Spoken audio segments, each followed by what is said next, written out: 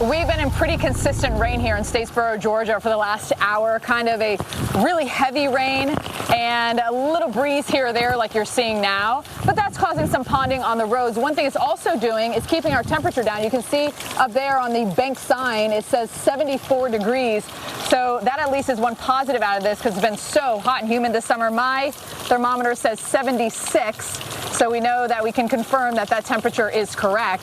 And when it comes to the rainfall in this area, we're a couple inches below average on rainfall, so we could take a little bit, but there's the potential that what we're seeing from Idalia could actually wipe out our rainfall deficits in some of these areas because a lot of them have been kind of in that 1 to 2 inch range for us. And so this will be some much needed rain. That's one positive, one silver lining from, of course, a very devastating hurricane for so many of us. It will continue to wind down because it's no longer over the water as it continues to make its way towards North Carolina, and that is where Jen Carfagnos will join her a little bit later. But first, we want to go back to where this was a pretty powerful hurricane when it went over Justin Michaels in Valdosta, Georgia, southern Georgia. We're talking about a hurricane. What strength was it, Justin, when it came over you? Well, I know the highest gust that we saw from an NWS station someone has at their house was 76 miles per hour. So that was a hurricane force gust going here through Valdosta, Georgia. But right now, I will tell you, aside from the wind, if you look around, it almost doesn't look like anything happened. The roads and the sidewalks are all dry. Now, I can tell you, though, some telltale signs. You can see the tree over there is blown over. There are trees down across Lowndes County. And in fact, something the county emergency management called us and asked us to get out to the public is what you're seeing here. And you can see the folks doing it here, sitting at a stoplight that is inoperable. There is no power here and making it a four-way stop. A reminder coming from emergency management in Lowndes County to make inoperable like this. Okay, there we go. He did the right thing. He stopped. This is a four-way stop and there's no power. So just remember that as you're moving around, whether you're in Georgia or Florida or any of the Carolinas where power is likely to go out. When the power is out, this is a four-way stop. And that will really stop accidents and maybe give you a little bit of a better day. But as far as cleanup in the area, what they're doing now is working hard to get power restored. The problem is it's not just down lines, and there are down lines all across this county and all across southern Georgia. Right now in Lowndes County, there is almost 100% power out, okay? I think right now we're at 98% power outages.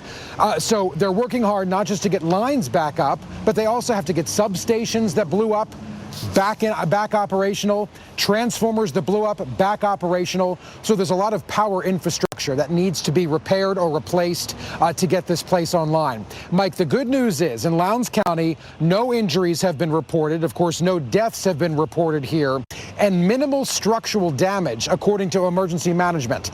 So that is a really good thing. So people might have to live without power for a few days, but at least for the most part, that's not by and large across the whole area.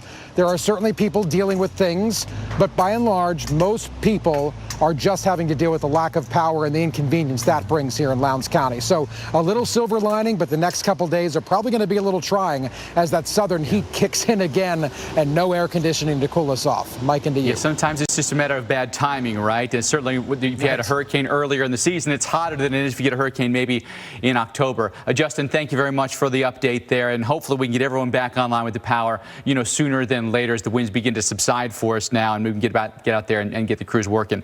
If you can look at the radar, you can see where that center of circulation is now. It's sitting right here near coastal Georgia. The heavy rain is north of that, up where Stephanie was around Statesboro, and I-16 is a really awful highway to be on right now, but it's I-16 and 26 and 20 and 95.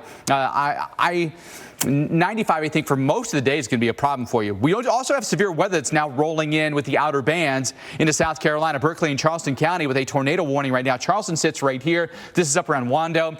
This goes until 4 o'clock this afternoon. I'm going to go right back to that velocity. Let me get back to that velocity for you real quick and show you what's going on with that, because we had a little bit of rotation detected in there. Not real discernible, but also keep in mind, a lot of times with these, there'll be quick spin-ups that might be rain-wrapped. You not necessarily see the tornado, and a lot of times they're really quick. Literally, it may touch down for less than a minute and be gone. Right there along Route 17 is where we may have that circulation. If you're in Wando, please get to a safe spot right away. That ground level floor inside an interior room is going to go a long way in helping you out here. Again, Charleston is off to your southwest here, and the storm is moving northbound away from you. You look at the big picture, we've got a ways to go here, and a lot of heavy rain, a lot of flash flooding occurring for us right now, either side of I-16. More live reports from the field when we come back on Weather Channel.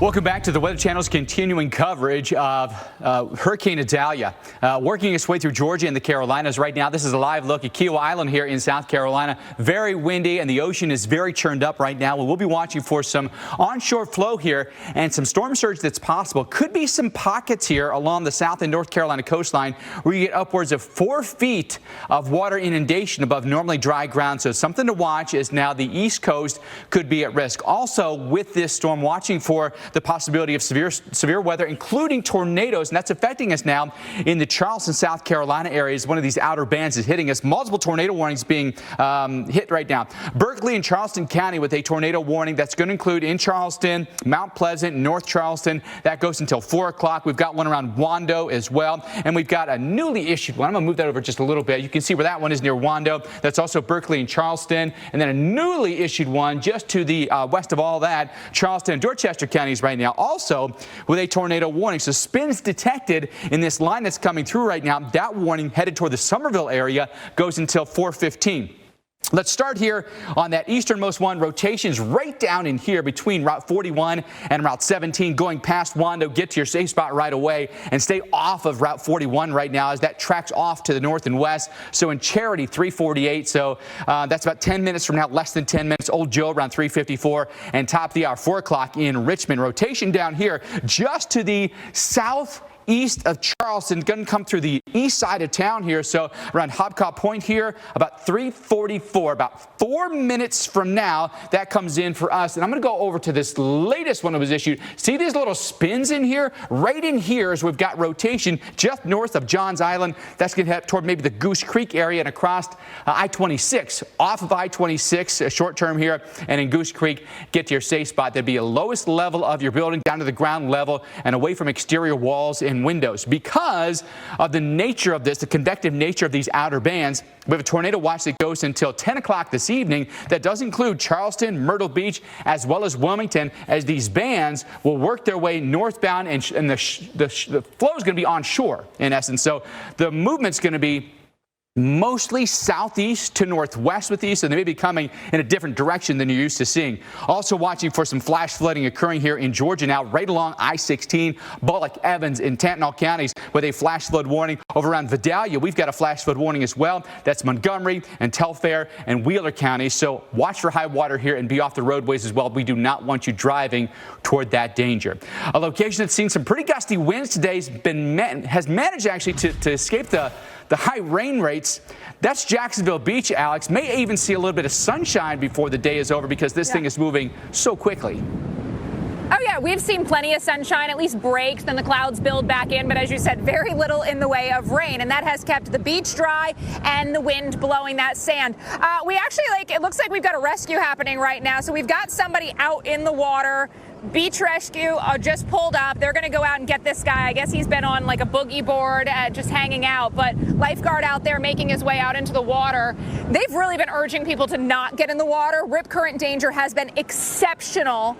So they've been actually preventing people from getting out in the water. I'm not quite sure why this person decided to get in the water, but alas, here we are. But this is what the mayor was warning folks of. Remember, if you get out in the water and you need help, somebody's got to go out and get you. We've got another ocean rescue vehicle coming in here now with their the sirens on. I would imagine they're going to help this lifeguard make sure everybody gets in safely. But the lifeguards have been doing a really great job going up and down the coastline today, keeping people out of the water. I did hear there were some kite surfers earlier. At this point, we've seen just a few people here and there get out in the water, including lifeguarding this person. I haven't seen anybody get rescued, so this is the first time that the lifeguard actually has had to get in the water. But you see, they bring backup because even for lifeguards, the surf is rough, the rip currents are exceptional, and they don't want anybody out there in the water. And that's going to be something we've got to watch for tomorrow, too, guys. You know, we get a lot more sunshine, very little in the way of rain showers today, but with the sunshine coming back, the winds dying down, again, any scattered storm chances, people are going to come to the beach and they're going to want to get back out in the water. And unfortunately, the rip current danger doesn't just turn off. So we're going to be watching these areas. The mayor said, please listen to the lifeguards, swim near those lifeguards.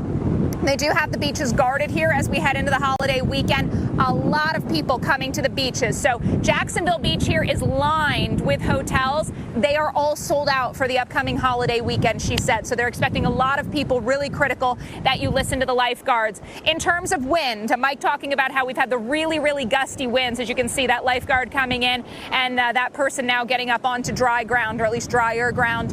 In terms of winds have been gusting about 35 to 45 miles an hour here in the last hour. Jacksonville peaked around 60 miles an hour at the airport. We had a lot of canceled flights. About 60% of the flights in Jacksonville's airport were canceled today. Obviously, check the status if yours is still supposed to be on. But Felicia, this has been the norm today. Blowing sand on Jacksonville Beach and, of course, really, really dangerous beach conditions. Yeah, Alex, thanks so much for that. Just one more reminder that people should not be out and about in this storm. Still far from done with Idalia. Multiple tornado warnings ongoing. We'll have more on that coming up after the break, so stick around.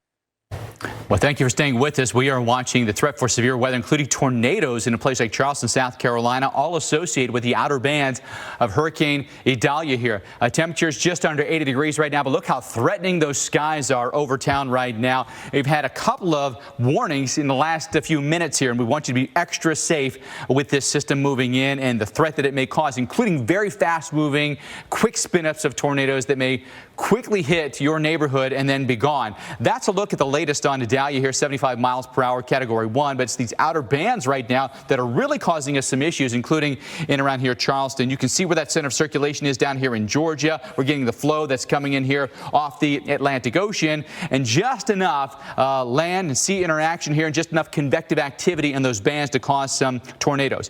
Berkeley and Charleston counties with a tornado warning until the top of the hour here, about another 10 minutes on that. This one's also produced some rotation near Somerville. This be right along I-26, so Charleston and Dorchester counties under that warning as well. Lincolnville, Somerville, heads up for you, and we'd encourage you to get to your safe spot right away here. So ground level of your building. If you've got a basement, great. If you don't, and a lot of us don't, that's okay. Just go to the ground level inside an interior room, something like a bathroom or a closet can offer you a lot of protection. 4:15, the expiration on that. Again, these are moving pretty quickly. There's rotation right down in here, rotation just outside of Mount Pleasant as well. So those storms are moving north or northwest here, a little bit different from what we normally expect to see. Typically, we see a lot of storms move west to east. This is a little different animal, unfortunately. So again, watching for tornadoes today in all these coastal areas that are highlighted in red. That's a tornado watch until 10 o'clock tonight. So it's Savannah, Charleston, Myrtle Beach, then up toward Wilmington as well. In addition to that, we definitely got some heavy rain out there right along I-16, Bullock, Evans, Tattnall counties right now with a flash flood warning, and Vidalia, we're under flash flood warning as well. That includes Montgomery, Telfair, and then Wheeler counties as well. Some of these places picked up almost 6 inches of rain in the last several hours here. Take a look at some of the estimates here. 5.9 inches between Vidalia and Hinesville, and about 4.2 inches in and around Statesboro. So being off the roads is going to do you a lot of favors today. Would want to drive into that danger. Felicia? Yeah, certainly best to just stay home, especially as a lot of these bans are meaning business. Now, we're keeping an eye on where the storm is headed, and one of those places to North Carolina. You're going to be feeling those impacts throughout the night. We have our own Jen Carfagno in Atlantic Beach there. Jen, it does look like the waves are really churned up there behind you, but we're not even near being in the thick of this just yet. Yeah, no, Felicia, honestly, not at all yet. I looked at the wind field from Idalia, and we're not really feeling the impacts from it just yet. So the waves will increase, and there is a high surf advisory. We may get waves up over 7 feet. You know, I'm looking at the beach, and we're actually just about an hour past low tide. And so high tide comes tonight about 8:30. There'll be another one tomorrow close to 9 a.m. And that's the one, especially tomorrow, that I think there could be some coastal inundation. We've got a storm surge watch from Beaufort up towards Ocracoke. And so definitely concerned about that. But look, I mean, this beach can handle it. It's a very big beach. So, you know, it may do some run up. They're preparing for it. And that's what folks are doing today all over the coastal plain of North Carolina and then heading up into the Piedmont. It's preparing. You see all the beach chairs there that have now been stacked up under the pier as far back possible as they could be pushed here. I was watching them just do that just now. So you want to, you know, make sure everything is secured as best you can here. And that was really the idea behind getting those chairs out of the water's way when, if indeed the water does come up. Now, we've been talking a lot about rain, and rain here is going to be a lot. Mike I heard him say 6 inches of rain down there into parts of Georgia. You know, that's the kind of rain we could get here, and it would come down in a fast clip with some heavy rainfall rates. And that's really what would give us the flash flooding concerns. Watching for that. We are at a little bit of a drought here. There's some moderate drought across eastern North Carolina, so we could handle a little bit of rain. But when it comes down fast, it doesn't matter whether you need it or not. That can cause flash flooding. Now, the governor has declared a state of emergency. He did that out ahead of the storm. That frees up resources to help before, during, and after the storm. He's concerned about residents and making sure they're prepared, but also farmers, making sure that they can get their crops in order and do any harvesting that they need to before the storm comes in case there is any hardship from that. There are schools in the area that are either closed tomorrow or they have a remote learning day. So it won't be a day off for all the kids, but it certainly will be a day that they won't be on the roads on buses, and teachers won't be out either. At the Marine Air Station here in Cherry Point, they are going to do remote work for those non-essential employees. The North Carolina Maritime Museums, they will be closed tomorrow. I saw in Emerald Isle, they suspended yard waste pickup until Tuesday. So just making all the necessary precautions. And by the way, we're showing you some surfers out there right now.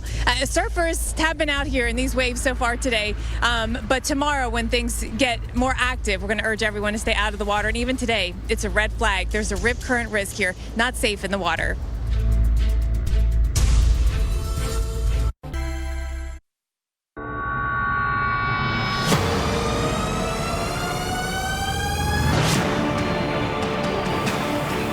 I'm actually seeing huge waves now crashing on shore. Look at this. Look at this. Just rushing in here. All right, guys, look out.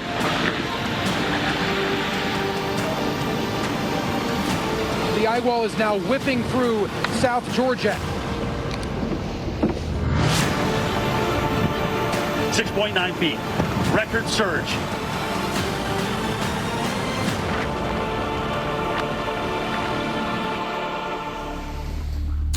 The sights and the sounds there of Hurricane Idalia, now responsible for about 450,000 power outages, making about 460,000 power outages right now. Large majority of those in Florida and Georgia as the storm now moves through Georgia, heading into South Carolina. Still packing winds of 75 miles per hour. We'll get another update from in about the next hour or so on the track, the wind speed, but certainly be prepared to lose power because the winds are still quite gusty gusty with this system. We've seen trees that have gone down. We've seen some power lines that have gone down. If you're going to operate a generator, make sure you can do that properly outside only, and then run the extension cords into your home. Remember, you've got a combustible engine, so it has an exhaust. So exhaust that away from your home. Don't operate in your garage either. Again, only outside. 75-mile-per-hour hurricane right now, tracking quickly northeast, 20 miles per hour. Getting closer and closer to Savannah with the real action just north of there. Really heavy rain along I-16, including around the Statesboro area. Idalia's had a lot of heavy rain, and banding now hitting us in South Carolina very hard here through the low country and up through the Grand Strand as well. The storm's moving pretty quickly here, so the flooding has been around the pivot, if you will, on the north side of that eye. But I think that because it's moving so quickly, I think the risk for flash flooding may come down a little bit if we see a little bit of this action in here begin to dissipate some. And I think we will as the system begins to weaken. But notice how much rain there is from Savannah to Augusta, Columbia, Charleston, now headed up towards, say, the Florence area, in Wilmington, North Carolina. Up around Raleigh, we could get some really heavy rain. We had tornado warnings here in the Charleston area. A couple of those have been allowed to expire. We've got one newly issued tornado warning here that does include Colleton and Dorchester counties. This is moving quickly off to the north and west. These storms are booking right now. 4:15 is the expiration on this, so another 15 minutes on that warning. The rotation sitting right down in here. I'm going to center it up for you a little bit so you get a better idea of where that's going. And I'm going to go ahead and track that out for you and give you an idea of the communities that could be in harm's way here. Again, these things are moving really quickly. 60-plus mile-per-hour ground speed. Holly Ridge, 411. Pregnell here around 428. And in Harleyville coming around 436. If you happen to be under one of these tornado warnings, make sure that you're entering into your basement or ground-level room that doesn't have any exterior walls or windows, because this could be a threat as we go through the next several hours. In fact, we do have a tornado watch that goes until 10 o'clock. That includes all of these areas that are highlighted in red on your map right now. So Savannah, Charleston, Myrtle Beach, and Wilmington. Heads up for you. This could go beyond dark tonight, so don't rest on the storm because it's weakening. These outer bands could really do some damage with the high winds and the tornado threat that we'll see the next several hours. We also know there is going to be a rain threat. We certainly would want you to be off the roads if at all possible. Statesboro, Georgia has been one of those places that's been kind of ground zero for some of the really heavy rain. Our Stephanie Abrams is there. It's been coming down. The rainfall rates have been impressive here, Steph. They have, but Mike, I will say, at least right where we are, right in town, we have the courthouse here just behind us, kind of a grassy area, and we're right in their Main Street area where there's a bunch of shops, some restaurants and whatnot. We've only really seen ponding on the grass and also on the roads. We haven't seen any significant flooding, so that is good. I wonder if it's because we have the drains here, and they've designed this where you can see the water literally flowing right down into the drain, and the drains aren't clogged. This also becomes a huge issue I have found in hurricanes over the years, is when you have the clogged drains, you run into more significant flooding around towns like this. But because I think that we have the drains going and everything's kind of flowing as it should, then the flooding hasn't been too bad. That's at least where we are standing. I have yet to hear of any super significant reports. We've had people kind of driving by and, you know, stopping to say hi and whatnot. And no one has given me any report. A lot of times people will say, oh, hey, you know, go over there, you'll see a tree down or flooding or this and that. We haven't had any reports of trees down. Doesn't mean that they aren't. We just haven't heard of it yet. And it's just been pretty steady rain. I would be a little surprised if we had any trees down in this area, only mainly because we haven't had any huge consistent wind. What we have now is basically what we have, which I would say more of a breeze. I have my anemometer around here, and on this device, I can check the temperature, the dew point, the wind, and I was holding it out in the wind earlier, and you know, I mean, it was like a 5-ish mile-an-hour wind, so we haven't seen anything super gusty for us here. So that's why I'd be shocked if we did see any tree damage in this area. Now, if you get in one of these stronger thunderstorms, like the rotation we saw that was warned on with a tornado earlier, then maybe you could run into some tree damage and some heavier downpours. Let's now go to the coastal areas and check in with Alex, who is in Jack's Beach for us this morning. And you guys are on the dry side of the storm, but you're still seeing impacts on the beach side from, we had dueling hurricanes on either side of Florida in the last 24 hours, Alex. Yeah, and so that's made the beach conditions really dangerous, Steph. So even leading up to this storm, they wanted people out of the water. We've had the rip current statements up since yesterday or even really earlier in the week. Now, we've seen a few people get out in the water, surfers. This person wading in, we just had a rescue about 20 minutes ago. Somebody got out there with a surfboard, not the most confident surfer, and they needed to be rescued. So they actually called Beach Patrol. They came out with the lights flashing, got this person out. But really, they don't want anybody in the water because of just how dangerous it is. You can see the surf is really kicked up, churned up, and we've got tons of rip currents. Now, winds, they are still gusting around 50 miles an hour here at Jacksonville Beach. And as Steph mentioned, we really have not seen much in the way of rain. So the sand is dry, and that means the sand is blowing everywhere. So it's been one of those days where it's been warm, it's been humid, and blowing sand at times has kept people out on the beach. But I think some have come out just out of curiosity. There are a lot of folks from out of town coming in early for the holiday weekend. Now, it's going to be a huge, huge holiday weekend for Jacksonville Beach. Talked to the mayor earlier. She said folks were, prepping for full capacity. So, the timing, hopefully they can get things cleaned up. And they did hope that people would stay off the roads today. She said Emergency Operations Center was staffed and they were ready to get people out to clear the roads if needed. Take a listen. We have our Emergency Operations Center stood up right now for at least the next few hours until we're through the heavier winds, monitoring down trees, power outages, any sort of activity along the coastline as well. One of the things that's important to us during a storm is to keep the roadways clear because we do want those emergency crews to be able to get through, take care of trees, power lines, etc. Without the traffic and kind of the looky-loos of the people walking or driving around through our streets, and people have largely done that. So I really appreciate the businesses. Some have stayed open, a lot of them closed, and it's really helped us keep the streets clear. Yeah, as she mentioned, it was up to the local businesses whether they decide to open or close. And talking to some of the business owners, or at least one councilman, he said about half and half. So half the businesses are saying, we're going to be closed today. People just aren't really out. We don't really want people out. Some are open for the visitors that are here. But that's been the story from Jacksonville Beach. Winds will begin to back off here through the second half of our afternoon and evening hours. Still a little breezy tomorrow, but again, got to swim near those lifeguards. The ocean will remain dangerous. Up into parts of South and North Carolina. That's where a lot of the action is. Jen Carfagno, our meteorologist in eastern North Carolina. Hey, Jen.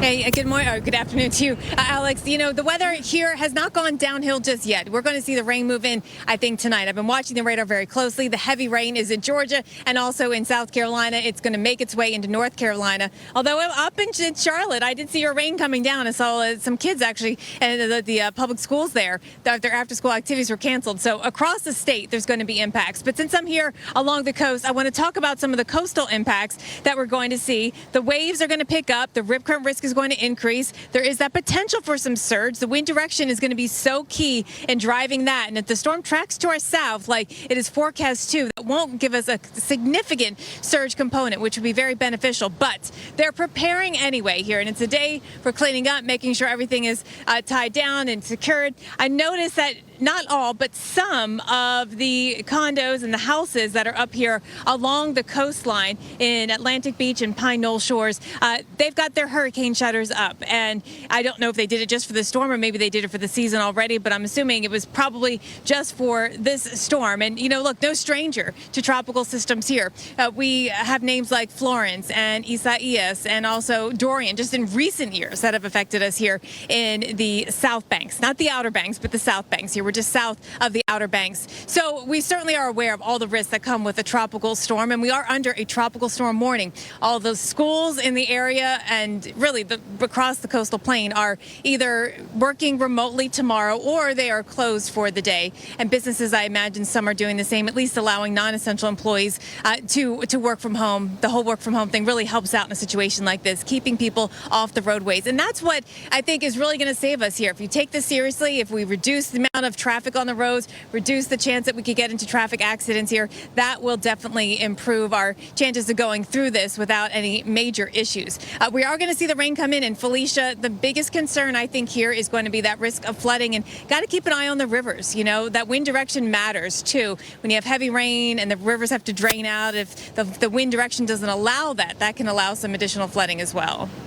Yeah, and it might not seem like a big deal until it's your home that is the one that's flooded, and then this is the storm that you always remember. So great point there, Jen, especially with much more rain to come. What we've seen across Georgia, what we're currently seeing across nearly the entire state of South Carolina is going to continue lifting into North Carolina. Not quite with the rain to Jen there in Atlantic Beach, but all of this is going to continue lifting north and east. You can see some of the heavier rain still moving through southeast Georgia. Those bands working their way through South Carolina as well. As we take a look at the future radar on this, the heaviest rain pushing into North Carolina as we head into the nighttime hours tonight, still with that onshore flow. Heavy rain coming down certainly could have some feisty storms within some of those outer bands as well. And then you start to see that system pushing offshore, Idalia pushing offshore as we head through the later part of Thursday. So let's talk about where we are likely to see some of that flash flooding before all is said and done today.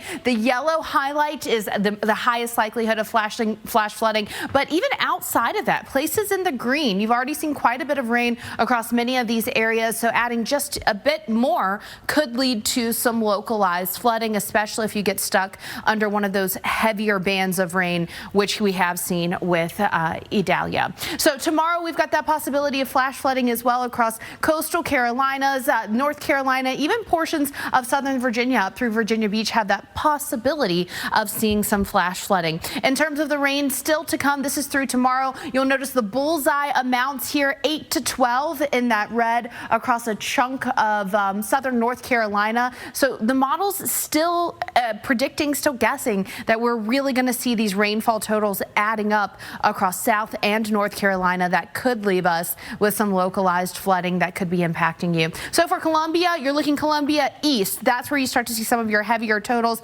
out toward that 95 corridor, coming down into the coastal plain. These are some of the totals that I was pointing to earlier in that red area, the 8 to 12 inches, maybe even higher amounts back toward 95 across North Carolina. So when you're talking about double digits of rain or even 5, 6, 7, 8 inches of rain in such a short period of time, Mike, you know you're going to see some issues. Yeah, we definitely could. Some of the rainfall rates have been pretty impressive today, more than 2 inches an hour coming down. It's causing some flash flooding in a few locations. When you look at that radar, it's pretty clear to see where that center of circulation remains now. It's sitting right in here with a counterclockwise spin that goes around that. But it's on the north side of that center of circulation where we've got some of the heaviest rain shield right now. That includes right along I-16. But also notice now we're getting these banding features that are occurring. We're getting the onshore flow and we're getting that land interaction. And so we're getting some convective storms that are popping up now and a risk for tornadoes as well. I want to zoom right down into what's going on here just outside of Somerville. Right in here is where some rotation has been detected.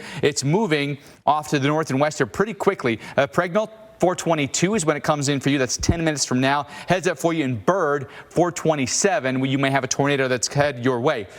What you can do is head to your basement. If you don't have a basement, it's okay as well. You can get to a ground level room, go to an interior room, say something like a bathroom or a closet. That'll offer you quite a bit of protection. But this could be a risk that we run for the next several hours. What time is it now? It's 4:15 Eastern time. This threat could go on for about another 6 hours at least as these bands roll in. This is why we have a tornado watch until 10 o'clock this evening. All these areas highlighted in red, mostly I-95, then out toward the ocean here. Savannah, Charleston, Myrtle Beach, Wilmington, all included in that. And I think you're probably more likely the farther north you go to end up getting the greater risk for tornadoes later in the day. And then Savannah, I think your risk is going to back off as the low itself may come right over top of you. The center of circulation, there's the center of circulation right down here, basically over Jessup right now and moving in this direction. So you may at some point get some calm winds and maybe even some brief glimpses of sunshine before the day is over in Savannah and in Hilton Head. But here's the issue. We've got ongoing flash flooding. Bullock, Evans, and Tattnall counties here in Georgia.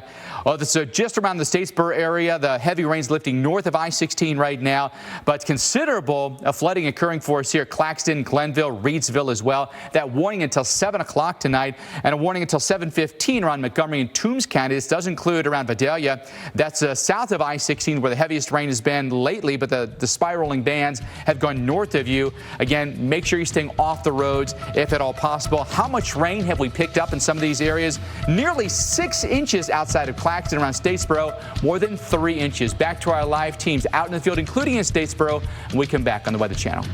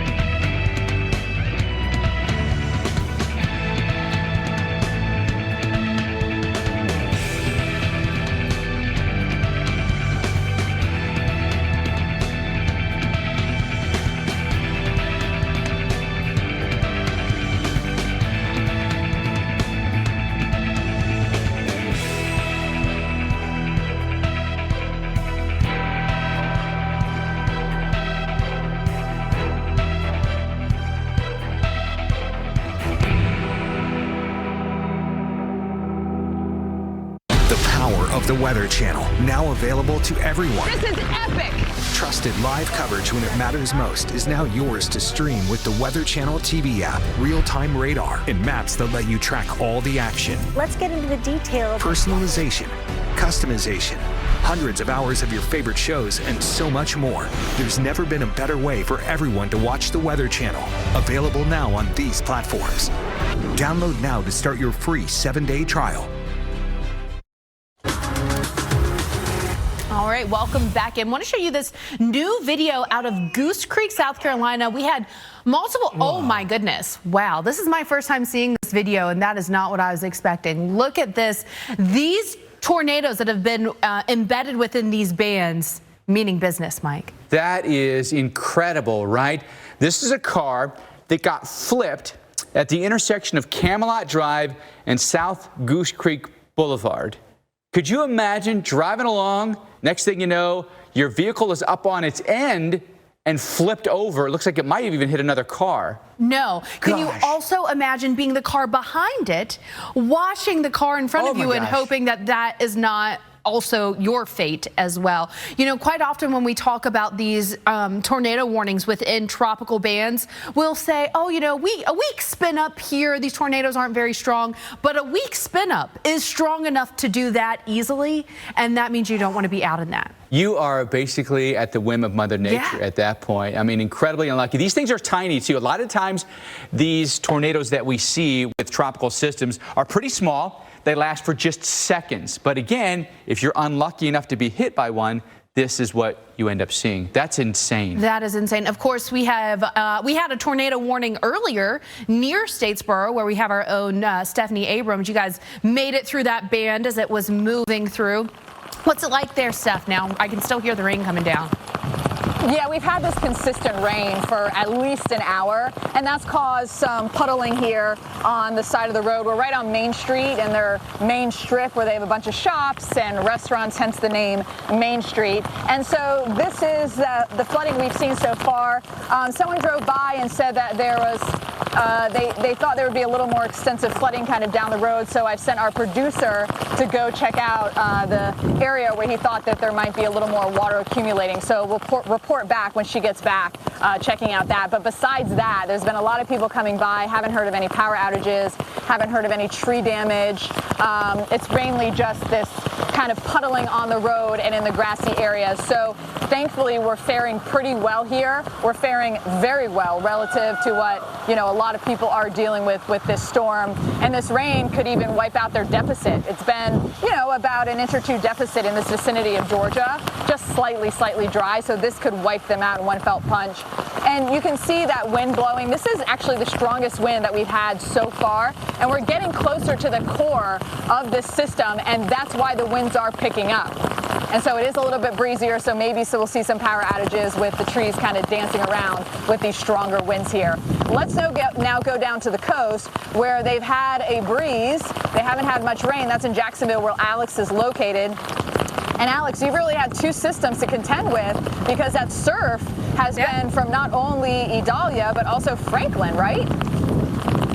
Yeah, that one's been churning off the coast, so beach conditions have been really dangerous. And the beach patrol, they have been up and down the coast throughout the day, warning people to stay out of the water, keeping people out of the water. And actually earlier, about, half hour to 45 minutes ago, we actually saw somebody get rescued. I talked to him afterwards. He said he's not really, somebody who surfs a lot. He decided to get out there today, but the water was pulling him, or the currents were pulling him pretty severely. So they called Beach Patrol, had Beach Patrol come up, do the rescue, and we captured that. But they got that person out. There have been a few other surfers that have made their way out. At this point, I don't see anybody. Winds will remain in that probably 40 to 45 mile per hour gust range here over the next few hours. Later this evening, overnight, winds will die down. So I think still a little breezy tomorrow, but more sunshine means that more people will flock to the beach. Remember, we're heading into the Labor Day holiday weekend. It's Thursday before Labor Day. So the mayor said she anticipates a lot of people to be out here on the beaches tomorrow. tornado, please swim near the lifeguards, listen to the lifeguards, because ocean conditions aren't just going to magically get better. We do anticipate still that rip current danger to remain on the high side here across our northeast Florida beaches. Very little rain this afternoon and evening. Chance of a spotty shower or thunderstorm, I think, today and tomorrow. But Mike, rain not the story here. It has been the wind and just how awful the ocean's been. Yeah, for sure. Just an uncomfortable day to be on the water, no doubt about that. But it'll get much better as we go later in the day today, and certainly tomorrow, as you mentioned, is going to be a much better day for us as well. We are dealing with some really significant storms today, including tornadoes that have touched down in some of the outer bands of Idalia, and can't believe what happened in Goose Creek, South Carolina. Look at this. This is in the Charleston metro area. Look at that car that got picked up. It's literally on its nose and then gets flipped over, tossed into another vehicle. This is all shot from the front seat of another car right behind it. Again, confirmation there that that car was at South Goose Creek Boulevard in Camelot Drive, flipped over. No reports, though, of injuries.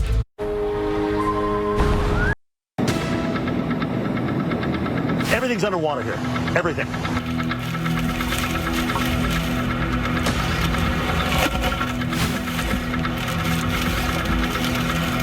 We just had a very large tree fall on part of the structure of this building where we happen to be staying.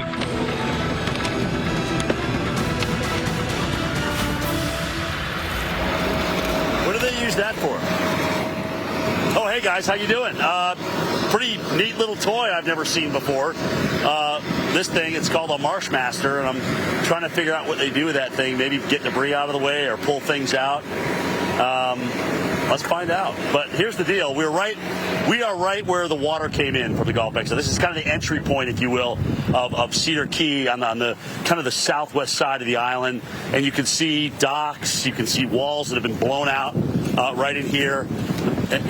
We're going to talk to a guy who actually wrote it out in here, which is amazing, because when you think about the forecast originally, when it was 12 to 16 feet of storm surge, all right, think about that for a second. That's over the top of that.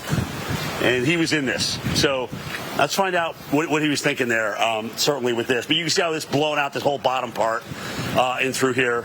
And unfortunately, as a result of that, you can see the debris and the water just went right through. So there's a small garage port down here, but people used a lot of this for storage. They had to move, I would believe, some of this stuff upstairs, knowing that the storm came in. This building is, let's see, 1, 2, 3, 4, 5 apartments in through here. And there's Frank talking to somebody. We're going to talk to him in just a second when we get back online. But, you're talking about record storm surge here in Cedar Key. We knew that was going to happen. We never got the 12 to 16 feet, thank goodness, right? Because this building may be gone. It could have been gone, especially when you couple the fact that if we took the eye wall, we would have had wind, the big wind, 100-mile-an-hour wind, plus the storm surge, which would have been a lot higher than it was in through here. So that's what did Cedar Key a good, if you will. But the fact that we had 7 feet is still not great, because you can see the results of that. This is all storm surge. This is not wind. We had one 77-mile-per-hour gust. That's it. All right? So one hurricane force gust, not sustained wind. But it did damage. It looks like, the air conditioners may have actually fared all right, but I don't know. It came up this high, and they'll have to be tested. You know what? They'll just have to be tested. But it's the walls, it's the debris that continues to be the issue in through here, and it's just going to take some time to clean this up. Now, it looks like everybody that was here moved their cars first, all right, and moved them to higher ground. When we went up and got our vehicles, which were parked at about 25 feet, they were fine. Everybody's vehicles were fine, and we knew they would be. We knew we'd get them way out of the surge, probably twice as high as they needed to be. But the problem is, you still have things that can't be moved, like a structure like this. And as a result of that, that's where you get into problems. I mean, look at this. Unbelievable. And even in the back, where it kind of blew this all through, looks like it, blew some weight lifting equipment back here. And look at this, Brad. Come on, there's all this debris just sitting back here. This is what you would typically get, in some of the marshlands and things like that. It just blew this out and blew it back here. And so this is another mess for these folks here at this condominium complex that is going to have to be cleaned up here. Incredible. The power water, we talk about it all the time. This is just 7 feet. And, there were some big waves on top of that, too. So the waves come through, they beat everything up. as you would expect. But look at this. You know, we've been seeing Reynolds' shots all day with the big, you know, live oak trees. This one actually fared pretty well down and through here. These things take a beating, and you'd be surprised what they can handle. But we did not get, again, the hurricane force gust that they got up in Perry. So we're going to talk to Frank when we come back at you guys. We're going to get that set up. Excuse me. I got a lot of stuff in my throat here for some reason. But when we talk to Frank, we'll get an idea of what he went through, what he wrote out up on the top level there, and then maybe talk to some of his neighbors as well. But I can't imagine that was fun, because imagine looking out here and then having the water as high as almost your first floor. Okay, that was the situation that they were dealing with. So we'll throw it back to the studio, and we will talk to you guys in just a second. Hey, little poocher, it's okay. It's all right. That was no fun, was it? That was no fun going through that, was it? Anyway, guys, back to you. Hey, Jim, I mean, kind of with your illustration there, you literally walked right through the building. I mean, that truly shows you how damaging the water can be and why people are asked to leave. Yeah, and Mike, there is, you know, some debris on the roads too, and that's why they have equipment like this to kind of push that away. So, you know how it is, Mike. The surge comes in, as it moves out, it drops everything off, and unfortunately, that meant, you know, large pieces of debris in some cases, just not around this corner. It all went through the building.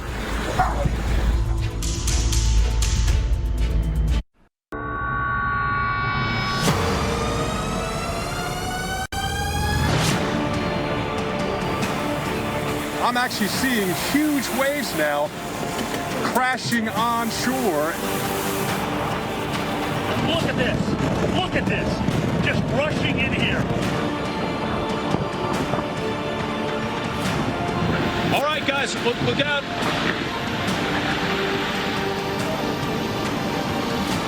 The eye wall is now whipping through South Georgia. 6.9 feet. Record surge.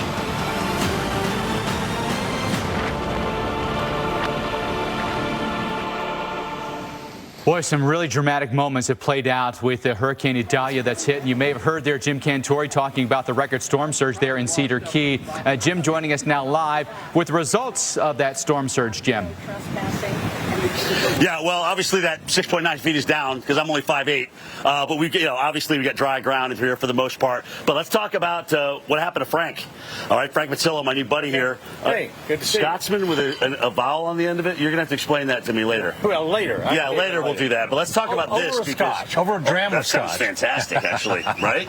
And the fact that he still wants to do that after what we see going on in through here. This went through this is your condo. This is my condo. Okay. This is, of course, all a wall. You know, just a regular outdoor wall, and there used to be a door here and a window there. Right. And this was all. Was that the garage back there? Well, yes. And the thing is, that was the garage, and with a garage door. Right. But everyone here, and this is or can be a bedroom. All right, there's a window unit there, and the full bath here with a shower and everything. But mostly, everyone here uses it for storage. Right. We don't even put our golf carts in. So, yeah, it's a laundry room. Always use it as a laundry room and storage. And so as it just, obviously, I mean, break out walls. It's a breakout wall. Yeah, it's a breakout wall, and they work. That's. So, but did you guys? You moved your cars to higher ground, right? I moved my. I was going to say, just to kind of take us through this a little bit. You knew it was coming in. I knew it was coming in, so I took my car and my golf cart to higher ground. I've lived here for 24 years, so I've been through a lot of these. I've only lived in this particular place for like 4 years. But the other place I lived in was a house directly on the Gulf also, up on stilts. So I'm used to it. You're no stranger to this stuff. Yeah, no stranger. No, I've been through it. It's just, what did you first think, though, when you kind of walked outside? You could probably hear it, right? Yeah, because you were here. Before I walked outside, what happened is the power went off at 5:25, so woke me up. For us, just about. And so I couldn't see much of anything. So I really, until about 7 or 7:30, my bedroom was on the back, so I walked over here, and it was pretty amazing. I mean, it was. Well, yeah, you're right on the Gulf. This is where it was coming from, and you could see it coming up with waves on top of it, right? I mean, it was big waves. The weather was much stronger than I thought. Frank, how high is that deck, if you don't mind me asking? That's from where we're standing to here is 10 feet. All right, so we had a forecast storm surge of 12 to 16 feet. Right. Did you know that? I knew that, yeah, sure. But that's above sea level. So I've got a couple of foot variance. And I know it's 10 feet because I measured it last night. To see, okay, so what's 10 and 12, so 12. You're looking at the base. Yeah. So still, though. Yeah, still. That 16 number make you a little It's possible. nervous? Yeah, it was possible to get up there where I live. I mean, I don't Right, you could go up to the down. higher floor. I could do that. I've got 2 more floors up there. So I wasn't afraid of that. I mean, I told somebody, I said, I'm not afraid that I'm going to get hurt or my life or anything. Right. It's just going to all get torn up. So my question is, do I want to be here and see it getting torn up, or do I want to go somewhere else? Now, of course, you typically, or I do, say, well, maybe I see here, maybe I can help something. But if I'd gone somewhere else, I'd be clean and shaven and air conditioned and all that stuff. And like we are stay here and help. I'd rather stay here and your neighbors and things like that. Yeah, that's right. Really, see what's going on. And so I did. I've always stayed here, and but I'm not one of these. I'm staying. No. I just haven't.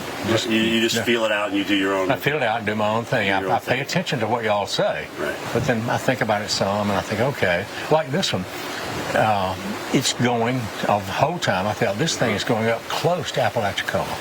So the storm itself is no big deal for us. Yeah, so the last day we weren't in the cone. We knew the track wasn't going to be here. But the surge. Exactly. You're always going to have the storm surge here. Yeah, and I knew that. On the West Coast I knew that was coming. And of course, it was worse the further north it goes, the further. Right. And so I knew that, and that's why I came out and measured it and thought, well, all right, hey, you know what, Frank? Fair enough. I mean, honestly, I just wanted to get your train of thought. I want to share that with our viewers, how you went through the process. But admit it, though, when you're looking out off this deck, even in the morning, and you're seeing that coming in. When the daylight came up, because it was so cloudy, around 7 or 7:30, and I'm standing right there, we can almost touch it, and we know now the water was up to here. Right. And it was, 42 knots. I don't know how that is now. We had one gust of 77. Okay. I think that's our highest But it was at least at the time I looked 42 knots, which is 45, close to 50 miles an hour. Yeah, we had a lot of gusts in the tropical storm. And it was pretty scary. It really was. It was just huge waves. It's one thing, people think of a surge. All right, we got 10 seconds left. Okay, Frank, listen, hey. Thank you. Oh, thank you for talking to us. All right, best of luck to you here as you get this back in shape. Thanks a lot. Again. Yeah.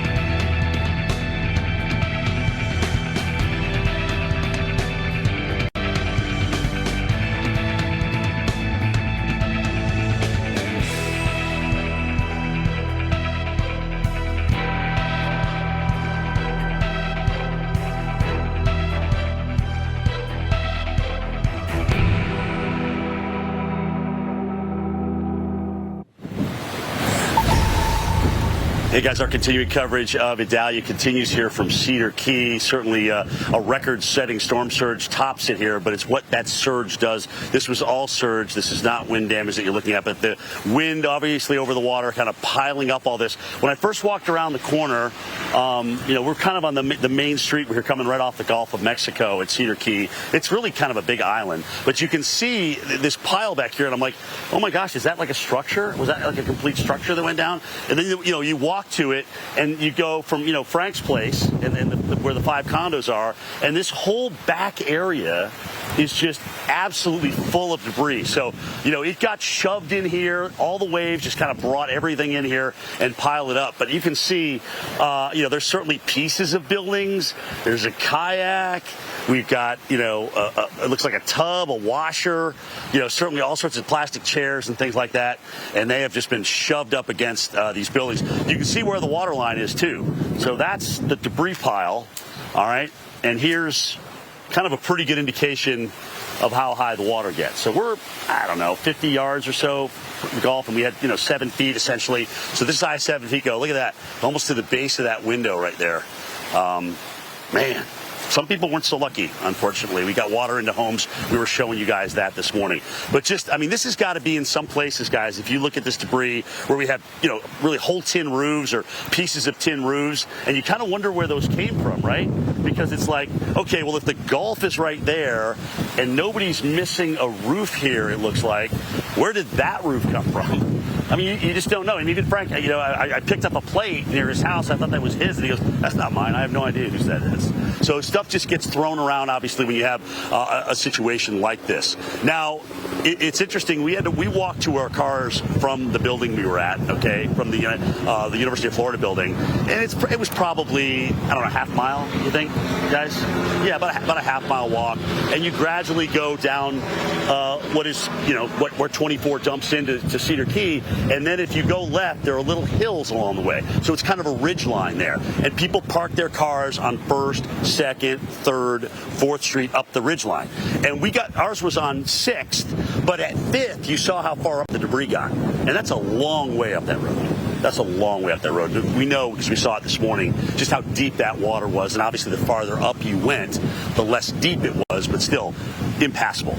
And certainly a good reason as to why we don't need to be out here roaming around. But a lot of people knew what was coming. They moved their cars to higher ground. And it's interesting as you kind of walked up, you know, the main street there, and you look, there's 2nd Street, there's 3rd Street, there's 4th Street. I mean, all the cars were parked up in that building. Again, guys, just kind of looking around here. Here's another building. We're just getting on site here. I think this is a structure that's collapsed. All right, you can see the cinder blocks. That may be the roof, actually, of that building, to be honest with you. I don't know, or maybe it's just collapsed in. I'm going to have to go over there and look at it a little bit closer. But either way, you can see a part of that building. Also, the wall just kind of blown out there. Mike, the power of water, buddy. We talk about it all the time, moving water, and it does so much damage. Incredible. I mean, thank goodness. Can you imagine if we had the 12 to 16 feet here? I don't think a lot of these places and these homes would be here, honestly. Jim, that's what I wanted to ask. I mean, do you think maybe in some regards, as bad as it is, that maybe we dodged a bullet, considering how fast the storm was moving? It didn't really intensify till kind of the last moment, and then a little bit of a shift north where you were about 70 miles from the eye. Those things kind of worked in your favor. Totally. We never got into the eye wall, which is exactly one of my reasons for making the decision to stay there. I knew in a safe bunker like that we could actually be up high enough to show everybody the surge. And it's really my team. You know, these guys had to buy in, and we all had to make that decision together. So, you know, my hat's off to them.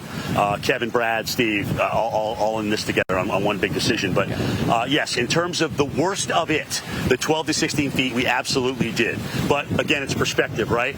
That's a piece of somebody's home. That was a home. There's a home that's got some damage to it. Talking to Frank, he's got to repair his whole bottom floor there. So it's all about perspective. And whether it's 7 feet, 7 inches, or, you know, 20 feet, it still means damage in some cases. So that's the unfortunate part, buddy.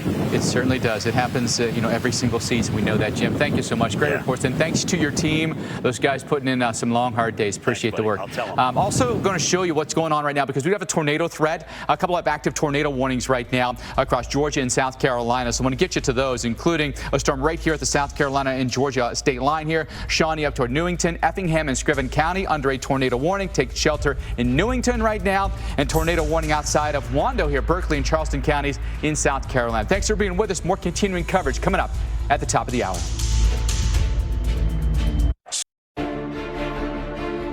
Thanks for joining us here on Storm Center. Look where Idalia is now. Was a hurricane, even a major, but now it's a tropical storm centered over eastern Georgia. Made landfall in the Big Bend area of Florida this morning as a Category 3, and it keeps racing across the southeast through Georgia and into the Carolinas. The threats of heavy rain and really strong winds. Those threats are not over yet, along with some storm surge too. And hundreds of thousands of people are without power. Plus, take a look at this video on a South Carolina highway. You don't want to be out there when there are really slick roads and strong winds. And look at this video from Cedar Key, this time lapse, an amazing depiction in real time, in real life, of what storm surge is like. And our Jim Cantori was there in Cedar Key. Jim? Yeah, Dr. Dab, it was pretty wild, as you know, watching the storm surge come up, because a lot of people, really underestimate how fast it comes up. But it was literally from 5 to 7 o'clock. We got the bulk of that. And then, back in through 8 and 9 o'clock, it started to level off a little bit, where we got, past the record and whatnot as we thought we would. We thought that was going to be easy. Thank goodness we didn't double what we had. We have a lot more structural damage. That said, when I was talking to you guys earlier, I was saying how, if you go down D or G Street, which is G Street here, but there's a little ridge line in between that, and it has a heck of a rise. That's up about 20 feet off the ground. So you saw a lot of cars kind of parked on the 2nd Street, 3rd Street, 4th Street, 5th Street, 6th Streets because of that ridge area there. Either way, if you were down here, which is where we are, right off the Gulf of Mexico here, this is where it just came rolling in. This is kind of a little corner point of Cedar Key, and as it rolled on through here, tremendous wave action and surge and whatnot. That's kind of amazing. That this beachfront motel down here, I've been down here 3 or 4 times when we've had a surge event. And that thing just continues to hold on, which is kind of amazing. Obviously, though, not without damage. There's some doors blown out. We know we had water on the first floor here. This is pretty much right on the Gulf of Mexico here. So there's water damage likely inside. Brad, there's an automobile that was parked on the other side of this building, so that had water somewhere with it. And here's the thing, too. It's one thing if it's fresh water, which is no picnic, but when you get the salt water, then the engine's toast, too. So that's probably a total loss there. But just huge pile of debris came in and just sat here as a result of the storm surge that we got in through here. So, again, guys, looking down the street, let's walk a little bit this way. This is where we came from. This is where we talked to Frank earlier. We saw the house that was damaged. We saw the roof that was off, and frankly didn't know where it came from. It could have been the house that was damaged. But there's a few of these structures that are actually up on stilts, and they're pretty high here. So, they fared very, very well. They did what stilts are supposed to do. And this is, sometimes you have an actual basement or a bedroom downstairs like Frank was talking about, and that washes out if it's sheetrocked. But if you have it open like this, the water goes through, and yeah, you can't really stop the debris from going through there because sometimes that gets stuck. But the water goes through, and then when the storm surge recedes, it goes back out. So a much more successful thing, and that's why a lot of these buildings have to be up on pilings. Concrete, obviously, if possible, but even the wood kind of gets the main structure out of harm's way, and that's the key as we continue to build on the coast here and these events continue to get stronger.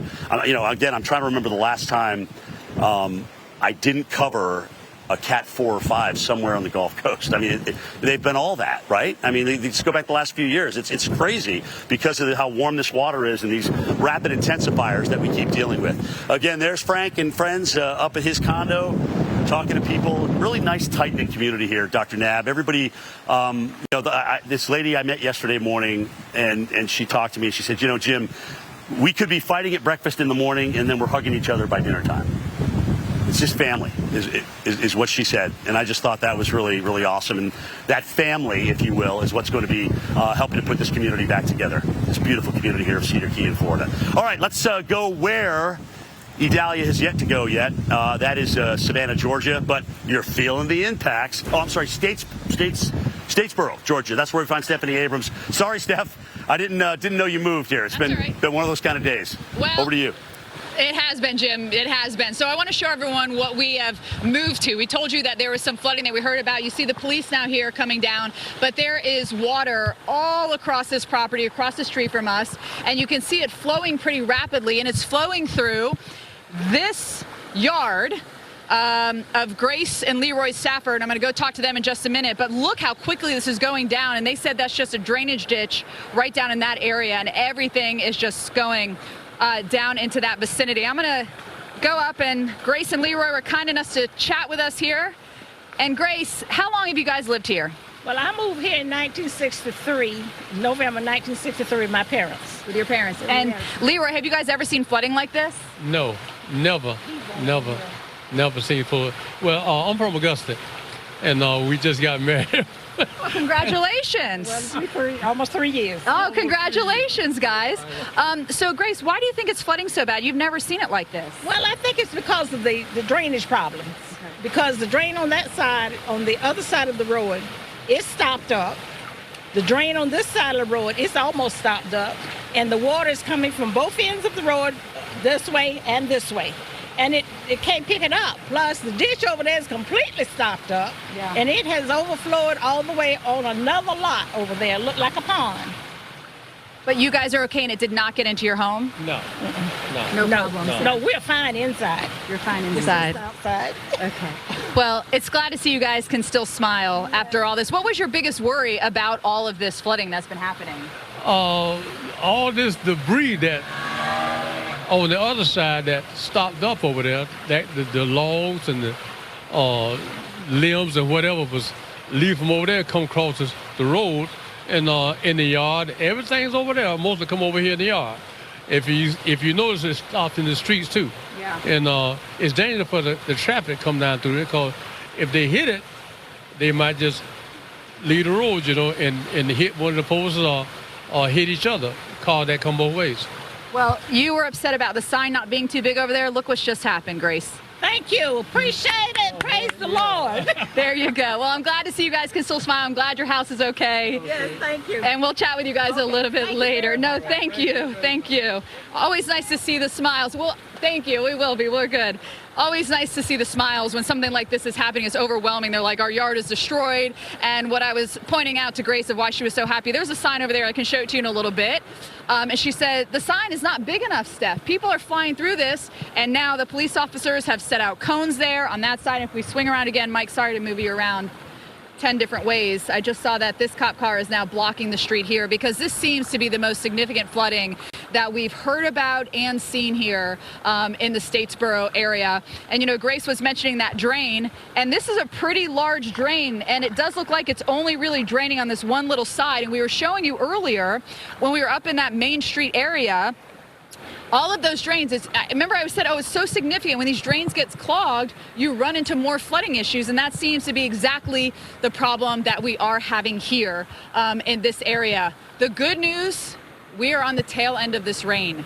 We saw very heavy rain for a few hours, but now we're getting towards the end of it. So hopefully this will all drain out and things will be a lot better as we head into the evening hours. And by tomorrow, I hope that majority of this water is gone, because people have been flying through this flood water. And that's just another reminder. You want to turn around and don't drown when it comes to floodwaters. So that is what we wanted to show you guys here. We're going to go back to Jim. And Jim, obviously this is nothing relative to what you experienced there with that huge surge. But flooding is the #1 killer, whether it comes to the surge or just the flooding like this that I just showed all of our viewers. People drive through it and drown, or they get an accident like Grace and Leroy were worried about. Yeah, and Stephanie, what happens in the ocean too when that water comes up, which is where the water's trying to get out to. If you kind of back that whole system up, then that fresh water that's coming down out of the sky has trouble getting out too.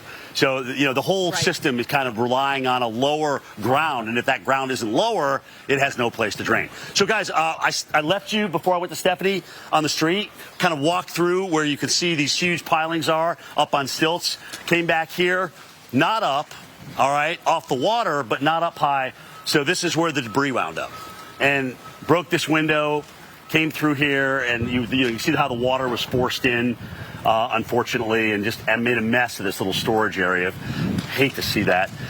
The whole debris pile back here, Brad, you can see where the line was. This really shows up well, where we had the debris pretty much right into this area. And it looks like some of this is actually on the inside. So some of the water was on the inside, kind of sloshing around and through here.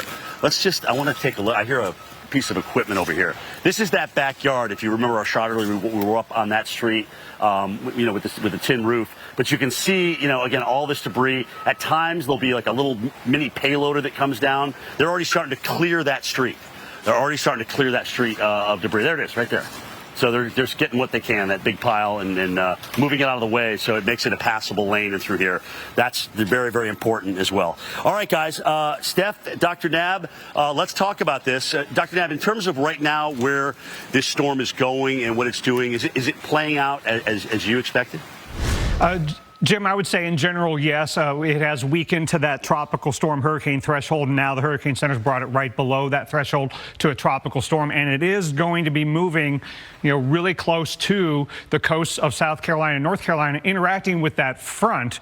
And that combination of systems is going to be producing a lot of heavy rainfall, gusty winds, and the tornado risk, and still some storm surge here along the coasts of South Carolina and North Carolina with that onshore flow. 70-mile-an-hour storm moving northeast at 21, so that's one good thing, is it's moving relatively quickly to lessen the duration of winds and water problems at any one location. So by early tomorrow morning after midnight, it's getting between Charleston and Myrtle Beach, and then tomorrow afternoon offshore. But we're still going to have some coastal impacts here in North Carolina, even when the center is moving offshore, as a mid-grade to strong tropical storm. And there's the longer range forecast, just slowing down and maybe taking on some non-tropical characteristics out by Bermuda.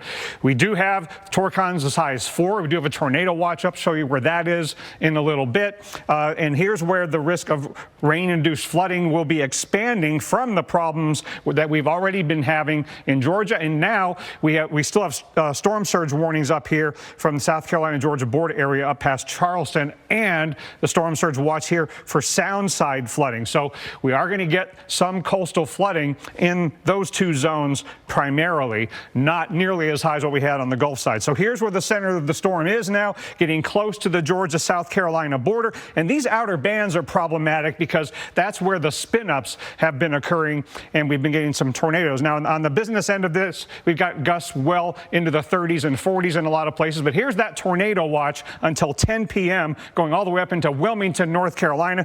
We do have a couple of tornado warnings, one north of Charleston, one northwest of Savannah, and you have these areas that are under flash flood warnings as well. So, Steph, we got to keep people off the roads in eastern Georgia and in South Carolina this evening. And Dr. Knapp, I've got to ask you, I haven't had a chance to really look at the models in a bit, just because I've been getting questions, fielding questions from my phone. This was supposed to kind of loop around and go back over Florida, or I should say the energy associated with it. Is that still a thing? I mean, are Floridians like, great, we're going to get another, bout of this? No, the models have given up on that idea, thankfully. The bad news for Bermuda, though, is that it could be slowing down around there. But no, it doesn't look like this is going to be making a return trip. We have plenty of other systems to watch later in the hurricane season, but at least we're going to be done with the direct effects of Idalia after tomorrow. And, Doc, I wanted to ask you, too, because I've been doing the same thing, Stephanie, as we've been out here on coverage and whatnot. So is there something else in the pipeline that is of most interest to us in the Atlantic at this time, maybe going into the weekend and beyond? It's none of the systems that the Hurricane Center is currently mentioning in their outlook, but it's the tropical waves that are subsequently going to be coming off of Africa over the next couple of weeks, where we are in the peak of the hurricane season. I would be concerned about what those next systems could do, but we have plenty of time to watch them. And Dr. Knapp, as this continues thank you very much. Oh, that's all right. Go ahead, Steph. Sorry, Cantori. Sorry about that. So as this continues to pull off the shore, how long will we see the wave action from this? Because even as it does pull away, it's still going to be propagating, some waves back out to the coast. When will it be safe for people to get in the water and swim?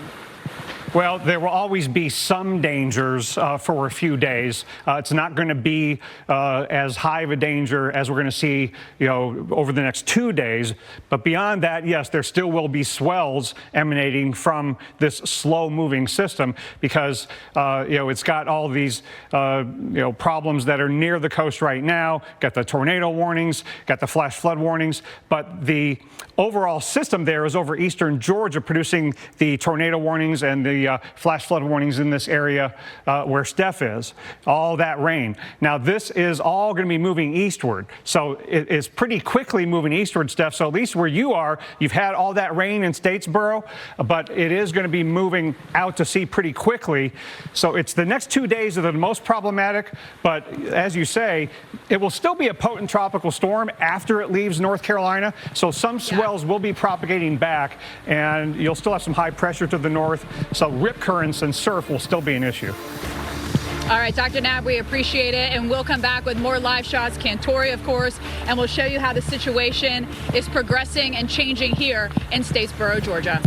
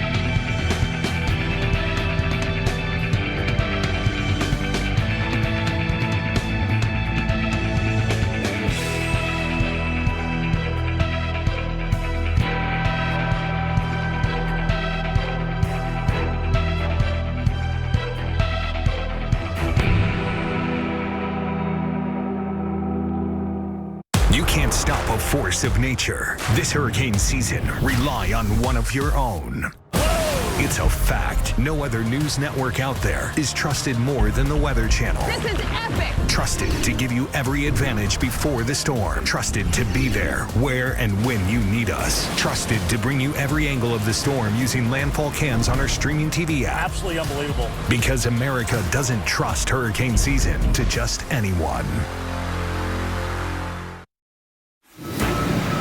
And our continuing coverage of Idalia here from all sections where, Stephanie's in the middle of it now as it's a tropical storm and moving east in Georgia. And now you've got, the cleanup going on here. We told you this morning the sun was going to come out this afternoon, which is kind of an Achilles heel for a lot of us because there's no power, there's no air conditioning. It is very, very hot. It's very humid. But these guys with these payloaders and these small, claw trucks have got in here and really done a nice job at this debris pile. If you think about the street structure here, you've got letters that denote the streets, G, D, C, A, and B, C, and then you've got numbers 1, 2, 3, 4 that go, across the island back toward the mainland. And a lot of people, parking on those high spots at each one of those trees. This is G in second, and you can see that behind me. But unfortunately, when the debris comes in, it's going to stop where the surge was. So that's why you have this big pile here, and that's why they're moving it off the road. And they're doing this on several roads. They pre-station a lot of equipment here to do that. So it's all about the cleanup. We've still got, obviously, no power, no water at this point. They have to make sure all of that is structurally sound. I mean, guys, we had a record-setting surge, around 7 feet. So that's the biggest ever since Hermine, which we were here for back in 2016, where it was 6.1. So either way, it's a mess. It's an absolute mess. One thing I wanted to show you was, I showed you the houses that are up on stilts, and they're pretty high, probably about, 15, 20 feet here. And that allows the debris to come under, wash in and out. But unfortunately, where the debris goes, especially if you built what we call a knockout wall over those stilts, where you may create a storage facility, maybe a makeshift garage and whatnot, this is where the debris landed, unfortunately. And it also did do exactly what it was supposed to do, a knockout wall. So it was knocked out, in this case, by the debris versus the actual storm surge. Either way, again, very hot, very, very humid. Hopefully folks will get back online here as quick as they can, because we did not have the wind here. We had one gust of 77 miles an hour. That was our peak gust here in Cedar Key. All right, let's talk about this flooding that's going on near Statesboro, Georgia. Steph, you've been showing that area. Is it pretty widespread? Is it localized? What do you got? Jim, this has been the biggest that we've seen right on this road, and that's because everything kind of drains down right into it. We just spoke to this police officer, and I asked him, have you had any other flooding around here? He said, yeah, we're starting to get some calls about the flooding, and so there are some other pockets that they are running into some problems. I said, any trees down? He said, no, it's just, the water rising. He said it'll all be gone by tomorrow, as we expect it to be as well. This is that sign Grace was mentioning when I was just talking to her. If you're just joining us, I spoke to the homeowners there whose yard is completely flooded, and she was not happy with this sign because people were just flying through. She said, I don't think people can see that. And then the police came and they put out some cones, and they're kind of blocking both sides so people can no longer get through. In fact, we were waiting and a car came and turned down this road. And just to give you guys an idea of, we have this one road that's flooded and it's just right there in the middle. And as you look down this side street, if you will, where there's a bunch of homes, there's just no flooding to speak of. There's some in the yards, like little puddles here and there, but nothing that is threatening. So that at least is some of the good news when it comes to the flooding, is that we don't have significant widespread flooding around the area. This is really kind of the biggest that we have, and then the police are responding to a few other spots that have had some flooding. The power is still on here. There are a couple areas that are still open, actually, though the police was saying he was hoping everyone would get home and shut everything down. Where is that, Jason, you wanted to go? Sorry, I wasn't able to hear that. Let's go to Mike Seidel. Thank you very much. Mike Seidel, who's in Tampa. And Mike, you've had a heck of a 12 hours here. Let's go back to the beginning in this morning when you had that water rise and that push of water. How quickly did it recede? It went away pretty quickly because it kind of timed out with the tide going out, Steph. We hit 4.18 at the gauge, but let me emphasize that gauge only goes back about 30 or 35 years, so it's not a long-standing period of record. But still, with that said, it was the highest level they've seen since about 1990. The sun is out, a nice breeze off the water. The storms have stayed pretty much south of us. They had a pretty good one around St. Pete in the past hour. Temperature now 84.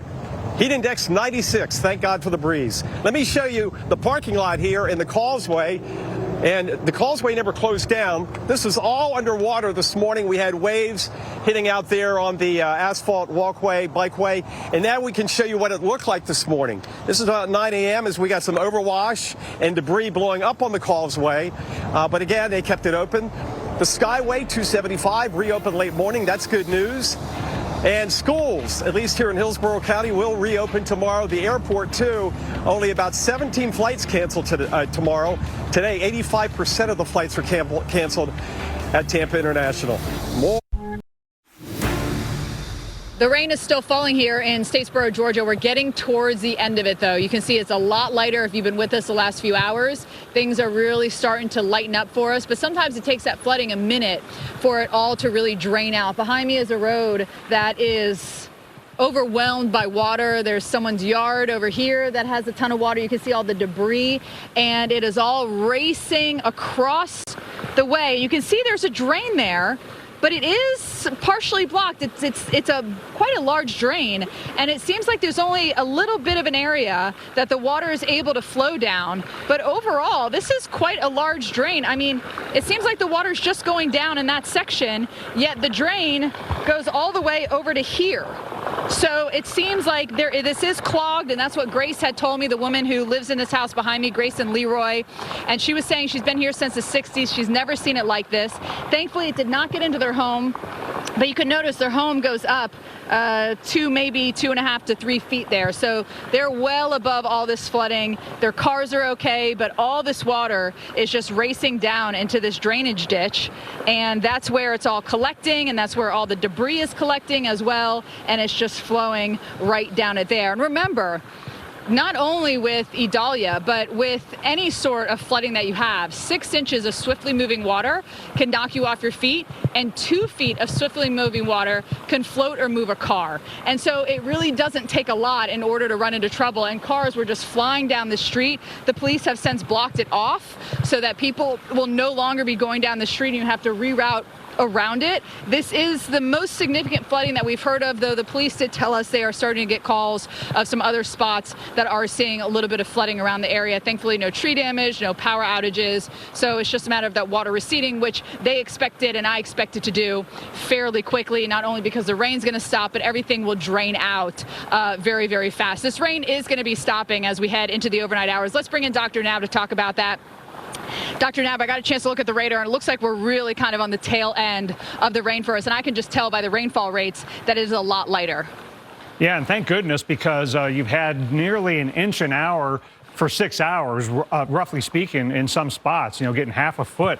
We really need that rainfall to end to keep the flooding from getting any worse. So tropical storms are notorious for big-time water problems, and that's what we're going to be experiencing the most of tonight into tomorrow.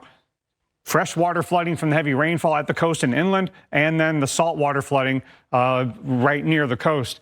And it's going to be paralleling the coast as it departs. About a day from now, it'll be far enough offshore for the direct impacts to be lessening. But a lot of you still under tropical storm warnings. No more hurricane watches or warnings, but tropical storm force winds, rain-induced flooding all the way into North Carolina, and the saltwater flooding. Got a storm surge warning there from the Georgia-South Carolina border area up past Charleston, and a watch for some of the sounds here in eastern North Carolina as the system's departing, and you get some onshore flow on the north side. But this will be this evening that you get the onshore flow ahead of the low as it moves from Georgia into South Carolina. But look at not only the big rain shield here that's in Statesboro and headed eastward and northeastward, but all these nasty bands that are coming toward the coastline. They can have embedded spin-ups, and we've had a lot of that. And a lot of you are still gusting. Look at Baxley, still gusting 35, 40 miles an hour, and the gusts will be increasing in South Carolina. So power outages, some downed trees and branches, definitely possible. And then this tornado watch from Georgia, South Carolina border into Wilmington that goes till 10 p.m. And we've got a couple of tornado warnings here not far from Myrtle Beach, northeast of Charleston, and then the one embedded in the kind of more of the business end of the storm. And here's that tornado warning that's north of Charleston in Berkeley County until 5:45. These form quickly, move quickly, and dissipate quickly, but they can cause damage. You need to take shelter, lowest level, most interior room in a place like Jamestown as soon as you possibly can. And then here's Statesboro, where Steph is. We do have one embedded tornado warning there in the Furman area, and this is in effect until 5:45. A little hard to see the spin there. It's there, but we're pretty close to the actual radar right there. But there's some localized spin there. Again, need to take shelter in Furman. But look at this big area that is still raining very heavily. Statesboro and going northeast from there in Effingham, Hampton counties until 8 p.m. A considerable threat, so please stay off the roads. This is an area northeast of Statesboro where the rain rates are not letting up as much as they are Statesboro southward, as Steph was describing. But we still have a flash flood warning there until 7 p.m. And look at how much rain has fallen. It has really focused on the Statesboro area, nearly half a foot. So turn around, don't drown, and follow advice from local officials in coastal areas for the water. And we want to take you to Steinhatchee and show you all the flooding, all the debris.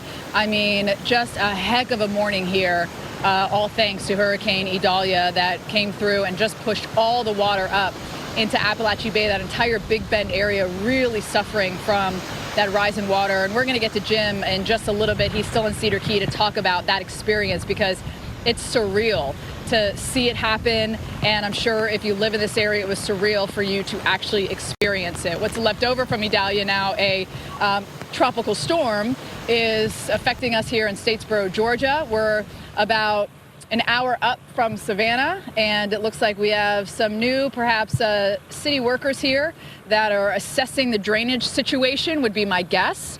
We will continue to see what they're doing, but there is a drain, that big drain I was showing you outside of the home of Grace and Leroy.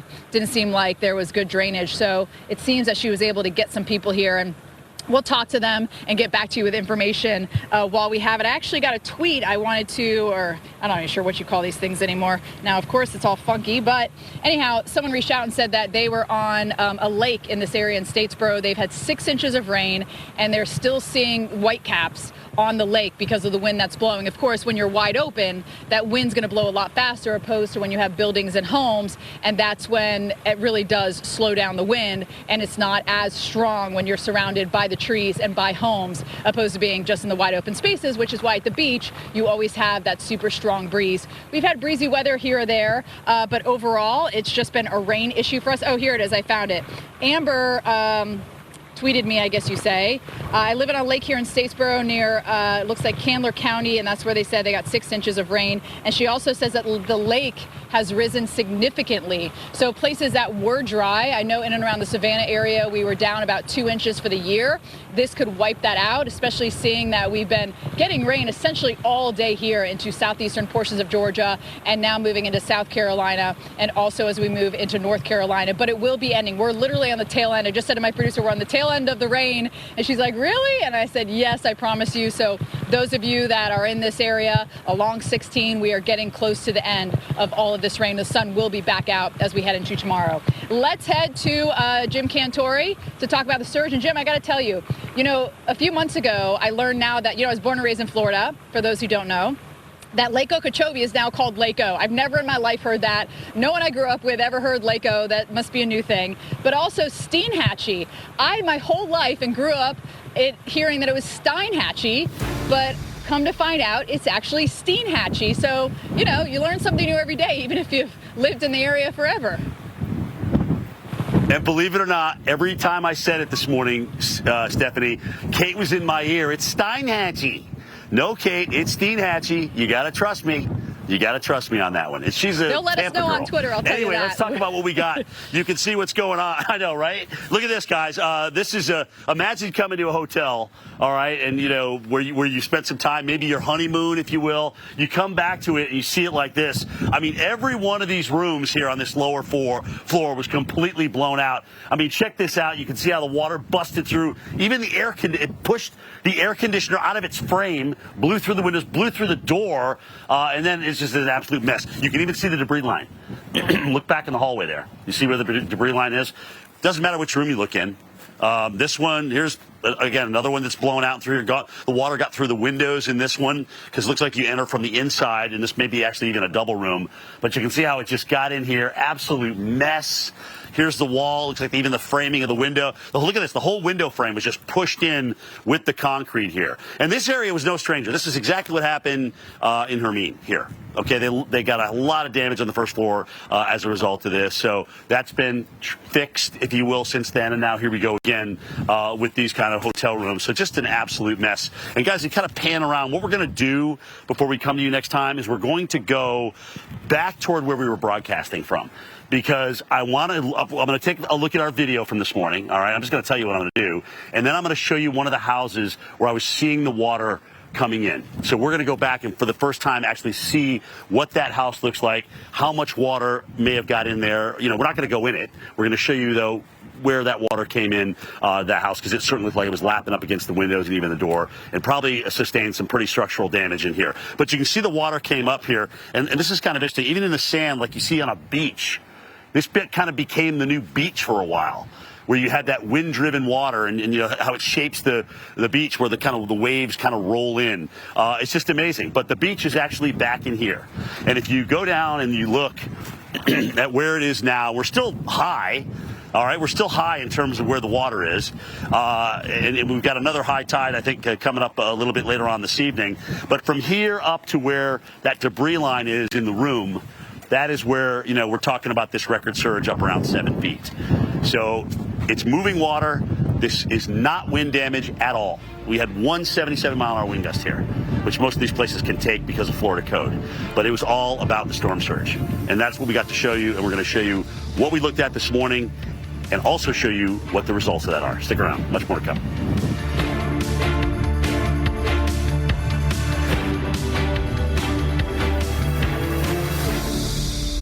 Of the Weather Channel, now available to everyone. This is epic!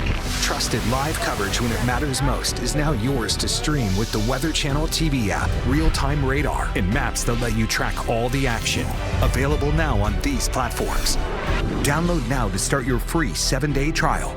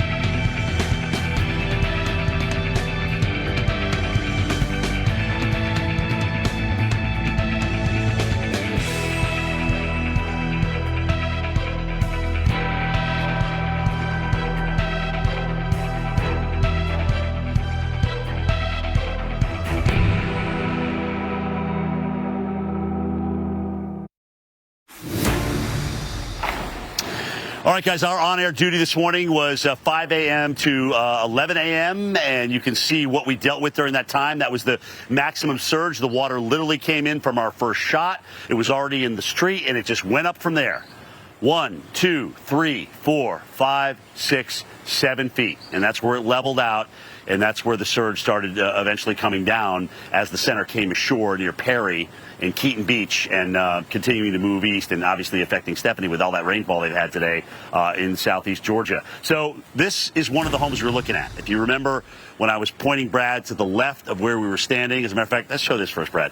That's the building we stood at, all right? We were on the middle balcony there, all right, or the first balcony, and then the upper one we obviously could retreat to. So you're talking about something that's 20, 25 feet high. And then on top of that, you've got another 10 to 15 feet. So we knew that was going to be a great structure from the University of Florida. We appreciate them letting us use that, because I said, guys, we can show everybody the surge.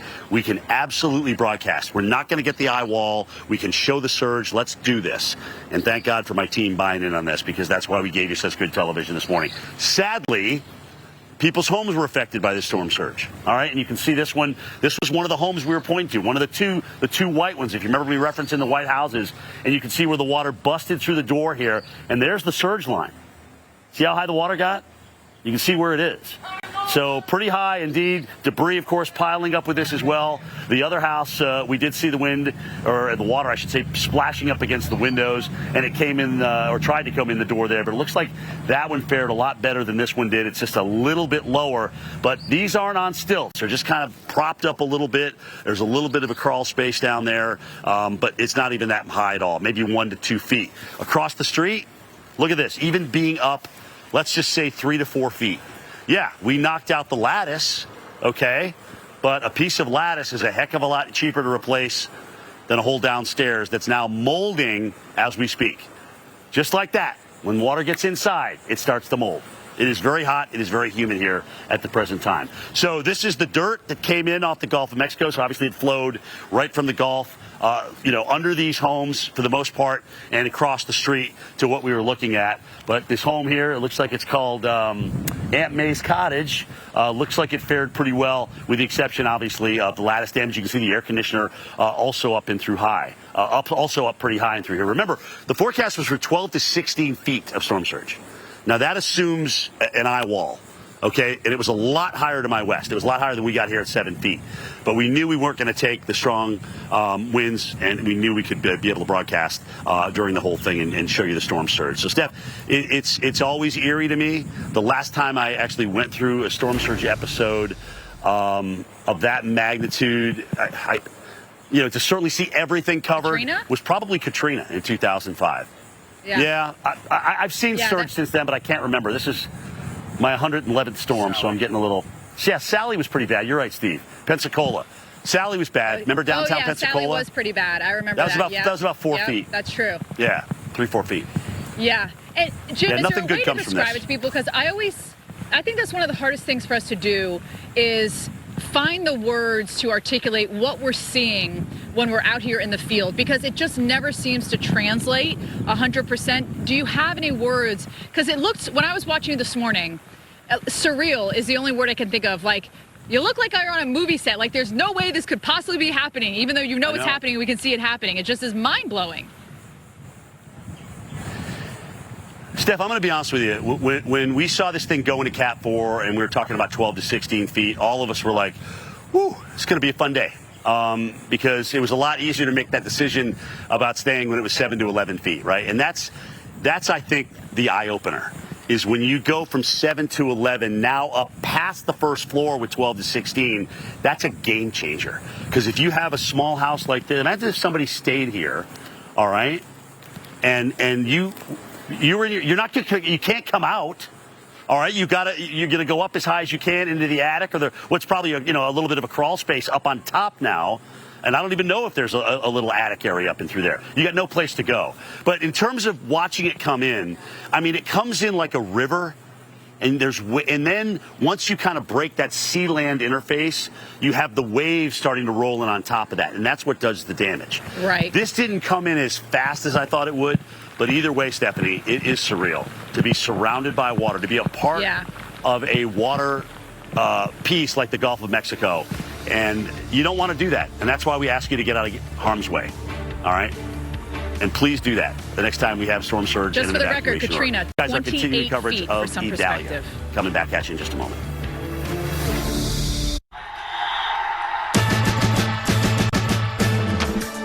When your child starts getting into everything, you may need a little help. So Duracell created the only lithium coin batteries with a bitter coating to help discourage swallowing.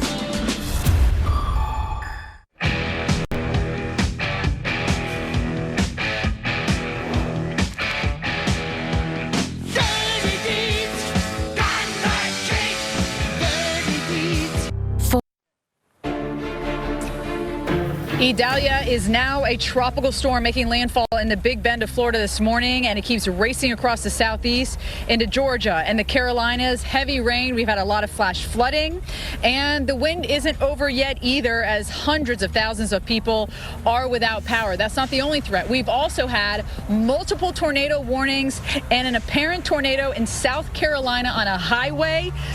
Look at this car lose control and flip over on another. And this is why we want everyone to stay home and not be out in their cars when we have a hurricane that is rolling through the area. Welcome back into the Weather Channel. I'm meteorologist Stephanie Abrams, live in Statesboro, Georgia. Behind me, we have a street that has been flooded here. We spoke to the homeowners whose yard is inundated by the water. Their house, thankfully, is okay. It's high enough up. It seems that this is a drainage issue.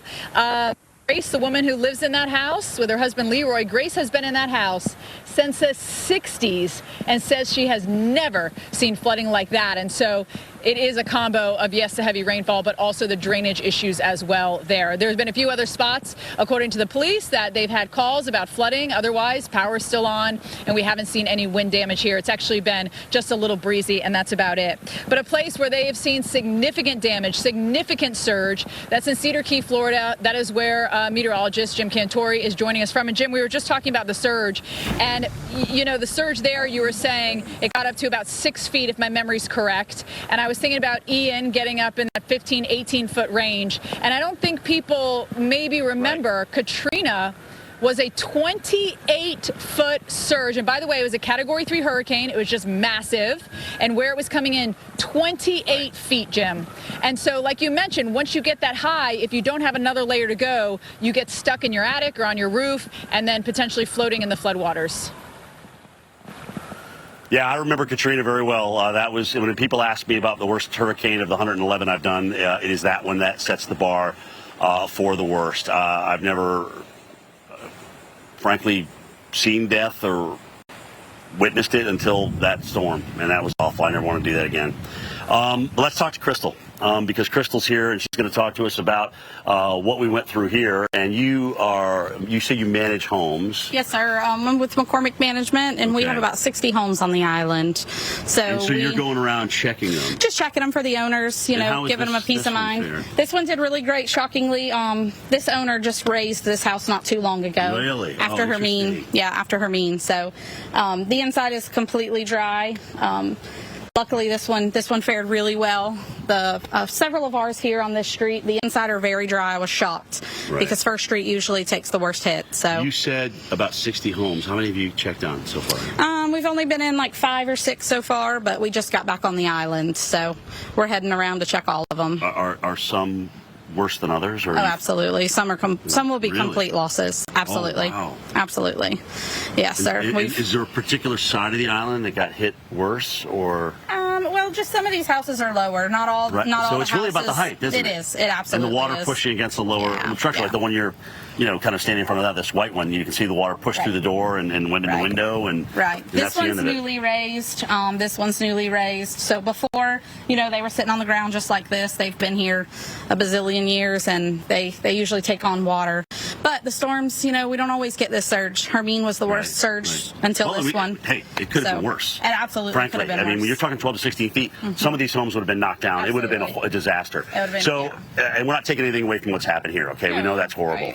But I wanted to ask you, as a property manager, and you're oftentimes, managing properties for people that live out of state and things like that. What is it like when you have to call them?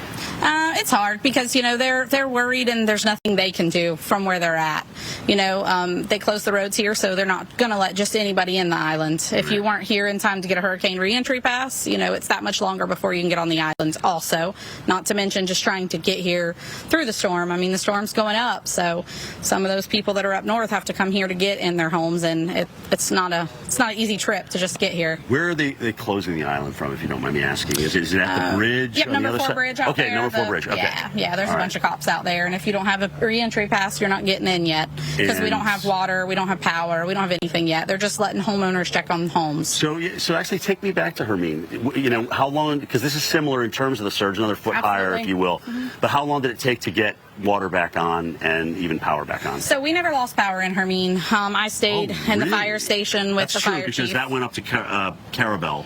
Right, as a Category 1, it came in. That's true. Now we had water. It was bad. It was scary. But I stayed on the island with the fire chief. I was worked at the city then, so I stayed here with him, and we got a lot of water. It was crazy. It just kept coming. But it was similar to this. A couple of days, 4 days in terms of getting water. We never lost power, but without water. Oh, they never shut They just shut the water off and then it came back on. They never shut it off during Hermine. But they did with this one. They did shut. They shut it off last night. I think we thought we were going to have more of a surge, and we knew. All the pipes under all these houses, though they look good, the pipes are busted. All the sewer pipes and stuff are busted under them. So they can't turn the water back on, or is it just up to each individual homeowner to turn it off at their street? So we turned ours off at the street for the homeowners, but the water department, it's kind of weird. It's separate from the city. They'll make their own decision when they want to turn the water and sewer back on. I haven't heard anything yet, but right now, as you know, no timetable on when they're letting other people in. Not that I know of yet. Okay. No, not yet. All right. Not yet. Well, thank you, Crystal. Absolutely. I appreciate that for talking to us. We appreciate that. Yes, Good sir. luck with everything as you check on a lot more homes. Yeah, and, we got a lot to look at today. And whatnot. All right, Margie, that's it from here in Cedar Key. I'm not sure who I'm going to throw it back to. Okay, let's bring in Dr. Knabb. And Dr. Knabb, Steph was asking me an interesting question earlier about storm surge and how it comes in, how just surreal it is when it starts to surround you like that. It's the forecast for dealing with the maximum surge near the eye, just to the right of the eye wall, isn't it? That's where that forecast is from.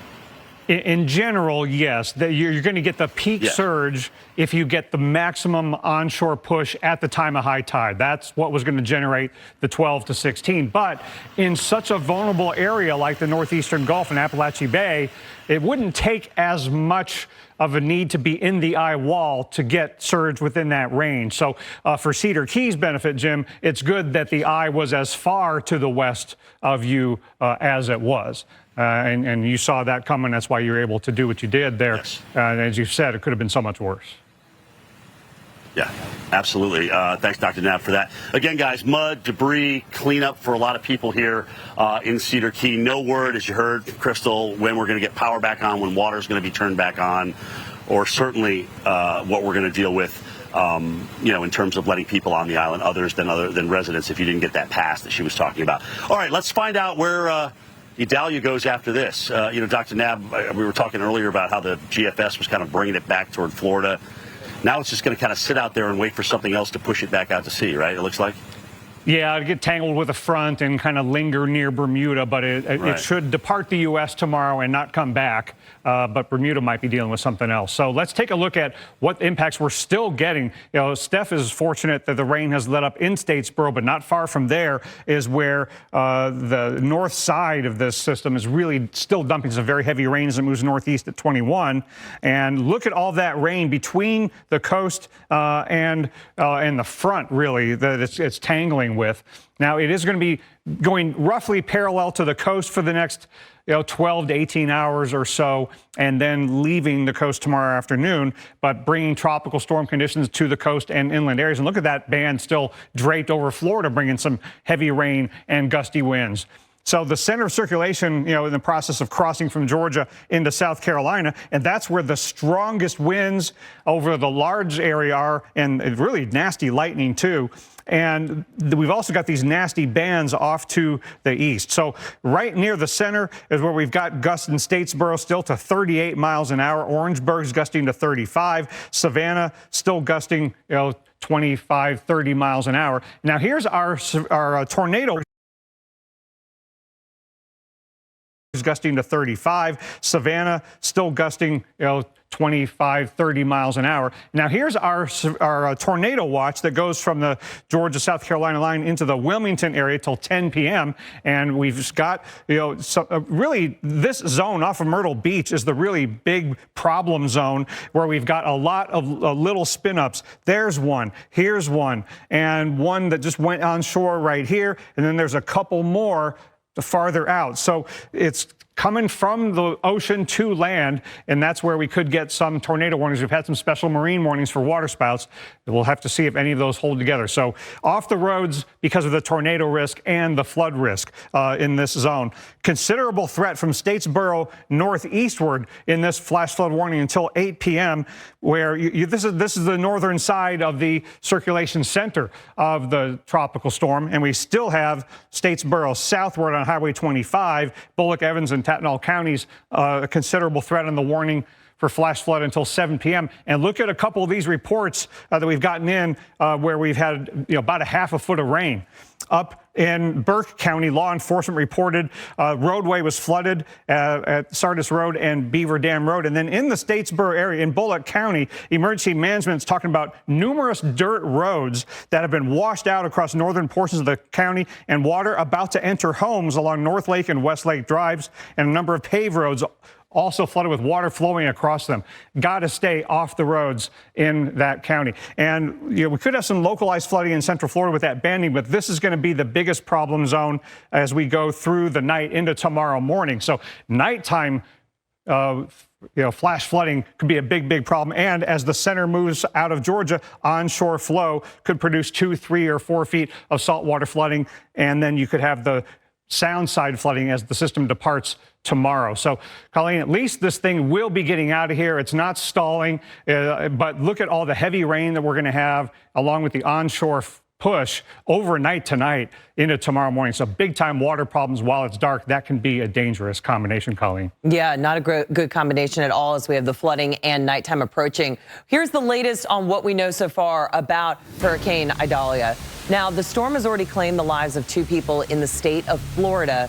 Currently, more than 475,000 customers across Florida, Georgia, and South Carolina are still without power. Meanwhile, Tampa International Airport is now back open for inbound flights only. It's set to reopen completely as of tomorrow. So much still to come there as Florida recovers, and we still have much more to come for parts of the Carolinas. But I want to toss it back out to Stephanie Abrams, who's been in Statesboro, Georgia with us. And Steph, you can only be in one place at one time. And I know you've been showing us the flooding behind you, and I've been keeping up with some of the reports online, and much in the way of the National Weather Service saying that a lot of the local storm reports are talking about some more dirt roads and paved roads that have either been completely washed out or inundated with water. And you're showing us that right behind you. Yeah, I absolutely believe that. And we did speak to the police officers that were here earlier blocking off the road, and they did say that they're getting more and more calls about flooding. I'm hoping, and just by looking at this, it is not as bad as it was, but you can it's still flowing pretty badly, and the road is still blocked off. But things will improve. The rain is letting up. We are literally on the tail end of the rain, so I do think by tomorrow all the floodwaters will be gone. Now, the water is receding in Florida as well, and there's a big cleanup process to be done. And Governor DeSantis will be touring the area tomorrow with the FEMA Administrator Criswell. But here's what he had to say about the storm today. As you see behind me, there's a lot of debris, a lot of trees knocked down. You see interruption of power lines and trees going over power lines. So there's going to be a lot that's going to be required to be able to clean this up and to get everything back up and running again. We were not able to get down to Steinhatchee. Those roads are not passable yet. So as soon as that's the case, we're going to try to do it. And so right in that area, so many communities have been affected, and it's not just where this made landfall as a Category 3, but if you go from the Gulf Coast all the way into the Carolinas where the storm is been raining out for the last several hours, we're going to see damage, we're going to see cleanup, and we're going to see a lot of insurance claims coming on the backside of this. But let's go back and have a look at what it was like during the height of the storm with Jackie Jarris. Water has finally receded enough here in Horseshoe Beach that residents are being allowed to go back to their homes and assess the damage. The Gulf of Mexico, you can see right there behind me, all of that water from the Gulf got pushed by the wind up through this area. You can see the ripples from the water here into the sand. There's water still standing over in this area. And here's debris that got washed up and collected, just getting stopped by those trees here.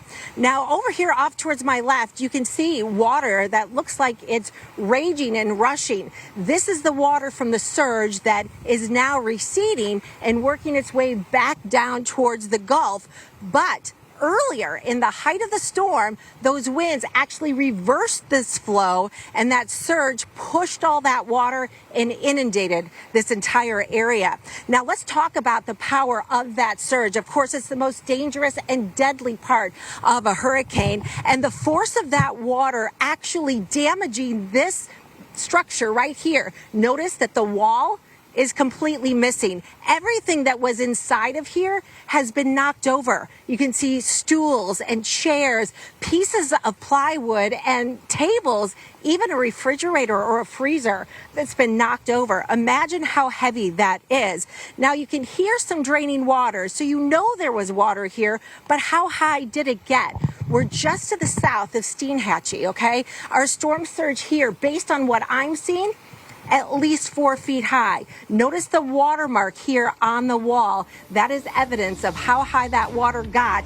And now all of this has receded, and we've got a big cleanup mess ahead. And when we come back, we're going to have a look at the forecast for North and South Carolina. How long will you be affected by the storm? Is this all new, Aria?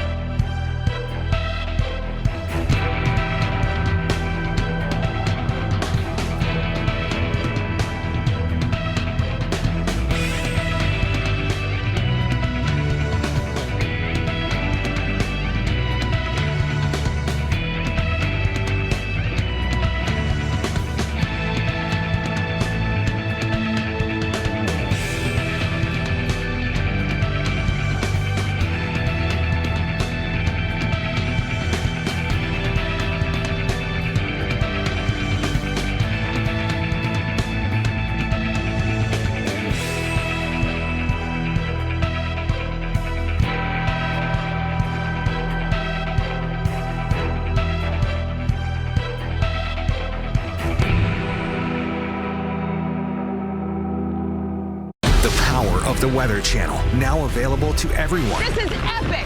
Trusted live coverage when it matters most is now yours to stream with the Weather Channel TV app, real-time radar, and maps that let you track all the action. Let's get into the detail. Personalization, customization, hundreds of hours of your favorite shows, and so much more. There's never been a better way for everyone to watch the Weather Channel. Available now on these platforms. Download now to start your free 7-day trial.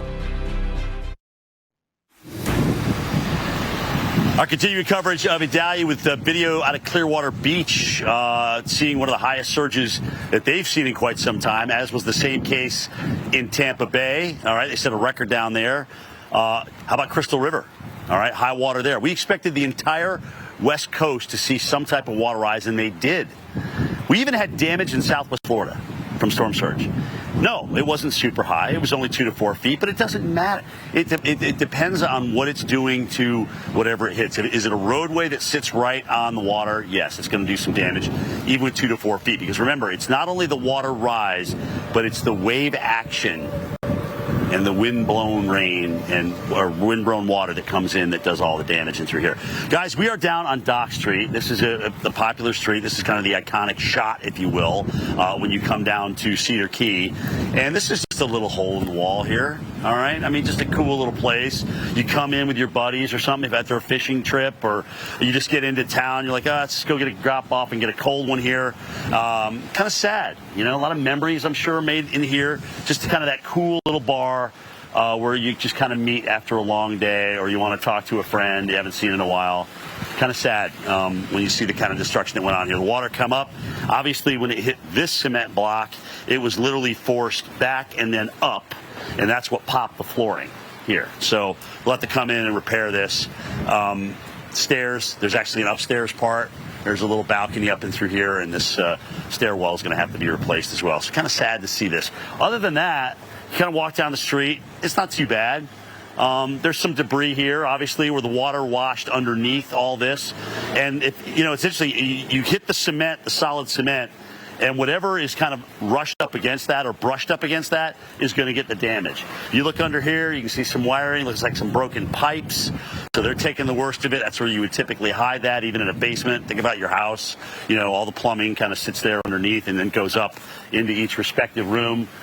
This is steamers. This is all a part of steamers. This is where my producer and I ate the other night. Walked in here. Obviously, we didn't have this debris sitting out here like this. It was a kind of a neat little arrangement, actually, as you kind of walked in. Very, very welcoming. Nice folks at that restaurant. You know, they were very concerned, obviously, but it's what they deal with here. They live here. They've certainly dealt with storm surge before, but this could have been a whole lot worse, certainly, with a storm if it came in a little bit farther to the right, and we got the eye wall and also the maximum storm surge, which was definitely up to our west a little bit and north, which is where the center came in around Keaton Beach. So, again, guys, we continue to really, for the first time, get out here and explore, really, and see some of the different structural damage that we've seen. So far, one house that's been completely knocked over because of the surge. This is all surge damage that we're showing you in through here. Dr. Knabb, it's kind of interesting when you think about going through a hurricane, especially the eye wall and a storm surge situation. Is there still that fight going on with insurance between who pays which damage? Because sometimes it's hard to tell, right? Yeah, because there's still a lot of litigation that's done after the fact to figure out was it wind or was it water. I think in the Cedar Key case, it's really clear that water was the cause of the damage. Other places, it might be a little harder to determine. A lot of litigation after Katrina because of the fact that flood insurance is a separate policy than the conventional insurance that covers everything else. Hey, Dr. Knabb, I wanted to ask you, you know, we had Ian last year, obviously. They did a really nice job with the intensity forecast. I thought they did with Idalia as well. Has something changed where we're doing a little bit better with intensity forecasting, or is that just my imagination?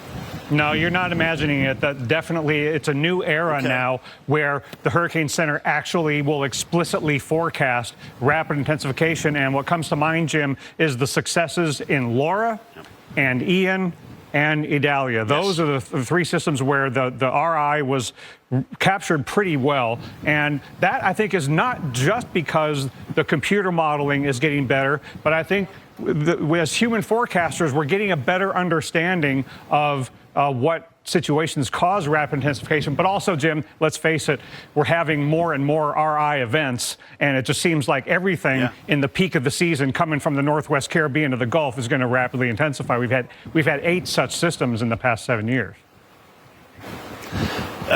Yeah, and I've been out on every one of them, so I can attest to that, Dr. Knabb, unfortunately. In terms of this one, though, were you a little surprised that it weakened? We got about 30 seconds left before landfall. Well, the only thing that was going to cause it to weaken before landfall was some kind of internal structural change, an eye wall replacement cycle. So we knew that that was a possibility. That was the only thing that was going to keep Idalia from having an intensification trend all the way up to landfall. But Cat 3 is bad enough, and we still have some hazards to deal with the tropical storm from wind and water. We'll detail those when we come back.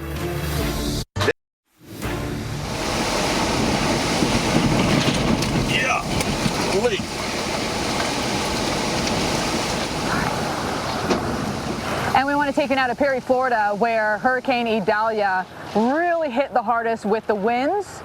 This is where we did get into the eye wall of the Cat 3 hurricane. And Perry, it doesn't sit right on the coast. This sits just a little bit inland by several miles. But just to show you that you don't have to be at the coast in order to still feel the effects from this system. I have seen significant damage there in Perry. And of course, we will have reports from Perry, from Cedar Key, from the Carolinas, from all over as we head not only through this evening, but as we head into tomorrow. We are all still live out for the storm. I want to bring in Jim Cantore and talk a little bit about that, because when I was watching Jim this morning, I noticed that it wasn't really too windy. I mean, he had some breezes and some gusts, but Jim, I think people associate when you see the surge, obviously you need the wind to cause the surge, pushing it up, but you never got into that right eye wall, if I'm correct. Correct me if I'm wrong. And let's talk a little bit about the fact that how do you get so much surge, but you don't have the significant wind to deal with either? Because there's no place for the water to go. You remember this thing was rapidly intensifying, as Dr. Knabb and I just talked about, and as it's doing that step, as soon as it comes off of Cuba, the push begins, right? The push begins with the wind flow around the counterclockwise circulation, and you're just pushing it up. And then you run into Florida, and it can't go anywhere. So it's going to go into Tampa Bay. It's going to go up to the Crystal River, Tarpon Springs, Cedar Key, where I am, up to, Steinhatchee, and then continuing up toward Keaton's Beach, which is where the system finally made landfall. But you were absolutely right. We never got into the eye wall, which is exactly what I believed all along, and that's why I stayed where I stayed. We would never put ourselves surrounded by water, all right, unless we're in a hell of a bunker, or I knew that we were not going to take, those kind of winds that would just knock everything around. So that was really the key to the whole thing. Either way, there's obviously a little luck and a little skill involved at the same time. I want to bring in my buddy Dennis. We were talking about steamers the other night. He was nice enough to talk to us the other night. Now he's nice enough to talk to us again. Yeah. But it looks like steamers has a little bit of a roof problem right now. Yes. So the wind kind of peeled off some of our roof up there. So there's definitely going to be a bit of a repair necessity, as well as fixing up, the front, some of the stair damage. Yeah, the front was really neat and inviting. Yeah, it was. We'll get it cleaned back up again. I know you will. In a couple weeks, we'll be back open. I know you will. So with a roof like that and that kind of, rip off, did you get water intrusion at all? Luckily we didn't. How did you not get water intrusion? I wish I knew. I went in there earlier and the ceiling's dry. Hoping maybe the roof ripped off after the heavy rain stopped is all I could think. Yeah, that's true. You know what? You have a good point, because we got the gusts, but we didn't really get tons of it. Yeah, we didn't get a lot of rain after the wind really started. That may be a good point, but that doesn't mean it couldn't rain again. Yeah, so we'll probably be pulling some tarps up there in the morning and getting it all tarped off and getting it ready. So anytime that you could say, hey, come back to steamers? I mean, obviously it's going to be maybe a week. Hopefully. Because it's such a wonderful place. You guys are so inviting. I just want to tell everybody and let everybody know. When Hermine came through, it took us about a week to reopen. There's a little bit more this time, so it might take about 2 weeks or so. But yeah, we should get back open here in a couple weeks. That's good news, bro. Yeah. Hey, listen, was it as bad as you thought? No. See that? So now you're a pro. You can do it again with us next time. Yeah. Let's do it on a nice occasion. Yeah, come on vacation next time. All right. I like that. That is a great point. All right, guys, let's talk to Dr. Nab, because we still are dealing with Idalia, all right? And unfortunately, it's still having some impacts in Florida and Georgia, and also on the South Carolina coast as well. Dr. Nab, take it away. Yeah, so Jim, we still have water problems both at the coast and especially inland with the heavy rainfall from what is a tropical storm. And tropical storms, as you probably know, notorious for being big rain producers. There are tropical storm warnings up, and that's going to be part of the problem. But it's really all of this water that is being brought onto the coastline. The storm's interacting with a frontal boundary. And the two hazards I'm most concerned about, in addition to the wind, would be tornado spin-ups and flash flooding. And we got the tornado watch till 10 p.m. Hilton Head all the way to Wilmington. There is a tornado warning just southwest of Wilmington in the Southport area, in fact, going north and west of there in Brunswick County, North Carolina. And if you are in the communities of Bolivia and Antioch, you want to take shelter as soon as possible. Lowest level, most interior room, and that tornado warning. And then we got all the flash flooding. It's back near the business end of the storm, north of the center of circulation. Got a couple of new flash flood warnings. Here's I-26 going Charleston to Columbia. Orangeburg and other areas in Bamberg, Calhoun counties under a warning until 9:30. And then we still have the warning from Statesboro northeastward. We have some roads that are covered in water, some communities threatened with homes as well. It's kind of amazing when you deal with a storm surge event. It's not just the water on top, but it's really the movement of mass of water and what, of course, that water does when it kind of bangs up to the shoreline. I was looking at this right here on Dock Street, which is where we are, and I was like, what? I mean, this is what kind of came off the bottom, right? These kind of shell sand combination that's going on, obviously being crushed by the constant wave action, but now being thrown up because of a storm surge event that came in here, obviously, with Idalia. Hey, another spot here that people probably come and hang out with friends. Brad, watch that. Here we are, the Big Dick Bar and Grill. Looks like they had some issues with water getting underneath this particular stand. This is where the coolers are, right? So these two coolers, but you can see how one of them has kind of been pushed up from underneath. So think about how heavy those coolers are. I mean, that's amazing when you think about it. So those, pushed up from the bottom here, where they obviously tried to strap these in and hold them at some point, probably before the event. But lot of damage in through here. They're going to come back and hopefully rebuild this thing, make it even better. So people can get out here and enjoy friends and family once again. So that's what we're hoping for. All right. Either way, we still have a lot of these structures that are standing and doing very, very well, but some obviously did not fare so well. 83 West looks like part of the sign's gone. Now, I can't tell you or verify if that was gone beforehand. And I don't even know if this building is occupied, frankly. I don't know if anybody's in it, but either way, it's one of the ones that was in harm's way, and I wanted to show it to you.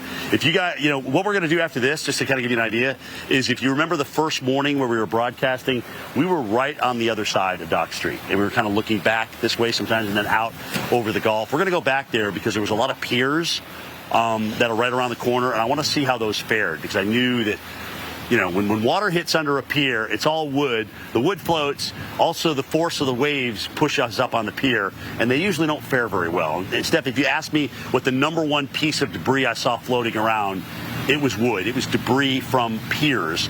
I don't know if those were in particular the ones, but piers seemed to really come up in a storm surge event of this particular magnitude anyway. Steph, you've seen surge events. What do you usually see in an event like this? I agree with storm you. Storm surge wise and yeah, debris. I agree with you. I mean, let's go back to Ike, Jim. And the pier and all the rubble that was just lifted up and put on the road right there. Right. Thinking about Katrina.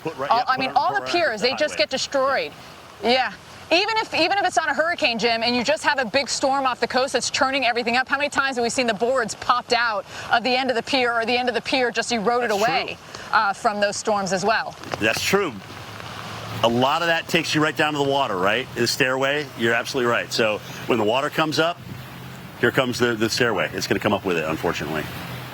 Yeah, and Jim, speaking of the water coming up, I want to take you back a couple of hours. Now, we came into Statesboro, we got on air about 2 p.m., and we were in the town square. A gentleman drove by and said, hey, there's some flooding down the street, and told us how to get here, which is about 2 minutes away. And we can take you back to that flooding when people were just driving through all of this water that was on this, it's a 2-lane street. I wouldn't say it's a main street, but it goes into a neighborhood, and then there's side streets off of that. So it seemed like there was a lot of people actually driving through it. There was a lot of debris. They're having some drainage issues here. We spoke to Grace and Leroy, who own the house where all the flooding is happening around. Thankfully, did not get in their house. She said she's lived here since the 60s, has never seen flooding this bad.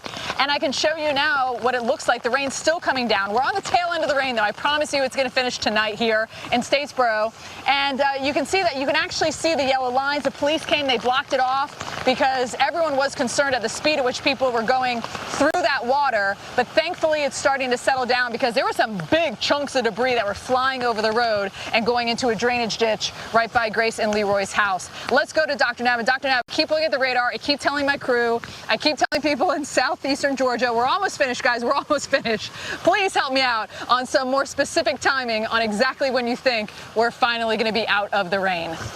Well, Steph, the rain is about to end where you are, but the problem is that the effects of the rain are going to linger a little longer. And I've got a new report to show you as the center goes from Georgia into South Carolina, but we've got, really nasty part of this storm on the north side and the northwest side.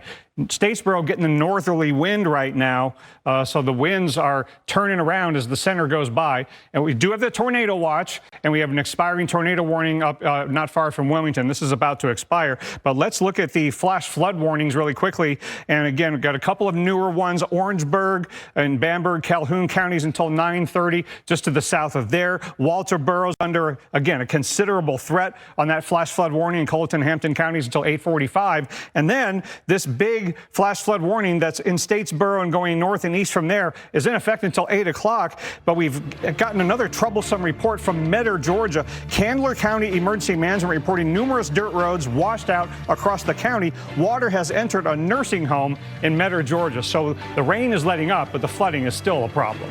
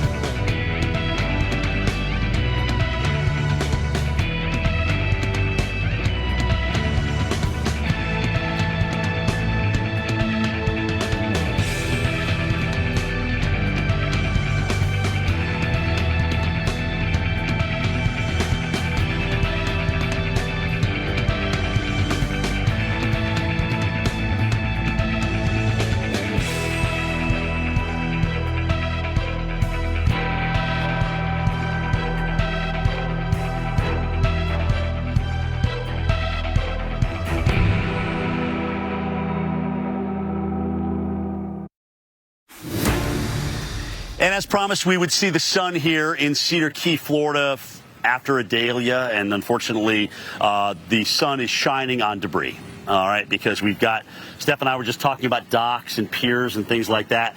It's one of the things I like to do if I can is to come back to where I started the live broadcast. So we were here 2 days ago, and, you know, I remember things that I was looking at, like piers and buildings and things like that. They're all just piled up right now. All right, here's one.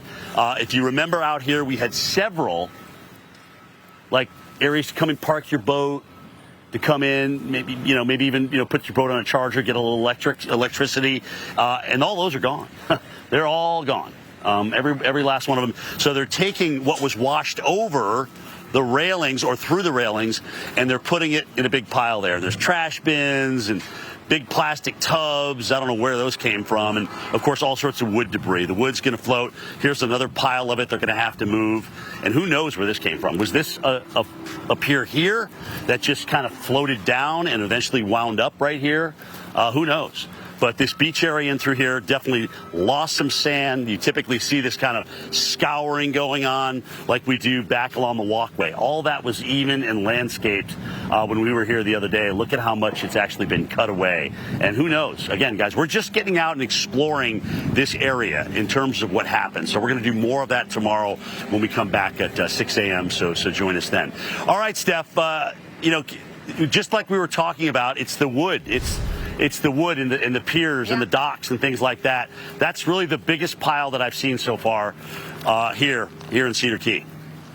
Stuff like this. Yeah, which makes a lot of sense. And it's interesting that you say that there in Cedar Key. And Jim, the flooding that we've been seeing behind us, there was actually a 2x4, a really, man, I don't know if it's technically 2x4 now that I think about it, but it was a super long piece of wood. I think it was about a 2x4, and it had all sorts of nails sticking out of it. I don't even know where that came from, but it was part of the debris that came across the street and into the Safford's yards here.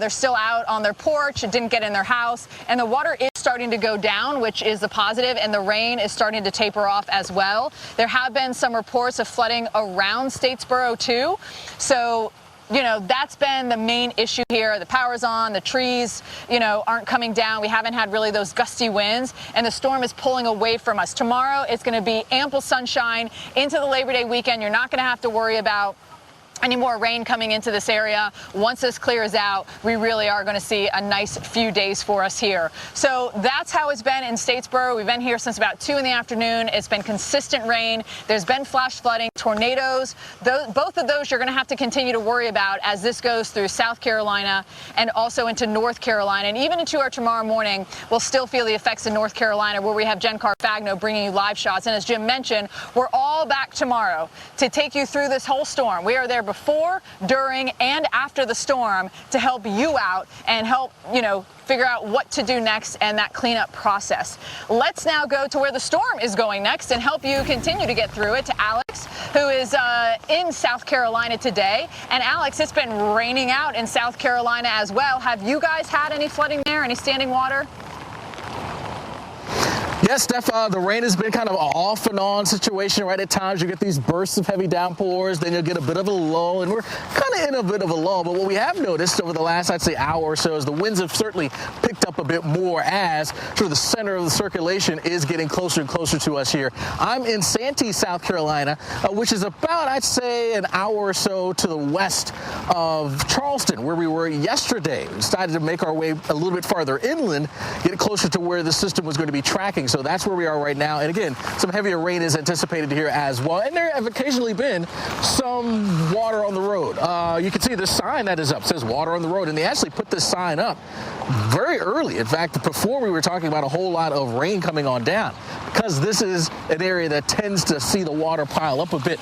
But you can see right now there's not a whole lot of water that is showing up at this moment, thanks to the lull in some of the rain that's been coming down from the skies. But we do anticipate there's some heavier rain just to our south, and that may try to pivot its way on in. As that happens, some of these areas that are typical areas that kind of pond up and flood up, those are going to be the zones that we really have to pay attention to the most as we head on through the rest of this afternoon and into the evening hours as well. We're currently under a flash flood warning.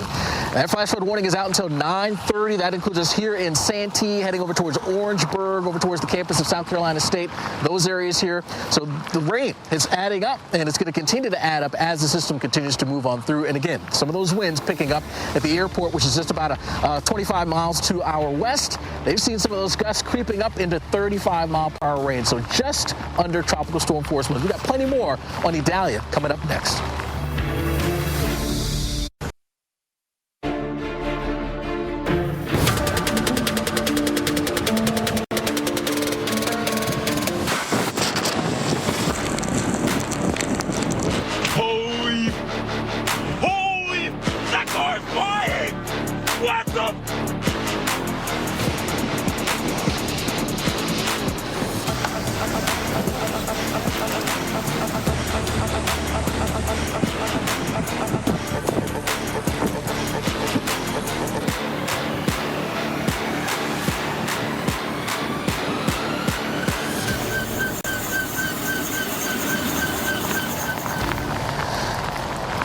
Welcome back into continuing coverage of Tropical Storm Idalia. I'm meteorologist Alex Wallace, live from Santee, South Carolina, an area that is starting to feel some of the impacts from this tropical storm. The winds are starting to pick up.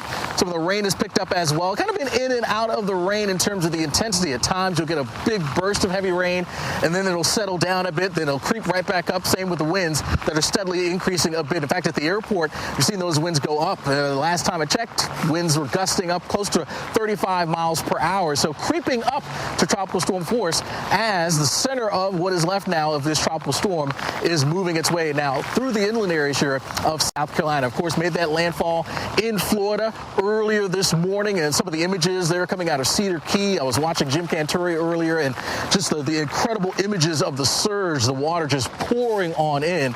Unbelievable. Now it's made its way inland, and now it's spreading its impacts off towards the north and the east. And that's going to come in the form, again, of some heavy rain as well as some of those gusty winds. We're under a flash flood warning here where I am in Santee until about 9:30. And so the rain picking up intensity, maybe a couple more inches on top of what's already been adding up at the airport. About 2.5 inches of rainfall. It's already fallen. And again, we could see additional rainfall amounts. In fact, you see behind me here, preemptively, they put up the signs here. There's a couple more around the town here that says water on road. And this was put up before the heavy rain really even came down. So they know these are some areas that tend to kind of puddle up and pond up. So they want to put that water on road sign up to let people know, hey, be mindful. Things could get a little tough here. Right now, not too terrible, but that has changed. As we've been out here for the last, I'd say, hour or so, just kind of monitoring things. At times, the water creeps up, and I'd probably be in almost ankle-deep water right here. Instead, it's just sort of up to maybe my toes. So not too bad right now because we've gotten sort of lulls in the heavy rain, but it picks up in intensity, and all of a sudden the water begins to rise here, and it becomes really, again, very difficult to even see the roadway because the water is covering up. So that's one of the concerns that is in play here in a spot like Santee and across portions of South Carolina with this heavier rain that is going to be pushing on through as the core of the system moves in as well. Now, get a chance to hear from the governor of South Carolina, and here's what he had to say about the storm, at least so far. This is not as bad as some that we've seen. We don't think it's going to be as destructive as some, but it is going to be destructive. It's going to cause, there'll be high winds, be a lot of water, particularly, of course, in the low country. Estimates are that up around Myrtle Beach, from, say, maybe above Georgetown to Myrtle Beach, it might be 1, 2, maybe a few more feet, but down in Beaufort, it might be higher than that.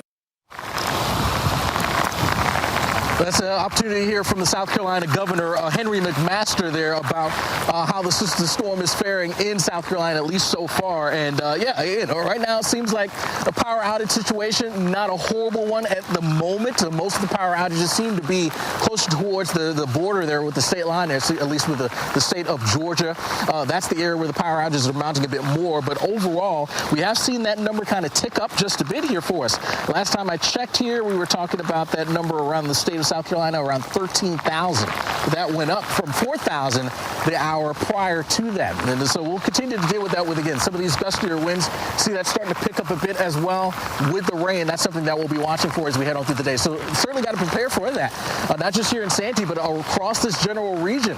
With those gusty winds, tree limbs could start to come down, and that could lead to more power outage situations out there for us. Now, as far as the schools are concerned, they closed in Orangeburg County, closed a bit earlier today, and for tomorrow, they're essentially going to be on the e-learning schedule there, hoping to get everything back up on Friday, ready to go for everyone out there. Now, we also talked to some of the emergency officials here in and around Orangeburg County, and the biggest message they really had for folks is what we try to tell people all the time, right? Just kind of stay at home and stay off of these roads. This thing eventually will move on by. You can see farther to the south. Jim, just a few moments ago, was saying the sun was coming out there in Cedar Key. Stephanie there in the Statesboro area, in Georgia, starting to see that back edge of the rain coming into there. So it is moving, and that may be one of the best things about the system is it's not going to stick around and hang around forever. It is moving. Despite that, though, still some heavy rainfall downpours, and that could certainly lead to some flash flooding, and that's why there are some flash flood warnings that are in place for us, at least right now. All right, let's get back to the studio now. We have Dr. Rick Knabb watching the system. And Dr. Knabb, in terms of the core of the system, is it still holding intact, or are we really seeing it unwind at this point? There's enough of a core of a storm, especially on its north side, such that, Alex, where you are in Santee and Orangeburg, you have a long time yet of heavy rainfall. So these flash flood situations could get more dangerous over the next few hours. And the center of circulation has come across from Georgia, now crossing into South Carolina. The whole system's moving northeast at 21. But look at how it's interacting with the front, so it's kind of lopsided. But unfortunately, that puts the center of action right along this corridor along the north side of it. So that's why flash flooding is going to be such a problem. In addition to, as Alex mentioned, the tropical storm force winds. Got the warnings at the coast going inland as far as Columbia. It'll be this time tomorrow when the center is offshore. But you also have a band stretching all the way down through central portions of Florida. So here's the center of circulation, but there is the really nasty part of the storm on land. But we also have some problematic bands coming on shore that have brought some occasional spin-ups. Now, in Statesboro, you've got a northerly wind. And Savannah, it's turned around westerly, so you can see where the center of circulation is. But in Waterboro, the winds will be on the increase. Orangeburg is gusted to 37 miles an hour, so there's definitely some wind. And then we've got the tornado watch for the low country and then getting up into Wilmington, North Carolina. And we do have a couple of tornado warnings in effect right now. And look at how these spin up. Look at that one about to come on shore. So that's why the North Myrtle Beach to Longs area, right near the state line there, is under a warning. But here's the warning that we've had in Brunswick County, North Carolina, till 7:15. There is the area of rotation. This is the second area of rotation to go through the same spot. So this is headed up toward Bell Swamp and Town Creek in the next few minutes if it holds together. Lowest level, most interior room in these tornado warnings. A lot of lightning, and you can see a little bit of a hook echo there. Now, let's back out and look at what's going on with the flash flooding. So here's Savannah, here's Charleston, and here's Columbia. And here's the Orangeburg and Santee area where Alex Wallace is. And it's really heavy rain in that general vicinity. So here's that big flash flood warning for Bamberg, Calhoun, and Orangeburg counties until 9:30. And it doesn't have a considerable threat tag yet, but that could be added later if this continues. And then you could really start to see some significant impacts on the roads, maybe into some structures. That's at least a possibility. There is a considerable threat on the Colleton and Hampton County warning, including Walterboro and I-95 here until 8:45. And then we still have this big flash flood warning extends all the way back down to Statesboro and near I-16. Considerable threat. And even though the rain is letting up, look at just an example of what can happen in Metter, Georgia. Candler County Emergency Management reporting a number of dirt roads washed out, and water has entered a nursing home in Metter, Georgia. So it's roads and it's also structures. Now, there's all the heavy rain that we've had, but look at what's happening now with the onshore push here. And in Charleston, South Carolina, we're not only going to have the risk of flash flooding, but also now we've got saltwater flooding about 2 feet above normally dry ground, and we're headed to high tide in the next couple of hours. So we're going to add another foot with the high tide, Colleen, and we got more onshore push to come. So that's why we could have 3 to 5 feet of saltwater flooding in that general area. Storm surge warning is in effect in addition to the rain-induced flood problem. Yeah, Dr. Knapp, you took the words right out of my mouth. I was going to ask you because been tracking the tidal cycles here. We're not even at high tide, and Charleston already seeing that push of water into the downtown areas. And high tide in the next 2 hours is going to add another foot of flooding above normally dry ground, plus more of the onshore push. So it's bad timing for Charleston. So really, water is the biggest issue right now as Tropical Storm Idalia continues. Absolutely. All righty. Well, let me get you up to speed with the latest on what we know about Tropical Storm Idalia. This storm has already claimed the lives of 2 people in the state of Florida. Also in Florida, Pasco County Fire Rescue carried out 85 rescue missions today, saving at least 150 people from floodwaters. Meanwhile, Tampa International Airport is now back open for inbound flights only. It's set to reopen completely as we head into tomorrow. And now take a look at this. Of course, we've had down power lines and trees knocking out power throughout Florida and Georgia. And so we've been watching that across South Georgia, also now moving into the Carolinas. So I want to bring back meteorologist Alex Wallace, who you were in Charleston yesterday, Alex. Now you're in Santee, about an hour northwest. Give us an update from there.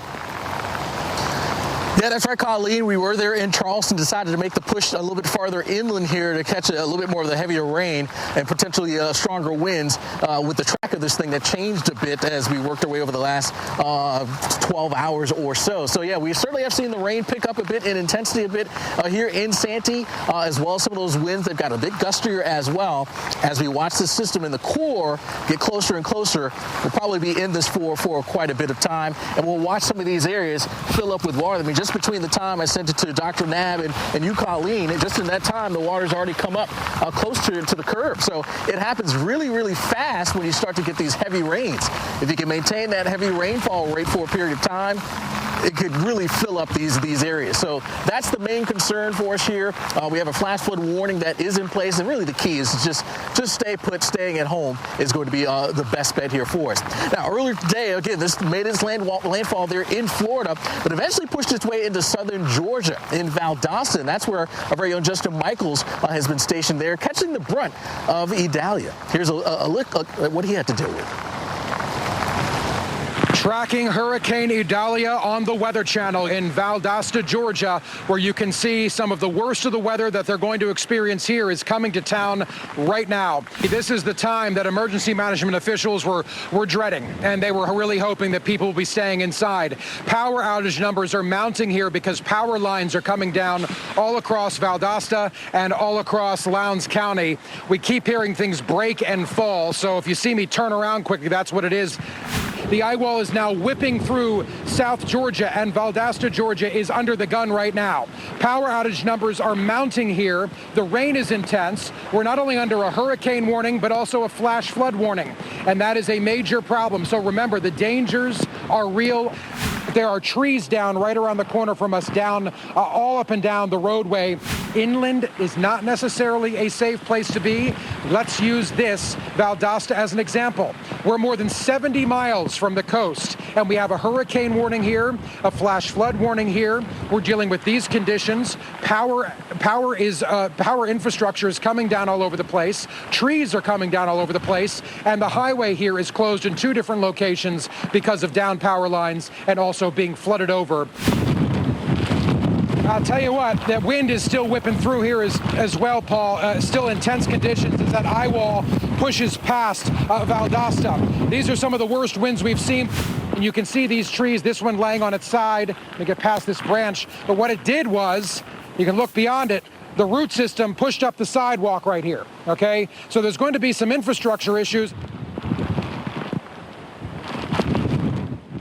And those were some of the images of Justin Michaels there having to deal with sort of the brunt of this system as it moved its way across the southern portion of Georgia. Yes, it was a bit weaker than what it was at the landfall, but this thing held on for a bit until finally kind of got a chance to wind down. So, yeah, it was a nasty time there in South Georgia, well inland there from the coast.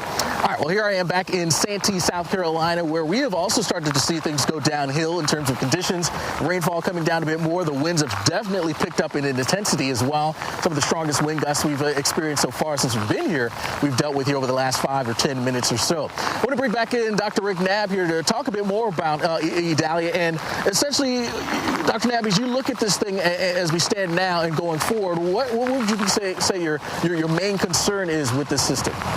Well, I'm really concerned, Alex, that the center of circulation is not really where the worst of the weather is on its coastal side. It's the interaction with the front that's making this kind of lopsided. So it's the northern side of the circulation that is going to be passing, I think, just south of you. And so that northern side, the wettest side, is going to train over the Orangeburg and Santee areas and from there toward the coast for quite some time. So here's the zone where Alex is in, and here's the center of circulation crossing into South Carolina near the coastline. But look at how the northern side of it is really, really convectively active. I don't know, Alex, can you see lightning? Can you hear thunder? It shouldn't be too far away.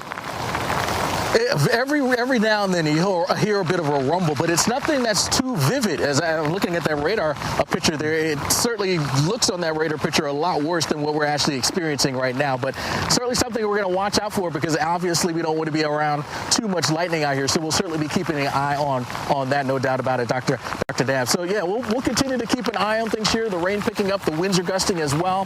The system will continue to push off towards the north and the east here, pushing its way into North Carolina as well. They'll be finding some impacts coming into there too. So multi-state impacts coming from this, what is now tropical storm, but eventually it'll push out to sea, and certainly things will be brightening up as we head through the day on Thursday. Plenty more coverage of Tropical Storm Idalia coming up.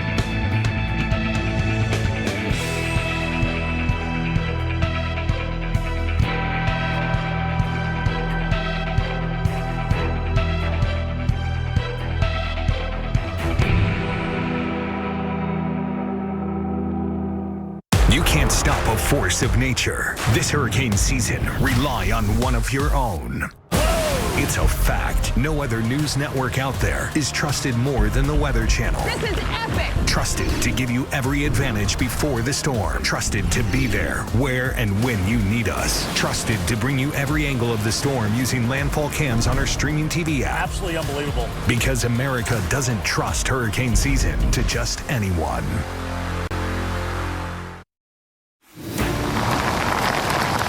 Welcome back to our continuing coverage of Tropical Storm Idalia. Here's some new video now into the Weather Channel. This is all thanks to our very own Charles Peak down in Perry, Florida.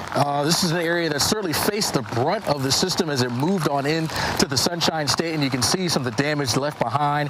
Trees, big, huge, hulking, massive trees down. Power poles down. You got structures that are just crumbled here. I'm not sure if that's a home, but certainly some type of structure that is down as well. Maybe a cell tower that has been pulled down along with more of those trees. So yeah, just a mess in the wake of this, what at that point was a hurricane, and then making its way now across parts of eastern Georgia into South Carolina, the core of this thing. So yeah, it's going to be a time to certainly recover there across parts of Florida that certainly faced the brunt of this hurricane. Welcome back here into continuing coverage here of tropical storm Idalia. I'm meteorologist Alex Wallace, live now in Santee, Santee, South Carolina. And we made our move from Charleston, South Carolina. That's where we were yesterday.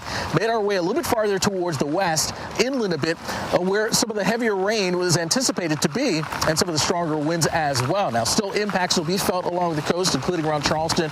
No doubt about it, as those winds continue to kind of push their way onshore. Still, the potential is there for some surge, coastal flooding. That is a risk. But the inland areas, it's really going to be that flood risk here. In fact, right now, under a flash flood warning here in Orangeburg County.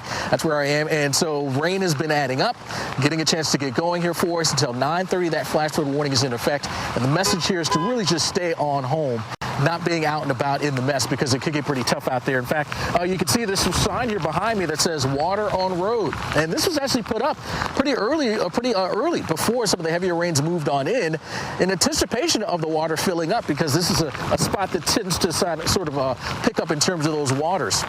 So to put the signs up to make sure people are being careful getting out on these roads. So we're going to continue to track things here in Santee. We've seen conditions go downhill a bit with some heavier rain and some of those stronger winds. Meanwhile, we work back towards the south, down into Florida, Tampa, and that's where we find our very own meteorologist Mike Seidel. And Mike, now in a bit of sunshine there, certainly contrasting what we're dealing with here. But how did the city fare now in the wake of this now tropical storm? They did very well. Not many power outages. In fact, right now, just a few thousand across over at the Barrier Island, the Pinellas County area. This entire parking lot, Alex, was underwater this morning. We had just over a 4-foot surge, the highest they've seen in at least 30 years. The water went out to the bike path off the causeway. This trailer behind me floated over there. It was over here this morning. In fact, we can show you video from around 4:30 this morning and take a look at the wave action. Again, the surge running just over 4 feet in the old Tampa Bay area. Winds gusting over 50 miles an hour. The highest gust I saw was at Sarasota, 67. And we had some heavy rain. Rainfall total at Tampa International, about 2 1/3 inches. I didn't see any flash flood warnings in this area. But boy, they got hit harder. 20 miles east of here, over around Clearwater Beach. Let's check in with Paul Goodlow. We're riding the back of a high water vehicle with the Clearwater Police Department, and this is the reason why: storm surge flooding. But here's the thing, we've already had landfall more than 100 miles away from here. We had our strongest winds earlier this morning, but we're still dealing with high water. And with the onshore flow, we're still seeing that wind still pushing the water from the Gulf onto Clearwater Beach. And you have an evacuation order. This is why they give it, because even though you might ride this out, as far as you can look, there's no way to get out. We just saw one paddle boarder. We're trying to talk to her, but the current kept pushing her. We're trying to track down another paddle boarder and see what they've gone through. So you guys were under evacuation orders. You didn't want to leave? You know, we have a second floor and our outlets are high and we prepare. And, you know, I'm not that worried about stuff. Storm surge flooding not quite over here in Clearwater Beach, and still miles, over 100 miles away from the center of Hurricane Idalia, and we're still seeing the consequences here in Tampa Bay.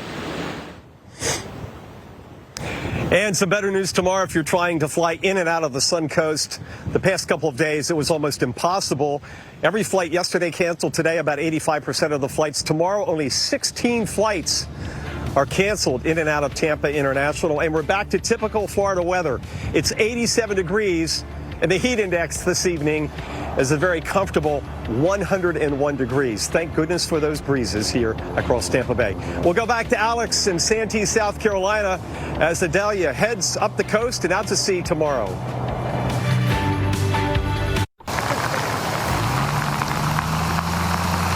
Welcome back here into our continuing coverage of Tropical Storm Idalia. Meteorologist Alex Wallace in Santee, South Carolina, an area that is now facing sort of almost the core of the system. Just to our south now, some of the strongest and heaviest rain, and also a bit of lightning. We're going to watch out for that. If we see a bit more of that, we're going to head on inside. But that's a risk that we're facing now with some of the heavier rain and some of the strongest winds that we've had to face since we've been out here for the last hour or so. Notice the sign, water on road. They put this up pretty early here to to let folks know, this is an area that kind of fills up with water in a typical sort of rainstorm. So, watch that area very, very closely. The other thing, again, we've noticed is the wind speeds have started to pick up, at least in terms of those gusts. You get hit with a big gust, and that can become problematic. When you start to see strong winds, power outages become a problem. That is no doubt a concern as well. In fact, the governor of South Carolina, Henry McMaster, here's what he had to say about power outages across the state. We again ask everybody to realize that these storms are dangerous. There'll be water on the roads. There'll be water that does not appear to be deep. Your car could get flooded out. There could be a hole in the road. It could be washed out. If you can't see the road, then don't ride on it. Be very careful. And stay inside. Tonight there'll be winds all over the state, particularly more in the coast up towards the Midlands. But a tree limb can come down and hit someone, and you could break bones, have concussions, even be paralyzed. There are horrible things that can happen when the wind blows the limbs down, throws trees over, and also there'll be power lines down. All the power companies are making preparations. They already have vehicles and people and equipment out already pre-staged in order to restore power as quickly as possible, but we know we're going to lose some power. And looking at the latest power outages across the state, now standing at about 25,000. And hopefully it doesn't get much higher than that. But certainly the risk is there. Dr. Knapp, I want to send it back quickly to you now with the very latest on the system. We're seeing a bit more lightning, so we're going to get to some safer areas. Yeah, very convectively active northern side of the circulation because we got a little bit of a coastal front that is forming to the north and east of the center circulation right about in here. And that's why not only do we have a tropical storm that's moving, we also have a little bit of a coastal front. So it's unfortunately putting the heaviest rainfall onto land. And the whole system's moving parallel to the coastline. And as the governor mentioned, tropical storm force winds could happen at the coast and inland. Power outages, some downed trees and branches are going to be problems, and it makes it even harder to drive when you've got horizontal rain and tropical storm conditions. You don't want to be on the roads tonight. Now, a couple of hazards that we're going to focus on. One is the wind, where we've got the circulation is right in here. You can see all those wind observations showing you that counterclockwise circulation. So the low is in here. That's where the tropical storm is centered. But look at Charleston gusting to 45 miles an hour in that onshore flow part of the circulation. Coastal water rises are starting, and you've got the risk of rain-induced flash flooding and tornadoes. The watch goes from the Hilton Head area over to Wilmington, and we've got multiple tornado warnings here in the Wilmington area. And look at all of these little cells that are coming off the Atlantic Ocean and then coming onto land. And we've had multiple cells, and a number of places have had two cells right behind one another training, and that's what's happening. Here's one right there just southwest of downtown, and another one just between Carolina Beach and Myrtle Grove. So I would say multiple areas of spin in this tornado warning.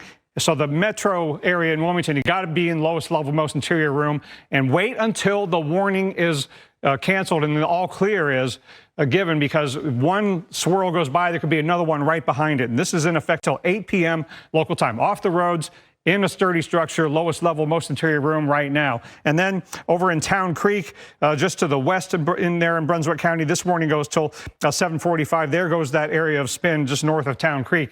So tornadoes are one of the hazards, but then we've got the flash flooding. And oh my goodness, is it raining heavily on the north side of the circulation in the area where Alex Wallace is reporting from in Santee, where there's all that lightning he was talking about in Orangeburg. This whole zone under a flash flood warning till 9:30, and the level of threat from this warning could go up as that heaviest rain slides in, just like we've got the considerable threat here in Walterboro along I-95 going south. And that warning goes till 8:45. Please turn around, don't drown, stay off the roads, and look at how this corridor on the northern side has really been the focus of the heaviest rain. Now, the onshore flow that's coming into Charleston, we are just a couple of hours from high tide, so the heavy rain and the flash flooding are going to contribute to a combination of freshwater and saltwater flooding. Storm surge warning there as well.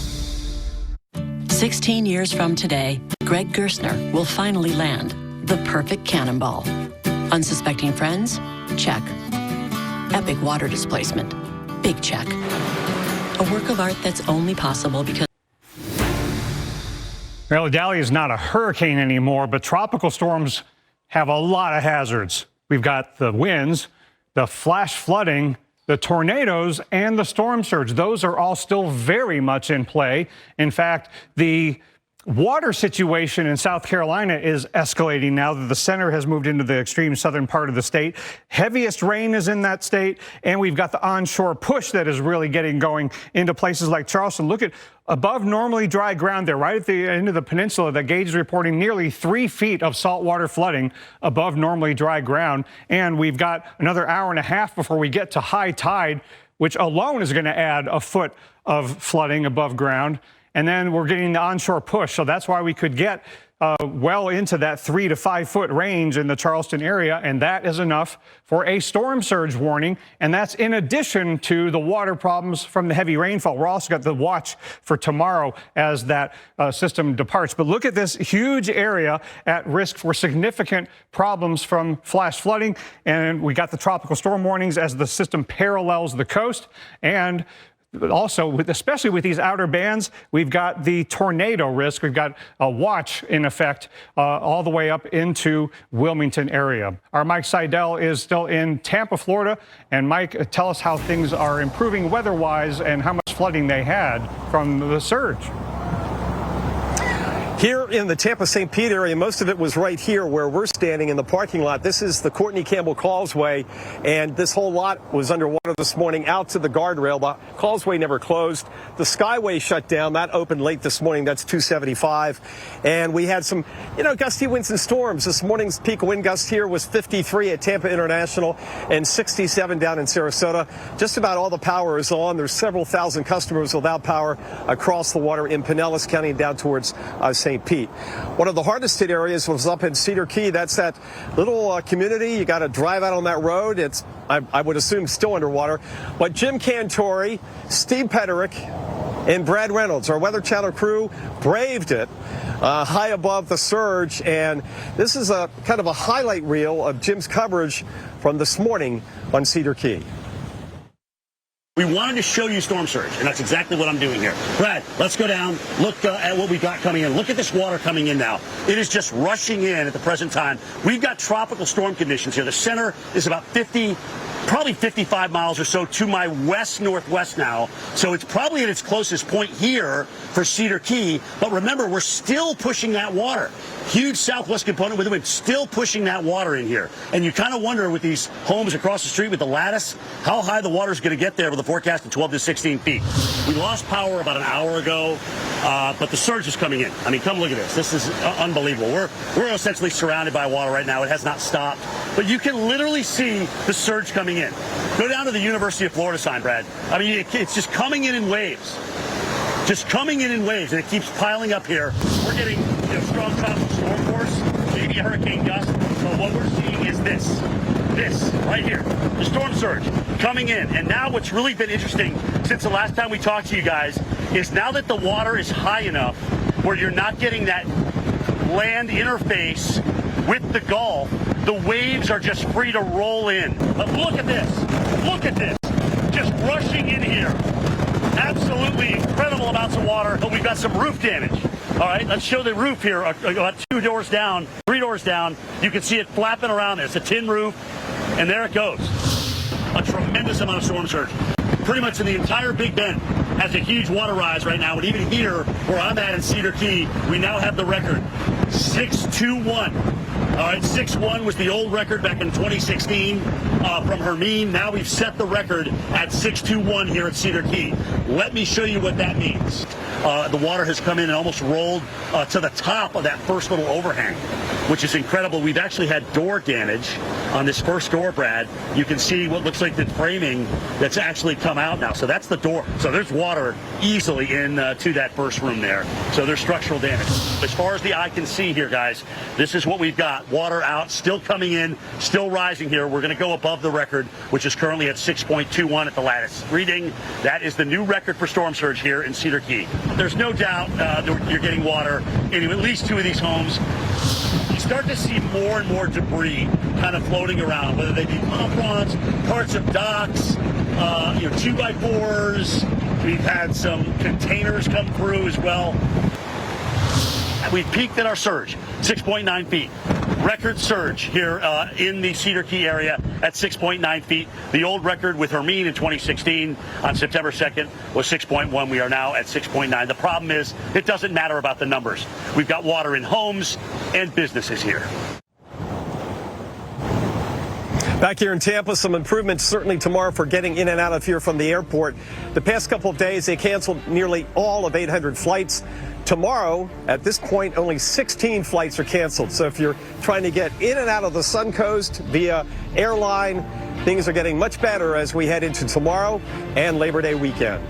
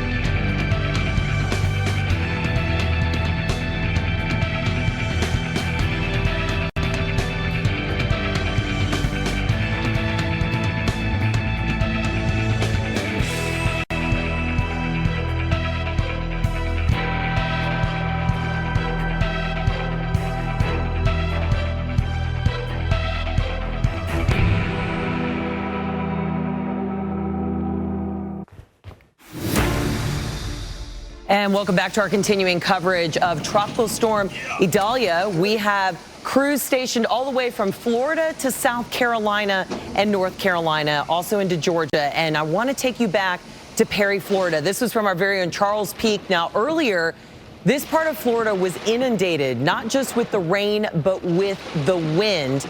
And this was what we saw. Look at all these trees. If you were watching earlier this morning, Perry, Florida, known for such its beautiful live oaks and willows, we're seeing branches and trees toppled over. And if you can imagine how long these trees have stood there for decades, they really haven't seen anything like this strong of a hurricane making landfall there across parts of the Big Bend. So this was something that these trees had never withstood, and some of them did not make it through. So again, we're watching all of this video of the current or of the conditions as they came through, and now what is currently in place as we've seen the damage now. As those skies have cleared, we've had, unfortunately, scenes like this coming out of Perry, Florida. Debris everywhere, power lines down. We've been talking about how many hundreds of thousands of customers are out of power still as they've been trying to kind of fish through this debris as we have seen the storm now exiting Florida, but of course, starting to wreak havoc in areas of the Carolinas. I want to bring in Dr. Rick Knabb because, Dr. Knabb, we have the latest update here on Tropical Storm Idalia. Yeah, Idalia is a 65-mile-an-hour tropical storm, but a couple of things are happening right now. Tornado warnings and flash flood warnings. And I'll add the third one, storm surge warnings.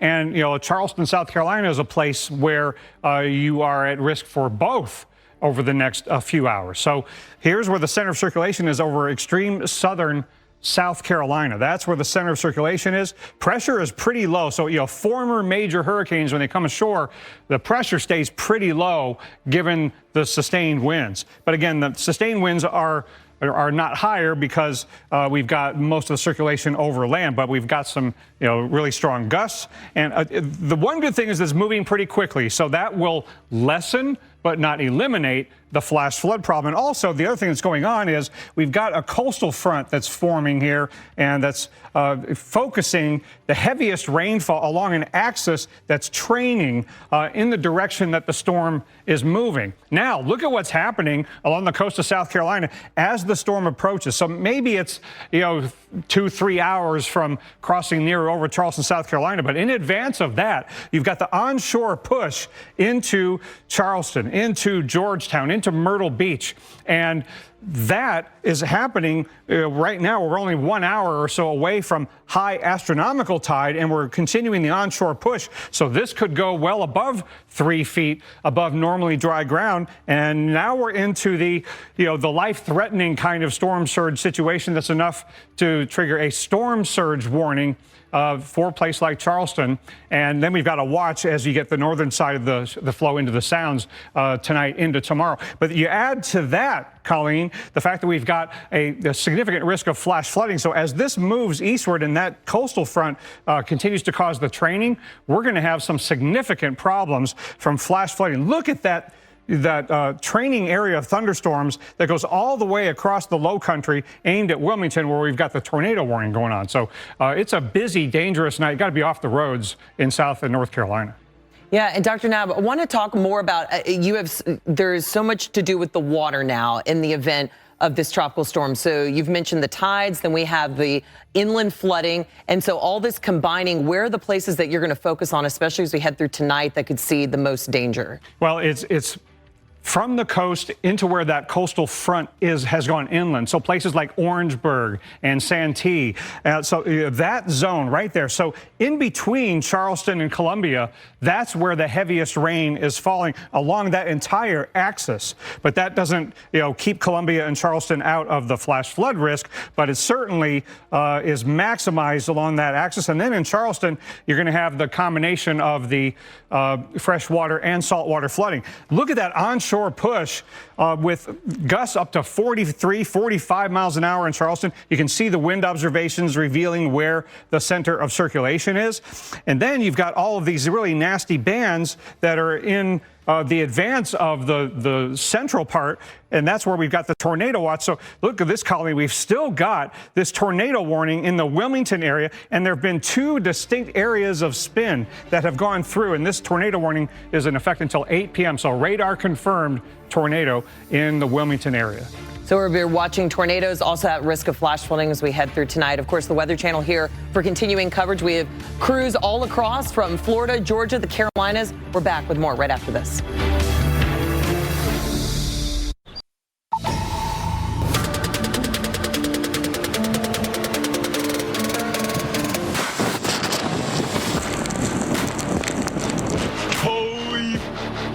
Holy, that car's flying! What the?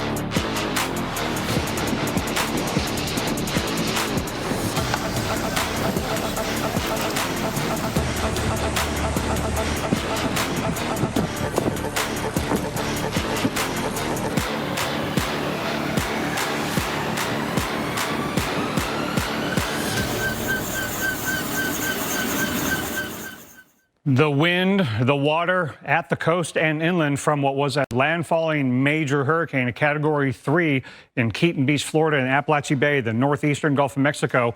But it didn't just go away, and it hasn't gone away. It's not a hurricane anymore, but it stayed a hurricane well into southern Georgia and now a tropical storm into southern South Carolina. But we have impacts far and wide. The center of circulation's here, but it really isn't the center of action. It's the heavy rain along that coastal front that's involved with the storm and these nasty bands that are coming in all the way into the Wilmington, North Carolina area where we've had tornado warnings, and we've got the coastal flooding. 65-mile-an-hour tropical storm moving northeast at 21, so at least it's moving to lessen the overall duration of the winds and the water. But when you have this elongation with this coastal front, that adds to the duration of the training. So even though the center of circulation is moving, it's kind of moving along a boundary. So it's not all good news in terms of the setup and the duration. A lot of you are going to be dealing with winds and rainfall for a good amount of time. This is the forecast point for 2 a.m. Eastern time near Myrtle Beach, and then by 2 p.m. tomorrow offshore of Hatteras and beginning to head out to sea. But a lot of you are going to get tropical storm force winds, at least in gusts, and the water rises are happening right now. So we're just 2-3 hours away from the center going near or over Charleston, South Carolina. And in between now and then, we're going to have this flow right off of the Atlantic as we are heading into high tide over the next hour. So astronomical tides adding a foot to the flooding above normally dry ground, and then you have the onshore push. So now we're into the life-threatening range of saltwater flooding, storm surge, 3.5 feet, also up near North Myrtle Beach. So that zone is what we expected, and we've got a storm surge warning. So especially in coastal roads, you want to stay off the roads, whether it's salt water or fresh water or a combination of the two. You don't want to drive into any water-covered road. Storm surge watch for the sounds as the center passes just to their south. So look at all of this area at risk at the coast and inland, significant risk of flash flooding, and we've got really training band here that is along that coastal front all the way across the low country here, getting near Wilmington. It's all connected now, and you saw that lightning. That's where we got really convectively active thunderstorms. And here's the center of circulation right in here, but look at on the backside, Savannah's gusting to 40, and at the coast, Charleston has gusted up to 45. Orangeburg has gusted to 43, so it's really windy. And you've got the heavy rainfall. Now we've got a new flash flood warning here in eastern South Carolina. This is in Georgetown and Horry and Marion counties until 11 p.m. because this is going to continue training as the center circulation comes in this direction. And that is adding to the Orangeburg and Santee areas under the warning until 9:30 and the Walterboro area until 8:45 with a considerable threat. And we've also got that tornado watch that continues and has now, we've got a new tornado watch into Morehead City, North Carolina. So that tornado threat keeps expanding north and east with those outer bands way ahead of the center. Yeah, North Carolina, especially the coast, needs to have a big heads up, especially as they're going into nighttime. Yeah. Talking about the flooding, the tornadoes certainly more dangerous after the sun sets. Stay off those roads. Yeah, stay off the roads and have a way to get those weather alerts as we head into tonight. Here's the latest on what we know about Tropical Storm Idalia. The storm has already claimed the lives of 2 people in the state of Florida. Also in Florida, Pasco County Fire Rescue carried out 85 rescue missions, saving at least 150 people from floodwaters. Now tomorrow, Florida Governor Ron DeSantis and FEMA Administrator Deanna Criswell will tour damage in Idalia from Idalia in Florida. So again, getting an update as we head into tomorrow. And of course, the Weather Channel is there before, during, and after the storm as we continue our coverage of this hurricane. Now, of course, strong hurricane force winds brought down century-old trees as well as power lines. That was in Perry, Florida. Meteorologist Reynolds Wolf had a first-hand look there. What you have in the surrounding area would be a lot of the things you see off in the distance, these real towering southern pines. We've got these beautiful live oaks. And keep in mind, with these pine trees, obviously they are in full foliage year-round. I'll tell you, the way it goes is you'll have a little bit of the eerie quiet. The wind begins to pick up, and then you have this loud snap. It's almost like a gunshot or artillery fire. Hey, guys. Oh my gosh. Oh my God.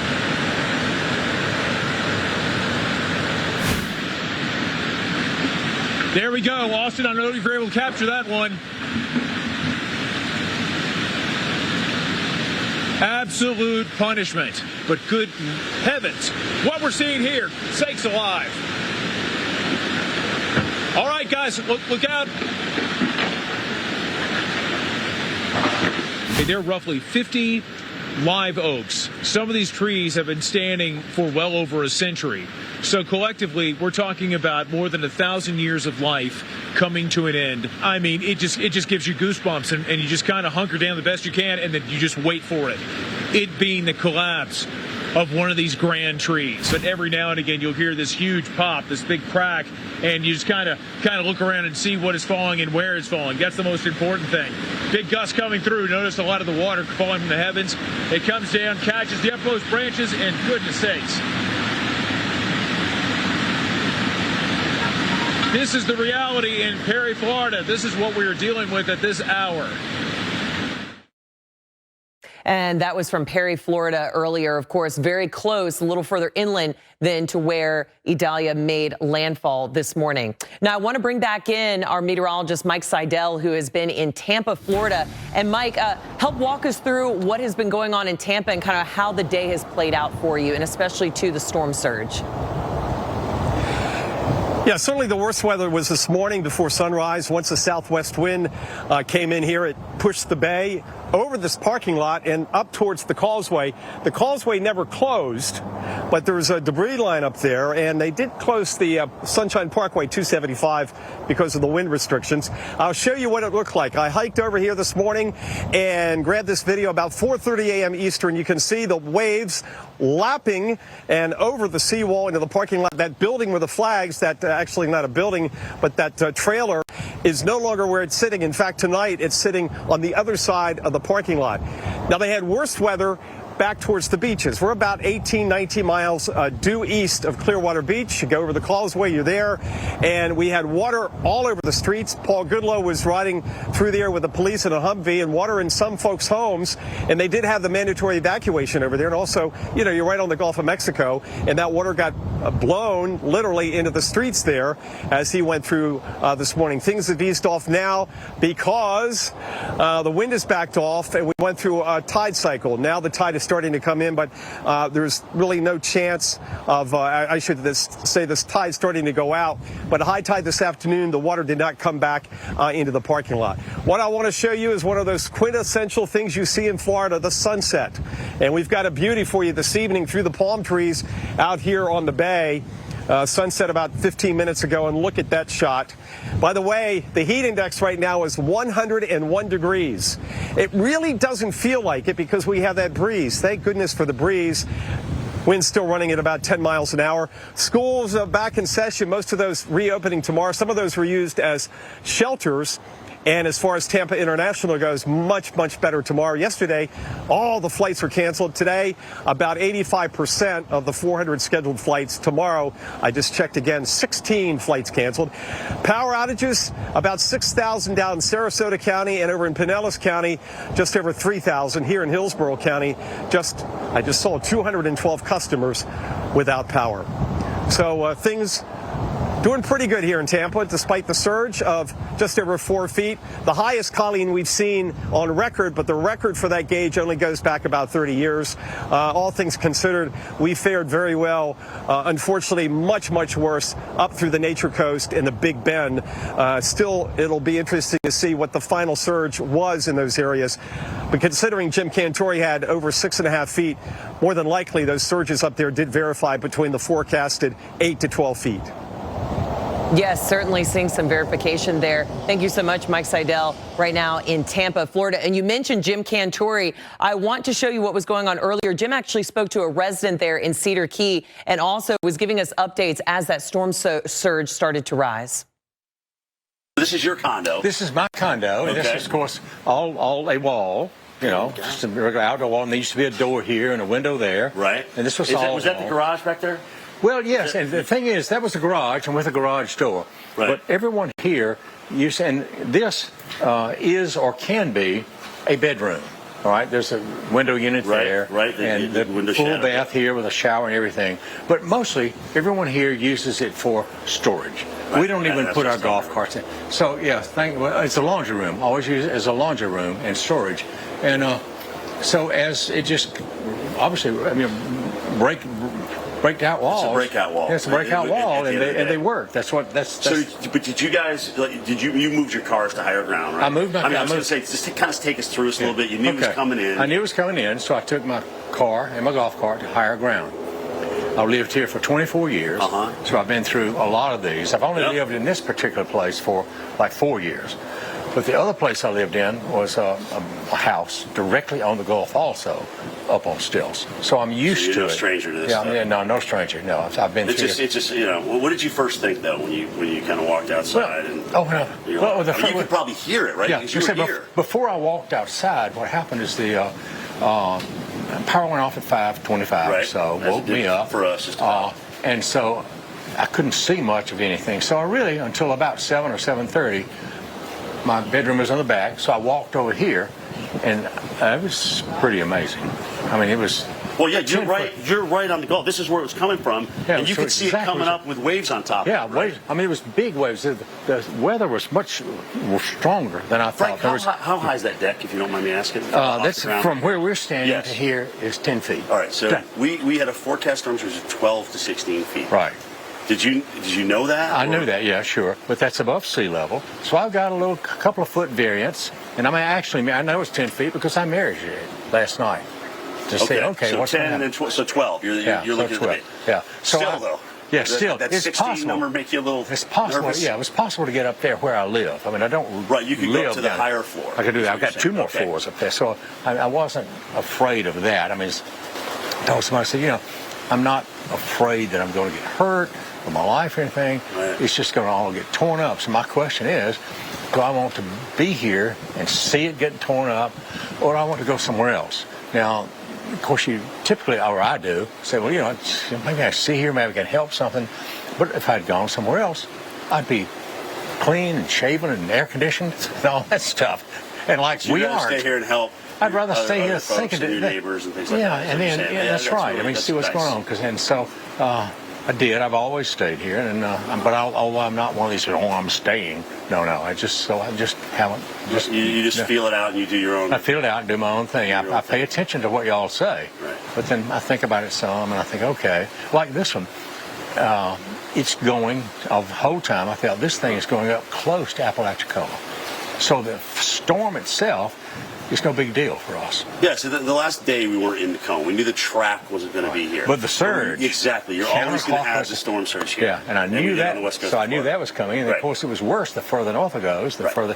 And so I knew that, and that's why I came out and measured and thought, well, all right, hey, you know what, Frank? Fair enough. I mean, honestly, I just wanted to get your train of thought. I want to share that with our viewers, how you went through the process. But admit it, though. Are you looking out off this day? Even in the morning, when you're seeing that coming in. When the daylight came up, because it was so cloudy, around 7 or 7:30, and I'm standing right there, we almost touch it, and we know now the water was up to here. And it was, 42 knots. I don't know how that is now. We had one gust of 77. Okay. I think that's our highest But it was at least at the time I looked 42 knots, which is 45, close to 50 miles an hour. Yeah, we had a lot of gusts in the tropical storm. And it was pretty scary.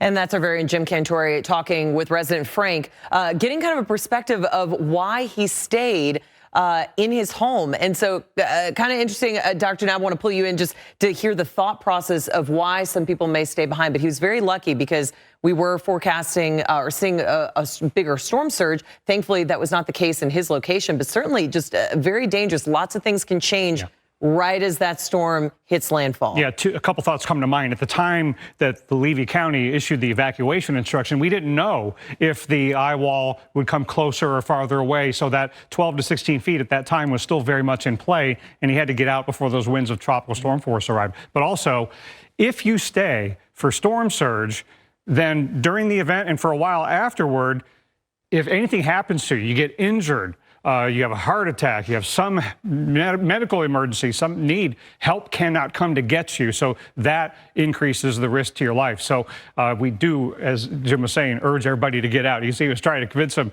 to heed those evacuation instructions next time, especially if it could end up being worse. Now, we have a 65-mile-an-hour tropical storm, but again, tropical storms are about wind, yes, but they are notorious for having water problems. We have the inland flood risk, and we also have the coastal flood risk. We'll detail what could happen in Charleston when we come back.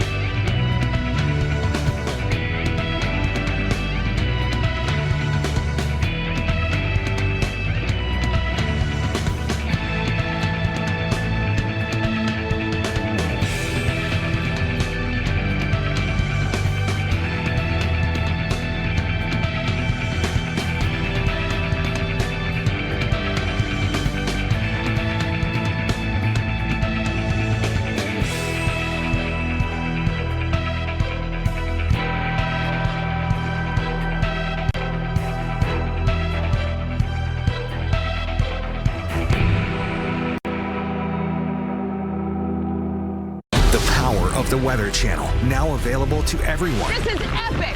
Trusted live coverage when it matters most is now yours to stream with the Weather Channel TV app, real-time radar, and maps that let you track all the action. Let's get into the details. Personalization, customization, hundreds of hours of your favorite shows, and so much more. There's never been a better way for everyone to watch the Weather Channel. Available now on the... There's a brand new video here of Hurricane Idalia as it made its way across Florida and the aftermath. This is looking at what it looks like in Cedar Key, and you can see just signs of gas stations coming down, debris all over the place, and this is all thanks to the record storm surge, 6.89 feet there at Cedar Key, really facing and taking the brunt of that storm surge. Again, this is as the actual center of the circulation. I mean, eyewall didn't make it into Cedar Key. It was off to the north and the west. But that onshore push of water that just came flowing in, look at what that can do, just scouring out these areas. Again, record 6.89 feet. It's going to be a long ways to go to clean up this area there in Cedar Key in the aftermath of this really, really nasty hurricane. Well, welcome back here into continuing coverage of what is now Tropical Storm Idalia. Meteorologist Alex Wallace here in Santee, South Carolina. Moving away from the coast, I was in Charleston, South Carolina yesterday, showing how folks there were preparing for the system, moving inland a bit where some of the rainfall has been very, very heavy at times, and the winds have certainly gotten quite gusty as well. In fact, some of the strongest rain and the strongest winds occurring here over the last half an hour or so. Now, we had to take a bit of a break because there was a lot of lightning that was really getting going, and certainly we all know it's not safe to be outside when you got a lot of lightning. So we took a break, got to some safety, and the lightning kind of let up a bit, so that allowed us to get back out here into the thick of things. So here we are again in Santee, South Carolina, having to deal with some of this rain. Adding up, look at the sign here for right there. It says water on the road. And this was put up earlier today, I mean, way before the heavy rain moved in, because this is an area that takes on a lot of water. There's a bit of a storm drain that is right there at the intersection, and it just can't handle the rain. So when the rain comes down in a pretty good clip like we've seen over the last half an hour or so, it really starts to rise, and so water picks up, and you want to be careful. So they want to warn folks, those folks who are braving the elements, to be careful heading on out, at least during and in this intersection. Now, that's how things are shaping for us sort of in the inland areas, but of course, along the coast, facing some issues as well. And the governor spoke a bit earlier about why he did not order evacuations. Evacuations. We're not going to have any closing of state agencies. I repeat again, this does not appear to be one that requires any evacuation orders or closing of state agencies, but the schools, some of the schools are closed, some of them are, and we urge them to try to get back, open back up as quickly as possible. Yeah, absolutely. And as far as the schools are concerned, most of them off. A lot of them ended a bit earlier today, off for tomorrow, or e-learning for a few of them, and then hoping to get really back on Friday in full force there. Well, that's the latest here in South Carolina. How about we head farther south, down into Florida? That's Tampa, where we find our very own meteorologist Mike Seidel. And Mike, certainly things improved throughout the day, looking much brighter. You had some sunshine. Now things have, of course, darkened up in the night. But how'd the city fare with this storm?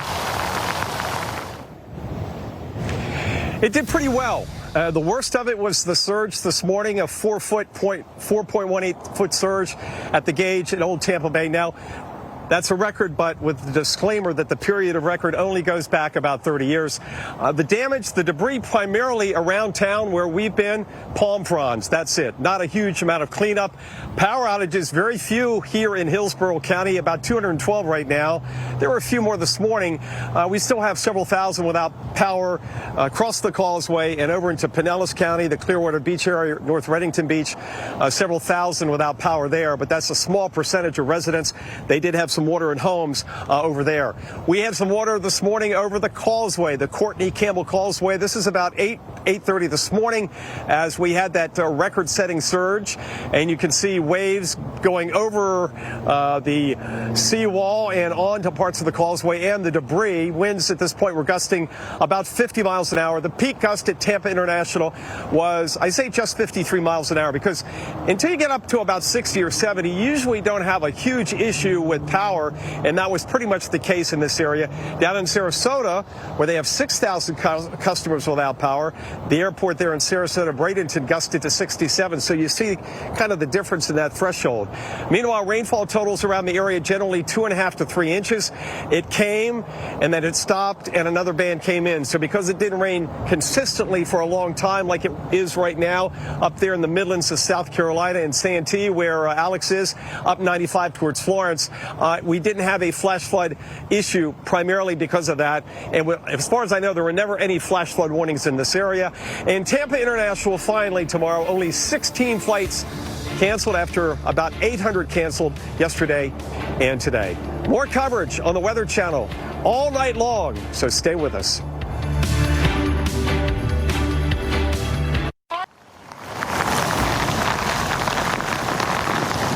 Welcome back to the Weather Channel as we continue to track what is now Tropical Storm Idalia. Some new video coming in out of Cedar Key, Florida. And look at this. Just unbelievable piles and piles of debris. And the damage that is left in the wake of what at that point was a major hurricane blasting through. And again, this was not from necessarily the winds. The core of the system passed to the west of Cedar Key, but that water that was pushed on shore as the winds were driving that water in, this is what that water carved out. And you can see doors that are mangled, whole areas that are just in shambles. It's going to be some time to clean up this mess here in Cedar Key. Again, we had a record storm surge there in Cedar Key, getting up to 6.89 feet. A lot of water rushing on in, and then of course they had to rush right back out into the Gulf of Mexico, and that left quite a bit of damage. Just unbelievable what these systems can do. Well, again, welcome back here to the Weather Channel's coverage of Tropical Storm Idalia. I'm meteorologist Alex Wallace here in Santee, South Carolina, or the interior area of South Carolina, sort of the middle part of the state. Not too far from Interstate 95, where the rainfall is the bigger concern here. We've seen that rain really start to pick up a bit here over the last hour and a half or so. We've also seen the winds pick up intensity as well. Some stronger wind gusts that we've had to contend with at the airport, which is a smaller airport, municipal airport, the Orangeburg County Airport. We've seen those winds gusting up close to 40 miles per hour at times, at least the last I checked, about 40 miles per hour. And we've certainly seen those winds pick up as well. And with that, the power outages, you've seen that kind of creep up a bit. In fact, across the state of South Carolina, closer towards the border there with Georgia, we've seen those really start to mount up a bit more. But here, as we work our way here into this part, in this neck of the woods, we start to see those climb as well. At around 5 o'clock or so, power outages across the state hanging around 4,000 or so. But last check, at about the 8 o'clock hour, that was up to 40,000 plus. And that's customers. Remember, when we say customers, that is one household, one business. So multiple people are facing some of those power outages. And we could see more of that with some of those stronger wind gusts continuing to kind of work their way across South Carolina and eventually push on into North Carolina as well. In fact, we're going to bring on our hurricane expert, Dr. Rick Knabb. And Dr. Knabb, as we watch this system continue to push its way across now South Carolina, what are you seeing in terms of its evolution here? Do we continue to expect this thing to ramp down quickly, or are we still going to see sort of a slow tempering of some of these stronger winds and heavy rain? Yeah, Alex, I think the overall trend is going to be a very slow change to the system's strength and to its hazards. We're going to have heavy rainfall, induced flooding all night long. We're going to have coastal flooding, storm surge all night long, and there's going to be a tornado risk most of the night into the early morning hours. Yes, we have the tropical storm warnings as the system parallels the coast over the next 24 hours. But we also have, as I'll show you in a moment, flash flood warnings, including where Alex is in the Santee and Orangeburg areas, other parts of South Carolina, but we also have a storm surge warning, and so some of these zones could get a combination of saltwater flooding and rain-induced flooding. In the storm surge warning area, that was issued because of the expectation that we would get at least 3 feet of saltwater flooding above normally dry ground coming off the Atlantic onto the ground, and that's the forecast that the Hurricane Center had put out. And it's already happening at the Charleston Gauge and even up here near North Myrtle Beach. So this may be overachieving a little bit because we're approaching astronomical high tide. And with the center of circulation now in southern South Carolina, we have the strongest onshore push that these areas have seen. And even up here near Myrtle Beach and Garden City, I think this is mostly going to be the surge component, maybe some rain-induced flooding as well. 6 inches of water covering Pearl Drive in Garden City up near Myrtle Beach. So stay off the roads, whether it's saltwater, freshwater, or combination of the two. Here's the center of circulation in southern South Carolina. You can see the wind observations revealing where that is. Charleston has gusted up to 45. Orangeburg about the same, even gusting over 30 all the way up to Myrtle Beach. And that zone is where we've got onshore push and some nasty bands that have produced some tornado warnings in Wilmington. But look at all of this banding here with a coastal front that's forming, and we've got flash flood warnings all over the place here. Inland from Myrtle Beach and Georgetown, Horry, Marion counties, a warning until 11 p.m. And now we've got a new warning along I-95 on your way from Somerton to Florence in Clarendon, Lee, and Sumter counties until 10:30. So if you're on the interstate or on the side roads, you could run into trouble there. And then Santee and Orangeburg under this warning. Also Walterboro along I-95 farther south. Considerable threat on that flash flood warning. And we've got tornado watches up for the Myrtle Beach area, extending through Wilmington and into the Morehead City area. And the earlier tornado did produce some damage in the Wilmington area. Some days I could. Watch the Weather Channel for ongoing coverage of Idalia. Get trusted updates on the storm only on the Weather Channel.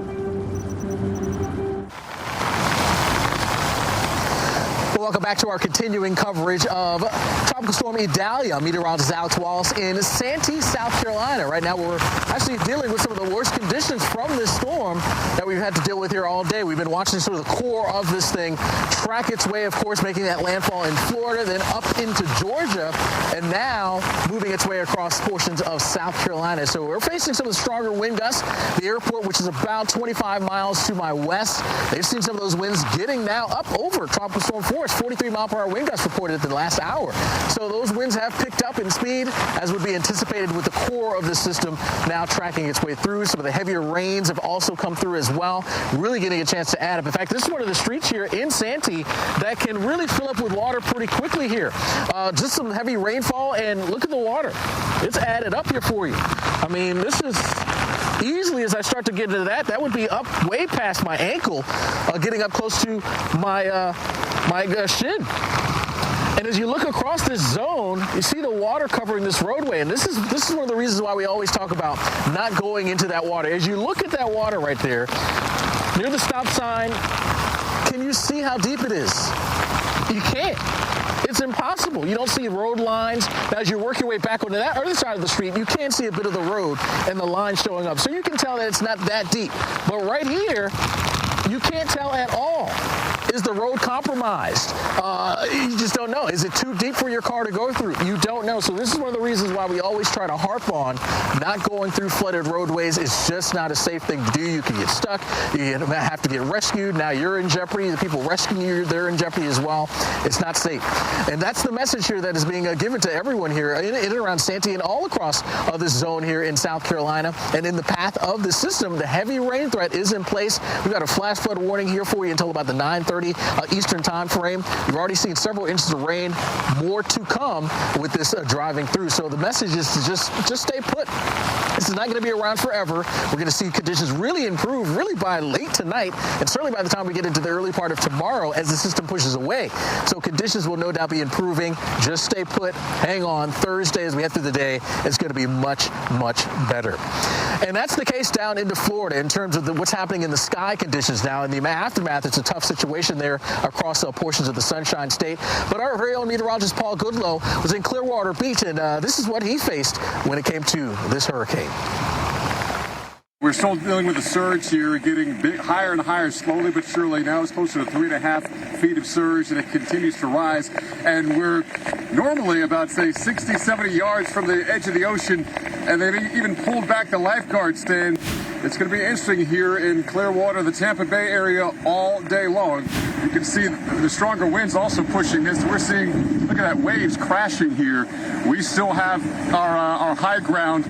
We're seeing waves now crashing up to these stairs. There's at least 2 missing stairs right now, but you see the waves now kind of lashing at here. So that's that push of the water. We're talking well over a 3.5-foot surge.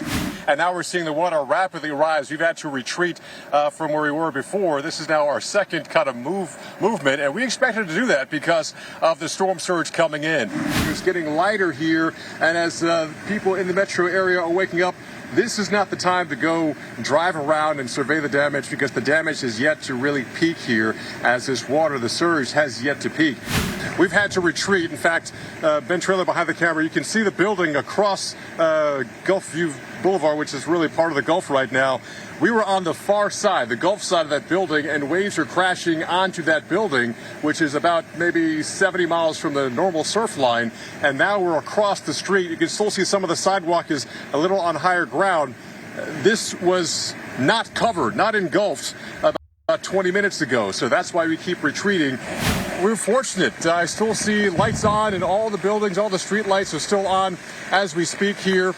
But we're still dealing with these outer rain bands well away from the center. That's where the strongest winds are.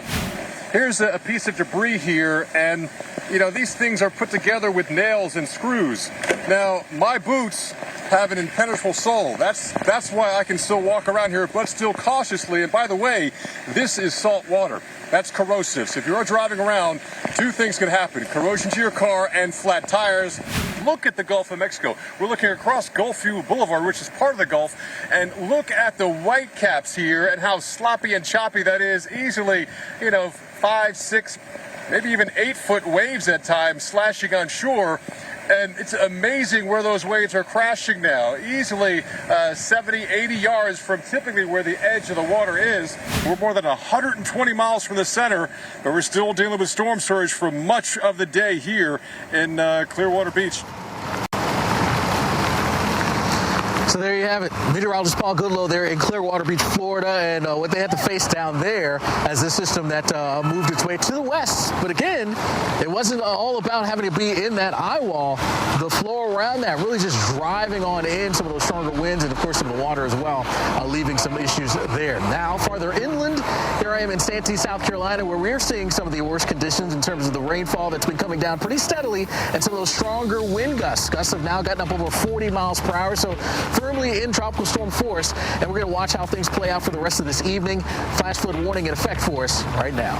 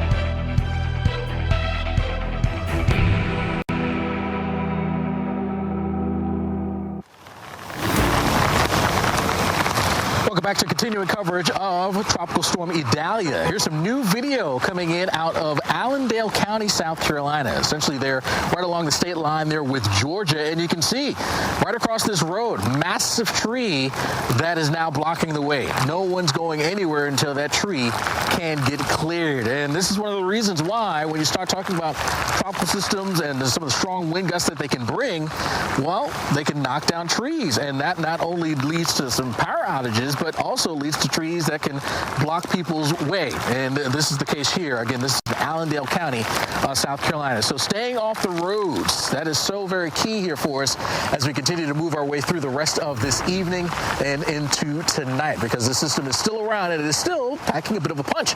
Live here in Santee, South Carolina, meteorologist Alex Wallace, where those winds have certainly picked up in speed here over the last couple of hours. Strong wind gusts getting up over now 40 miles per hour.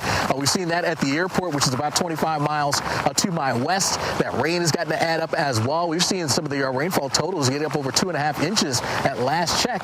So a lot of rain. In fact, there's a flash flood warning that is in effect for us here in Orangeburg County. That includes the Santee area, heading over towards Orangeburg, the campus of South Carolina State under that flash flood warning, again, because of some of the heavy rain that we've had to deal with and the heavy rain that is expected to continue out there for us. Right behind me, there's a roadway here at an intersection that really can fill up with water very, very quickly, and that has happened here for us. Started out in the day where there wasn't a whole lot, but when the rain started to really come down, you can really see that water really piling up. There's a bit of a storm drain that's right there next to that stop sign, and it just can't keep up with all of this rain.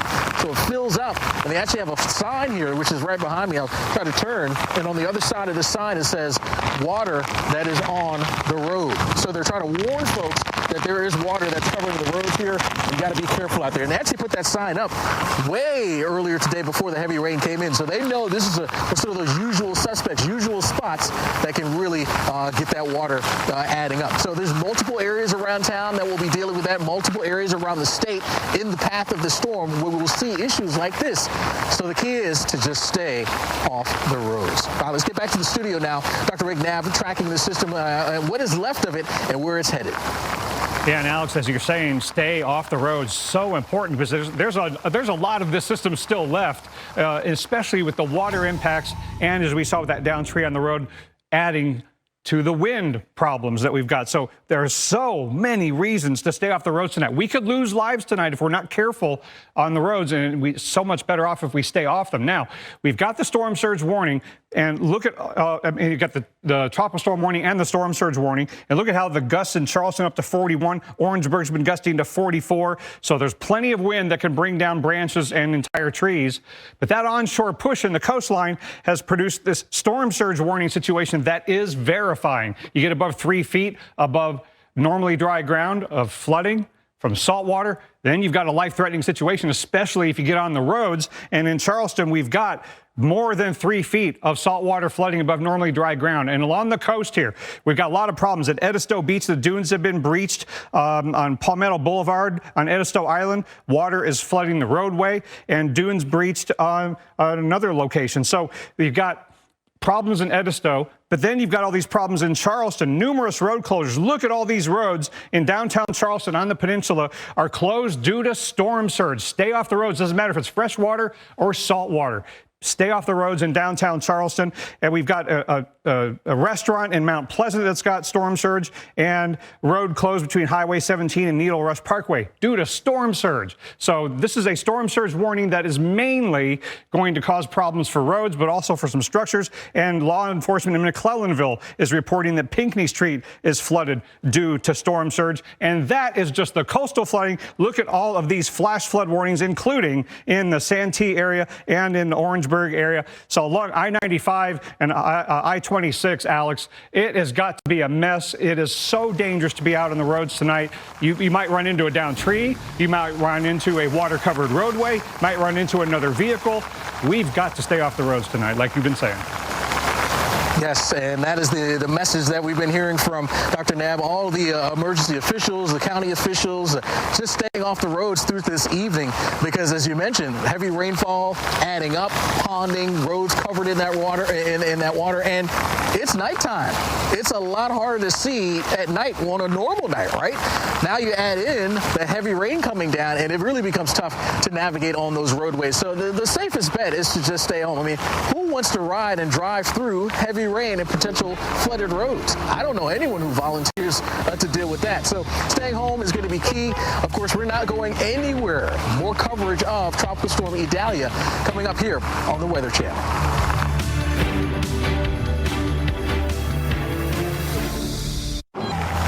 Welcome to our continuing coverage of Tropical Storm Idalia. I'm meteorologist Alex Wallace live in Santee, South Carolina, where that rain has been coming down pretty steadily here over the last hour, hour and a half, and those wind speeds have also started to pick up as well. At the airport, which is not too far from us, we've seen those winds gusting up now over 40 miles per hour, thanks to now the sort of the core of the system moving just to our south, but bringing with it again some pretty strong winds as well as some of that heavy rain. Of course, that's going to be one of the concerns as we head through the rest of this evening. That heavy rain, we're under a flash flood warning here in Santee, across Orangeburg County.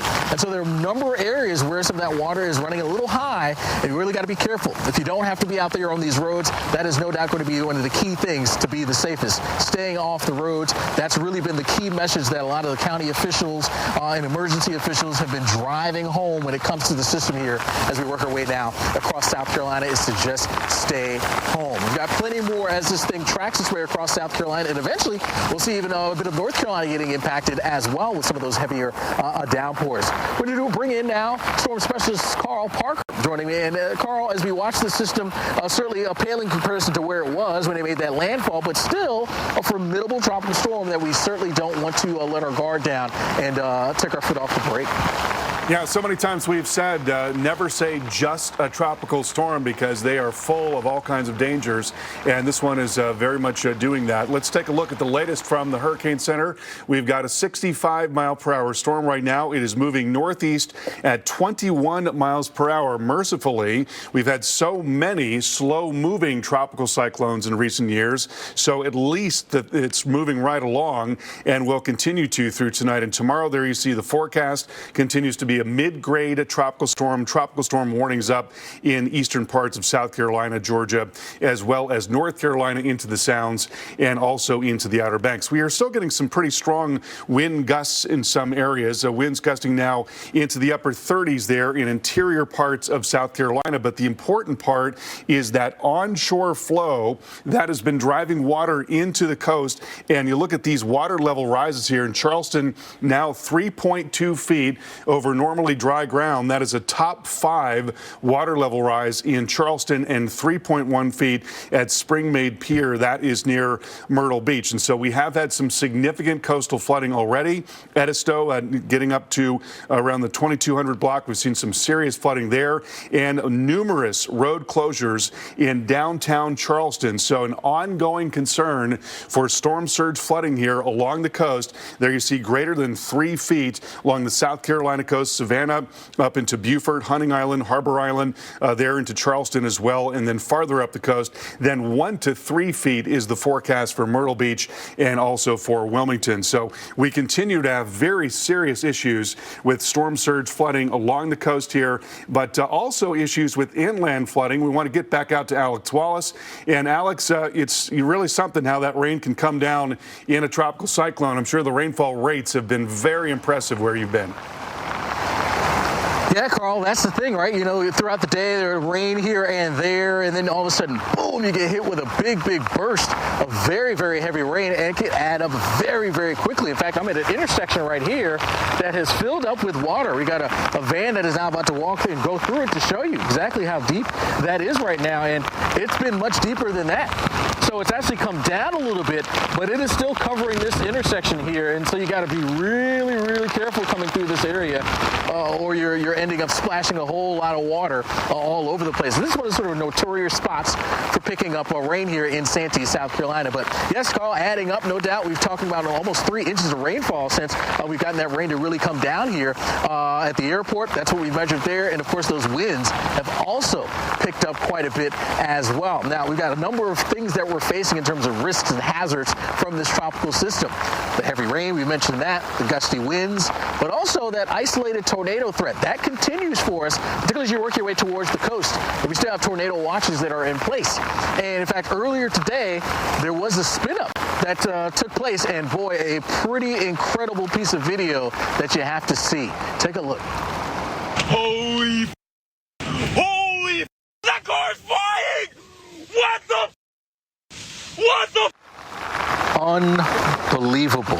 Unbelievable. I mean, that is just incredible. Sitting there in traffic here, this was earlier today, right around the Goose Creek area in South Carolina. I mean, sitting there and look at this car just get lifted up by what more than likely was a tornado. Just like that. That's how quickly it can happen. I can tell you, we made the drive from Charleston, South Carolina earlier today, right around the noonish time frame, making our way westbound here to Santee. And it was a tough ride because the rain at times, it was coming down very heavily. Winds were very strong as well. I mean, you're holding onto the steering wheel very tightly. Fortunately, the windshield wipers, they were working overtime, and they were working properly. It was needed because it was coming down very heavily. And so we actually passed through the Goose Creek area. I remember passing that exit. And so that's pretty scary to think, you know, that's what can happen with these tropical cyclones. It happens like that. They tend to be very brief.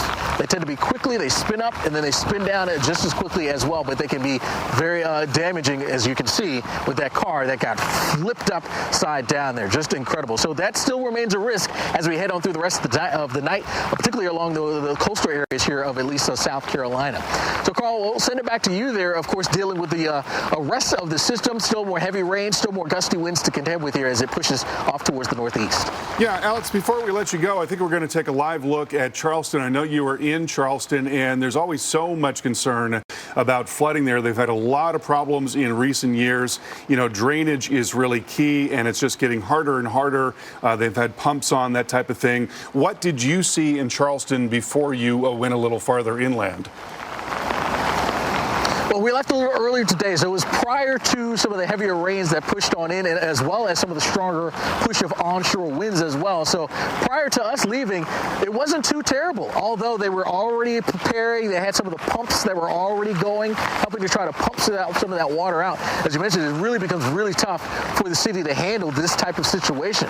Rainfall and that onshore push of rain, the water just can't drain out of the city, which sits below sea level there. So they definitely are, I would say, still dealing with issues, but if you think about what could have been in terms of the core of some of the heaviest rain, moving to the west of Charleston, I think helps the situation a bit. But even despite that, now we're still having to deal with the issues with the water that's been driven in by some of the strong winds there in the Charleston area. As we saw earlier with Dr. Rick Knapp, some of the reports coming in out of Charleston of streets that are flooded at this time. So yeah, they didn't escape this by any means, but I think avoiding the worst of Idalia for sure here with this system.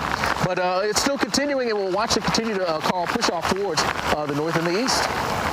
Yeah, Alex, you know, looking at some of the radar trends here, it looks like the back edge of the storm is just about to where you are. I'm going to zoom in a little bit here, and you're near Orangeburg, I believe.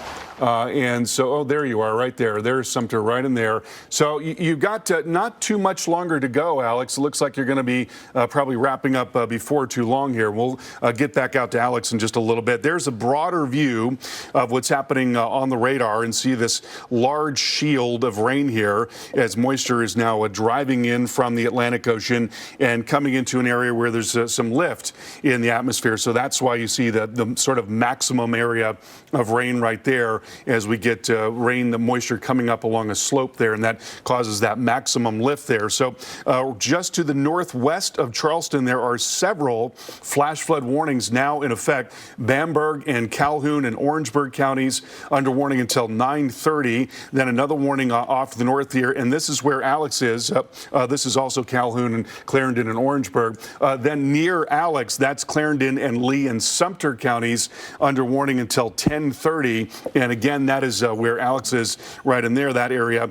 Then as we go farther east, Georgetown, Horry, and Marion counties under warning until 11 p.m. So this is the type of thing that we're going to see a lot more of as we go through the night tonight. Now, I also want you to notice where we've got these individual cells that are offshore here, and they have a little bit of a point on the southwest side. So those cells are now showing some rotation, which is not at all surprising because we have winds that are coming out out of the east at the surface and winds that are coming out of the south at about 5,000 feet up. So in some areas, there's almost a right angle from the surface to 5,000 feet, and that creates a lot of spin in the atmosphere, and that spin makes it more likely to get tornadoes. That is why there is a tornado watch in effect going until 10 o'clock tonight for eastern parts of South and North Carolina. That is going to be one of our ongoing threats tonight. Chris, over to you.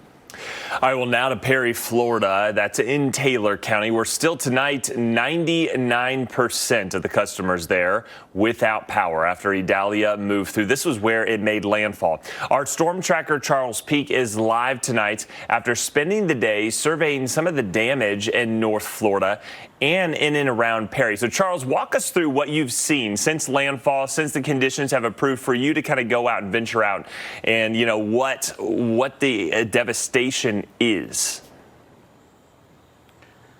Well, I got there into Perry about 5:30 this morning, and by 6 o'clock, the conditions were deteriorating rapidly. Strong winds, heavy rain, and that lasted for about 2 hours. And just before 8 a.m. this morning is when it made landfall about 20 miles south of Perry. In Perry, right there in Taylor County, it's a community of about 7,000 people, and that's where it just came in, and I mean, the winds were relentless, and you had, the trees coming down, you had pieces of metal and buildings flying across, and I was using different sides of a building for protection, because needless to say, we want to be able to capture these images, but do it in a safe manner, and driving around to have the debris hitting you is not always the best situation. So I was hunkered down there, and it was just crazy for a little bit, and this, you see trees just almost disintegrating in front of you. I know Reynolds was there in a different part of the town and had trees just coming down around him, and it was a tough situation. And as I ventured out, you had power lines down all over the place. You were having to go into the ditches around trees that were down, and it took me a while just to even get out of town to go find out what had happened a little further down the road. Charles, Perry is, for those who aren't familiar, it's pretty remote. It's far removed from some of the neighboring towns like Mayo, and then you get over a couple of counties over as you work your way over towards I-75. You're in Gainesville tonight. What was that drive like? And, are the neighboring counties seeing similar damage, or was the core of the most intense winds pretty narrow as it worked its way through North Florida?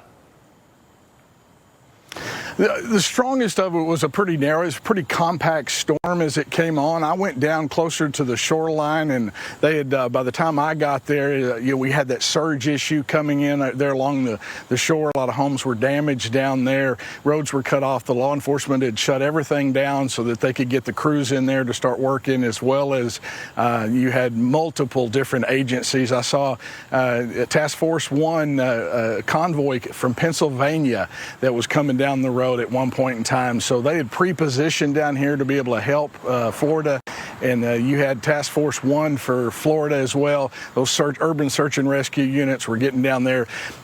They think they had a real good evacuation aspect, but you just don't know. So they were still out there looking, and as of yet, we haven't heard of anything that they found. So that's always a good sign. I will appreciate the update. Glad you're safe. It's Storm Tracker Charles Peak tonight in northern Florida. And here's where we really see the force of Idalia. Take a look at this.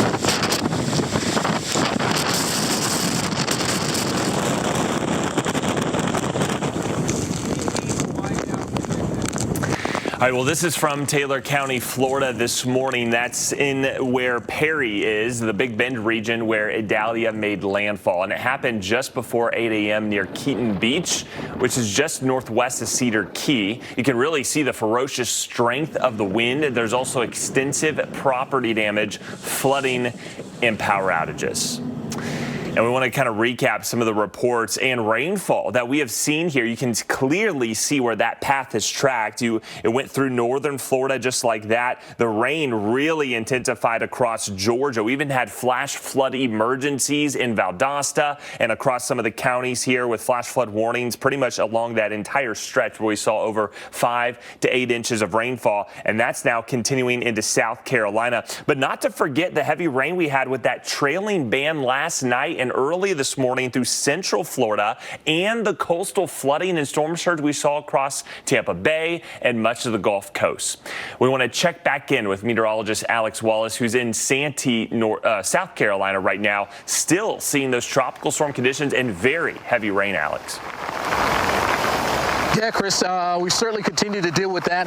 Although, as Carl mentioned, it looks like there's a you always look at that light at the end of the tunnel, sort of that back edge that's going to kind of eventually kind of roll its way on through. So things will be improving here in Santee, although it may take some time because we are under a flash flood warning now until 2 a.m. One that was in place until 9:30 has now been extended until 2 a.m. Heavy rainfall in some of these areas here in Orangeburg County, including here in Santee. Also to my south and the west town of Bowman, where emergency officials are reporting some water coming into businesses and making some of the roads even impassable there.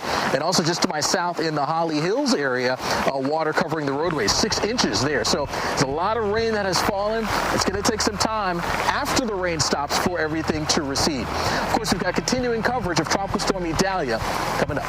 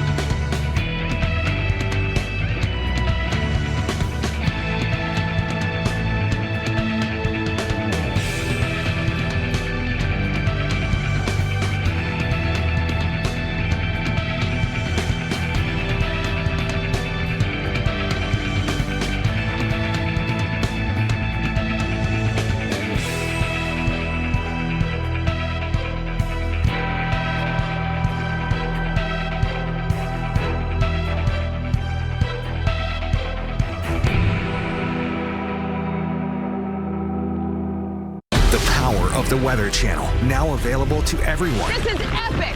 Trusted live coverage when it matters most is now yours to stream with the Weather Channel TV app, real-time radar, and maps that let you track all the action. Let's get into the detail. Personalization, customization, hundreds of hours of your favorite shows, and so much more. There's never been a better way for everyone to watch the Weather Channel. Available now on these platforms. Download now to start your free 7-day trial. Welcome back to our continuing coverage of Tropical Storm Idalia, giving you a live look here in the nighttime here in Myrtle Beach, South Carolina, where we've been dealing with some gusty winds. You can see some of the palm leaves and the palm trees kind of getting whipped around out there by some of those winds that are gusty at times, a little bit of wet weather as well. Don't see a whole lot of folks out and about, which is certainly some good news there as people are kind of hanging out back where they need to be, hunkered down in their homes there. Then we head towards Surf City, North Carolina, and you can see the wind driving some of that rain down as well. This is another area that's feeling the impacts of this tropical storm. Certainly not as strong as it was as it made that landfall earlier this morning there in Florida, but still, nonetheless, impacts are being felt here. So certainly got to be mindful of that. Getting out and about is going to be one of those things that we recommend you do not do, and that's going to be for everyone who is still in the path of this now tropical storm. I'm meteorologist Alex Wallace back here in Santee, South Carolina, where of course we've been dealing with the issues as well with some of those winds that have picked up steadily over the last couple of hours. Seen some of those wind gusts at the airport, which is not too far, about 25 miles to my west, getting up over 40 miles per hour. So some strong wind gusts, tropical storm force for sure. We are still dealing with tropical storm force, tropical storm warnings that are in place, and those winds are staying gusty. And of course, we've been dealing with the rain as well here through the inland areas. Flash flood warning, we've got that until about the 2 o'clock in the morning time frame. So So a lot of rainfall that we've seen, still more to come, and it's adding up on some of these streets, including the one here that's right behind me. Here's an intersection here, and you can see it's filled with water. And at times it's been even higher than this. I'll walk through it to show you and give you just a sense of how high it is. I mean, right there, this is at least ankle deep. And if I go even further, it's going to be higher than that. I'm not going to go much further into that water there. But just to show you how quickly some of this water can really rise and add up. And this is just one intersection here. Multiple areas facing this problem. In fact, just to a town just to my south and the west in the Bowman area, reports from emergency management officials that there's water entering some businesses and some of the roads are impassable there. So this is something that we're facing with all this heavy rain here through the inland areas. Now you work towards the coast and they're facing some problems there as well. And got a chance to hear from the governor of South Carolina about his thoughts on evacuations. We are not going to have any evacuations. We're not going to have any closing of state agencies. I repeat again, this does not appear to be one that requires any evacuation orders or closing of state agencies, but the schools, some of the schools are closed, some of them are, and we urge them to try to get back, open back up as quickly as possible. No doubt about it. That is going to be the key here is try to get things back open as quickly as possible. I know even at the local level here in the Santee area, Orangeburg County, the schools, they closed a bit earlier today, earlier than normal to get everyone back to where they need to be safely. And then for tomorrow, they are expecting there to be e-learning. So not completely an off day for the kids doing some e-learnings or learning from home. And then by Friday, hoping for everything to be back to normal. But really, as we work our way through the day tomorrow, much improved conditions, Carl, is what we are anticipating. In fact, I anticipate to see a bit more in the way of sunny skies as we work our way through the day tomorrow. Carl? You know, Alex, one interesting thing about tropical cyclones is that because they're, surrounded by warm and humid air, they're warm core systems, the freezing level tends to be very high. And so generally, you don't get a whole lot of lightning and thunder in tropical cyclones. And I'm wondering if that's been your experience today. No. Complete opposite. In fact, we had to take a break from doing some of these shots because there was just vivid lightning, big booms of thunder as well. So, yeah, we took about almost a 45-minute break to get into safety because of that lightning. It was like one of those, the bands on the sort of northern edge of the core of the system that rotated in. It was within that, highly electrified. So it was dangerous, Carl, to be out and about.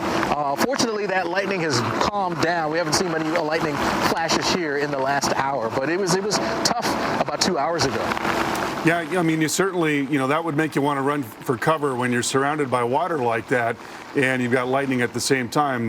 Good to see that we're not seeing that lightning where you are right now. And let's take a look at the radar very quickly before we go and show you where all this weather is right now. There you see Calhoun and Clarendon and Orangeburg counties. So that is where Alex is right now in Santee. There is a considerable threat tag for life-threatening flash flooding, and that is along that 95 corridor and parts of the intersection of 95 and 26 as well.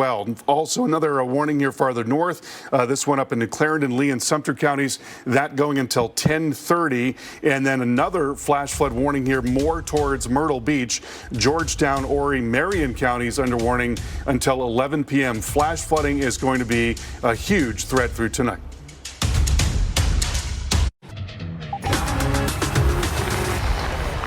New video into the Weather Channel here of some of the issues being faced along the coast thanks to Tropical Storm Idalia. This is in Charleston, South Carolina there.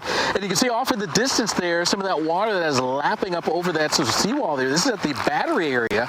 And this is all thanks to some of that water that's been pushed on in from the stronger winds, that onshore flow, helping to lap that water in. And of course, as that water comes in, it helps to flood the streets. And Charleston is an area that's really tough when it gets to the rain coming down as well. That can all aid in a lot of flooding in and around the city, as it's really tough to kind of drain that water out. And it doesn't help when the water is getting pushed in as well. And that's been the case there for us in and around Charleston. So yeah, we've seen and heard reports of a number of spots in and around the downtown area that are flooded.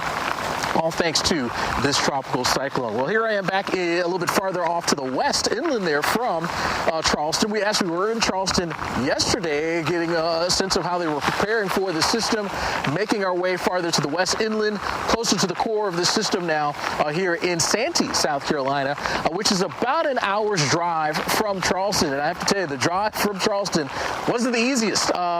Traffic, there was a lot of that, and the rain at times. It was coming down very heavily, and this was earlier today. We're talking noontime, having to deal with some of that heavy rain, white knuckle driving, windshield wipers working overtime, and that was the sort of mess that we had to deal with trying to make our way on into town. Making it our way into town, and the conditions actually went downhill as the rain started coming down even heavier, and then the winds really started to pick up as well. Very, very strong and gusty winds. You're seeing the winds at the airport, which is about 25 miles to my west, get to over 40 miles per hour, so firmly dealing with tropical storm force winds here. But we are seeing some signs that we may be seeing the end of the worst conditions here, at least in Santee, as sort of the back edge of some of the heaviest rains going to rotate its way on in, and so conditions will be improving, at least in terms of what's coming from the sky.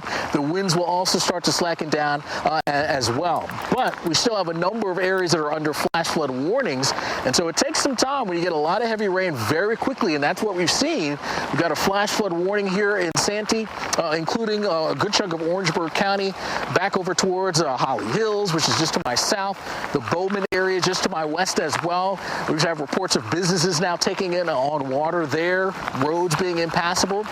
So a lot of rain coming down very quickly, and it takes some time for that to recede, and it's going to take some time for that to happen. So the key is to really stay off of the roads. That is the real key message that's really been driven home by a lot of the county and city officials that we've gotten a chance to speak with. They say, we'll be able to make it through this, but people have to be smart about it and just stay off the roads and wait for this to pass. And it shall pass. Tomorrow should end up being a much, much better day in and across the state of South Carolina as the system pushes further and further away. Carl, you're seeing that back edge now, and it does look like there is some light at the end of this pretty wet tunnel. Yeah, that's the best thing that we can say about the system, Alex. It is at least moving along. We've had so many really slow-moving tropical cyclones in recent years, and this one is moving at a pretty good pace. So, Alex, thanks so much. We'll talk to you again very soon. Let's take a look at the latest on the winds right now. They are still gusting up in over 30 miles per hour in some areas. You see, for the most part, the wind gusts are in the 20s right now, but what really has us concerned is the onshore flow where the water is being pushed into the coast. So we've still got a water level rise of 2.7 feet. You notice the angle of attack there in Charleston, where we did have a flow that was driving right into the coast before. Now it's more of a longshore flow here around Charleston. So we are starting to see that water level begin to come down, but it actually made it to top 5 water level rises in Charleston. Now still at 2.3 feet at Springmaid Pier. And there you see, and that's near Myrtle Beach. And there you see the storm surge potential map, although these values that are farther south are going to begin to come down through the rest of the night tonight because we've got more of an offshore or a longshore flow there. So certainly an ongoing threat for storm surge, but heavy rain is among our principal concerns. There you see the flash flood warning for Calhoun and Clarendon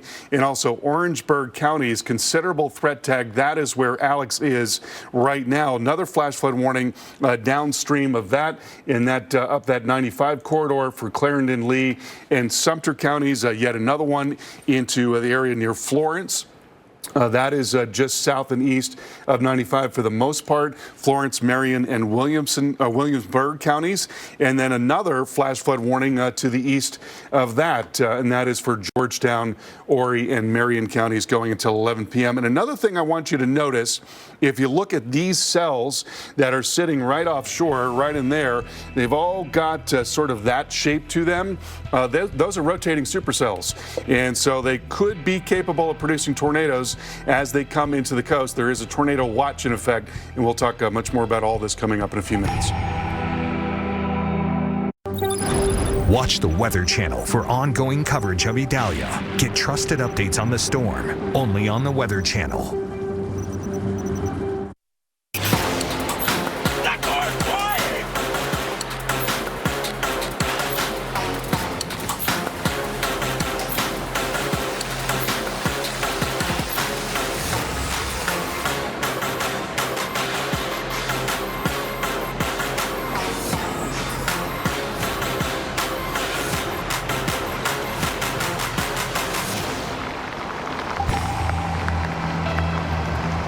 And there you have some of the images here from what was once Hurricane Idalia, now Tropical Storm Idalia, and what it did in its path as it made its way across Florida, Georgia, and now pushing its way across South Carolina. I'm meteorologist Alex Wallace here with you in Santee, South Carolina, where we've certainly noticed the wind speeds that have been quite gusty here over the last couple of hours. Those speeds have picked up throughout the day, and they've really kind of maximized themselves here at this time. We've seen the winds gusting up over 40 miles per hour out there, so it has certainly been no joke, and you got to be mindful of potential power outages, which you've actually seen mount up a bit. I think we can show you some of those power outages right now that have crept up a bit here as we worked our way through the evening hours. Now across the state, they're totaling now about 35,000, close to 36,000 here for us. And I can tell you, when I checked this earlier, right around 5 o'clock or so, those numbers in South Carolina were around 4,000. So we've seen that steadily climb here for us, thanks to some of the stronger winds associated with the core of the system pushing on through. Now, one thing that will help out with power restoration is for, of course, the weather conditions to calm down. Winds play a role because you got to remember, the power crews, they can't get up into the buckets if the wind speeds are too strong. So it looks like we're going to find ourselves seeing that changing here. The rain will start to taper off, and we'll also see those wind gusts also start to slacken off a bit as well as we work our way on into later tonight, and certainly as we get into tomorrow, where we should certainly look for a much brighter day, at least here in South Carolina. All right, Carl, we'll send it over to you as you are watching this system. And what strikes you when you kind of look back here as this thing moved back across Florida and also into Georgia? Well, I'll tell you, I think it was a pretty good forecast, and a good forecast a ways out. Oftentimes you see, a lot of going back and forth with the track forecast, and there wasn't as much of that this time. It was a pretty good track forecast early on. It was also a good intensity forecast. This thing waited until the last minute, but it did, sure enough, intensify rapidly. And so, in terms of a lot of the broad strokes, I think it pretty much played out the way that it was expected to. Certainly, we can be thankful that it wasn't any closer to the Tampa Bay area. I was sort of amazed at the level of storm surge flooding. The eye wall of this thing was 100 miles to the west of Tampa, 100 miles, and they still got 6 feet of storm surge flooding. I mean, if that doesn't tell you what a storm coming in just north of Tampa would do, I don't know what does. That's the thing that I think that is striking me as well, that they didn't get to the core of what it could have been. I think this is really one of those things, Carl, where people have to look at this and say, hey, this is a serious situation where these systems are coming up here on the east coast or eastern portion of the Gulf of Mexico. That west coast of Florida is just so susceptible to dealing with just crazy storm surge. And we saw that record storm surge there at Cedar Key.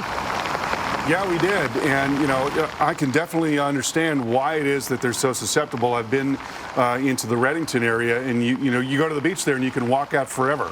I mean, it really illustrates exactly why there is such a threat there. Alex, thank you so much. We'll talk to you again very shortly. I want to turn to Chris Bruin right now. And Chris, I think you're looking back a little bit at some of what has happened. A lot of very serious damage, and at least it's not as populated in the northern part of the state. Yeah. But those areas where there is some population got hit extremely hard. Yeah, especially with the extreme wind where the eye hit, and then the storm surge to the south and east of the eye. Yep. So a lot to look at. You can see the storm surge, how significant it was in a place like Keaton Beach. So you've got Steinhatchee, you've got Cedar Key, which we've seen a lot of. This is Keaton Beach, and then you also got Horseshoe Beach. So they're not like these white sandy beaches, but there's these little communities that are more fishing communities and access points to get out into the Gulf of Mexico. And they're very vulnerable, and a lot of these are going to be forever changed because of Idalia. Significant damage caused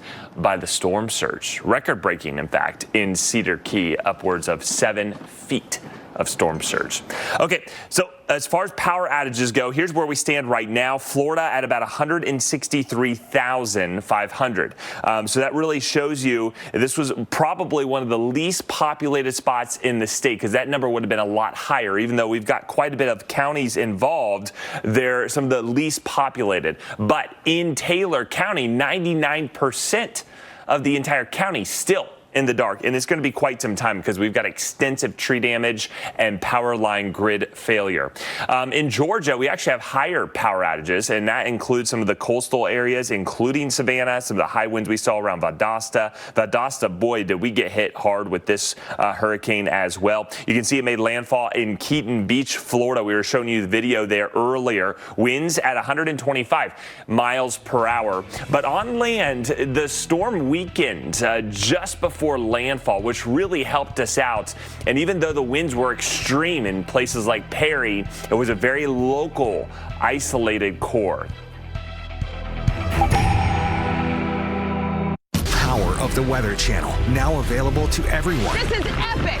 Trusted live coverage when it matters most is now yours to stream with the Weather Channel TV app, real-time radar, and maps that let you track all the action. Available now on these platforms. Download now to start your free 7-day trial.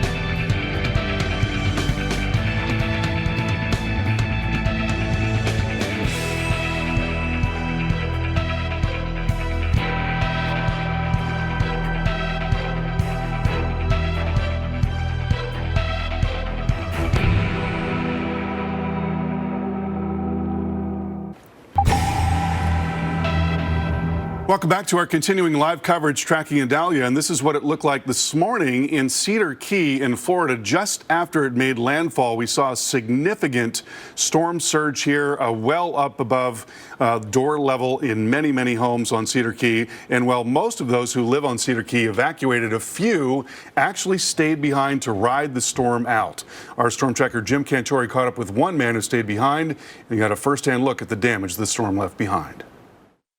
This is your condo. This is my condo, and this is, of course, all a wall. You know, just a regular outdoor wall, and there used to be a door here and a window there. Right. And this was Was that the garage back there? Well, yes, and the thing is, that was the garage, and with a garage door. Right. But everyone here, and this is or can be a bedroom.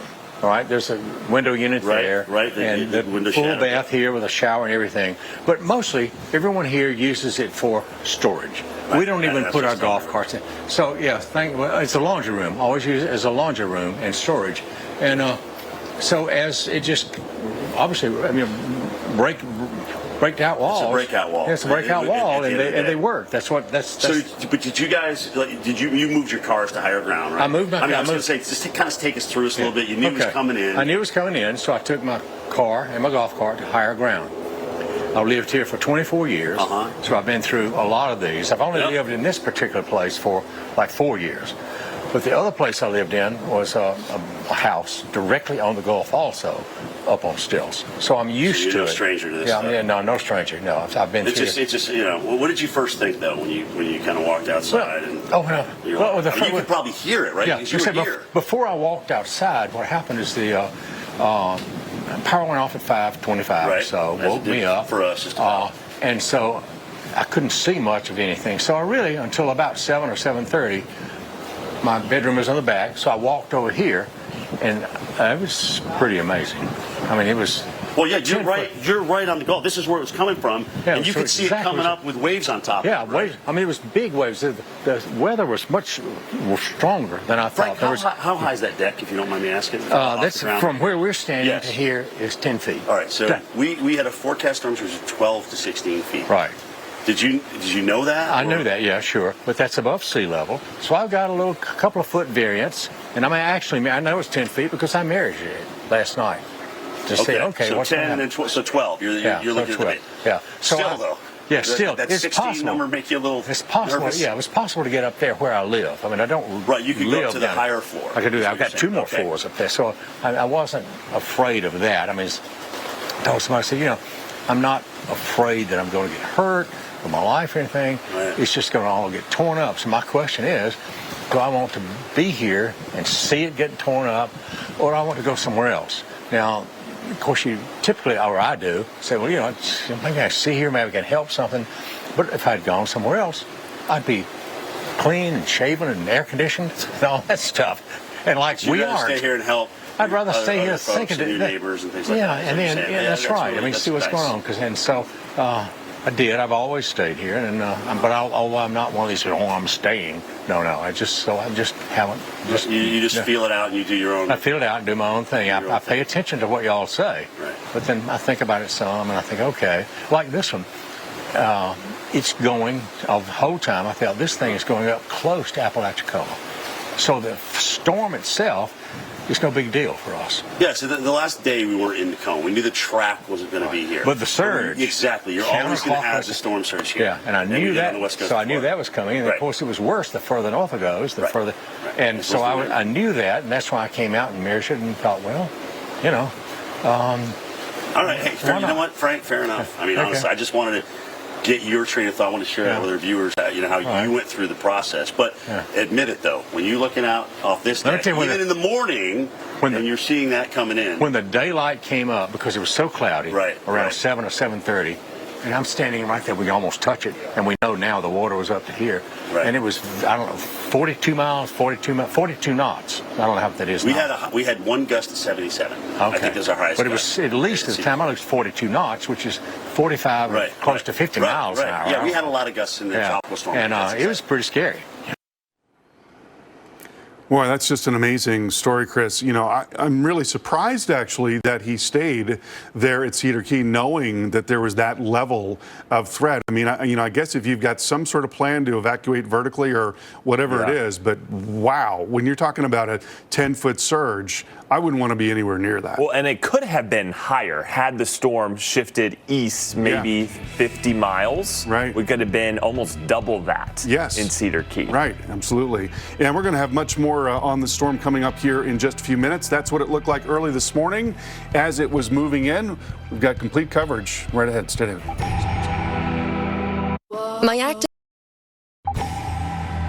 Welcome back to our continuing coverage as we track Tropical Storm Idalia. Meteorologist Alex Wallace in Santee, South Carolina, where we've been facing the wrath of this tropical cyclone, bringing some gusty winds, some heavy rain at times as well. We start to see sort of the back edge now, where I am, at least here in Santee, but that does not mean the system is done. We still have a lot of heavy rain to come across a good chunk of South Carolina, pushing east and into North Carolina, where some of that rain has picked up as well. And we still face that risk along the coast of tornadoes. Isolated tornado risk. We have a tornado watch that's still in effect there for us for a good portion of tonight into the early morning hours there in eastern North Carolina. So a number of things that we're facing, not just that strong wind gust potential that could knock out more power to folks, but also some heavy rain. Got flash flood warnings that are up here across South Carolina, including where I am here in Orangeburg County and other areas as well. So the story of this tropical system, it is not done by any stretch, but it does look like as we work our way through the day tomorrow, it will really be a much improved time for just about all. I anticipate to see a bit more in the way of sunshine where I stand. So that is certainly going to be a welcome news for a lot of folks here, not just from Florida into Georgia, but here into South Carolina and eventually North Carolina as well. Well, let's bring in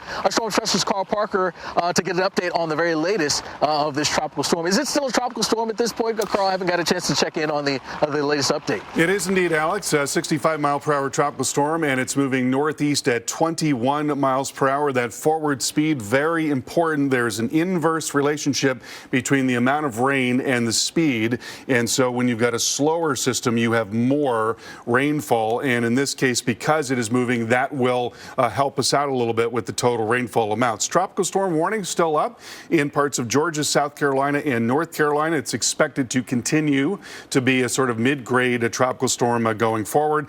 There you see the area of strong winds. A lot of those winds are now offshore, but but driving into the coast as well. The winds have not been incredibly strong. They've been gusting up into the upper 20s to near 30 miles per hour. The larger problem has been the onshore flow, which has been driving water into the coast. Now, notice what's going on in Charleston.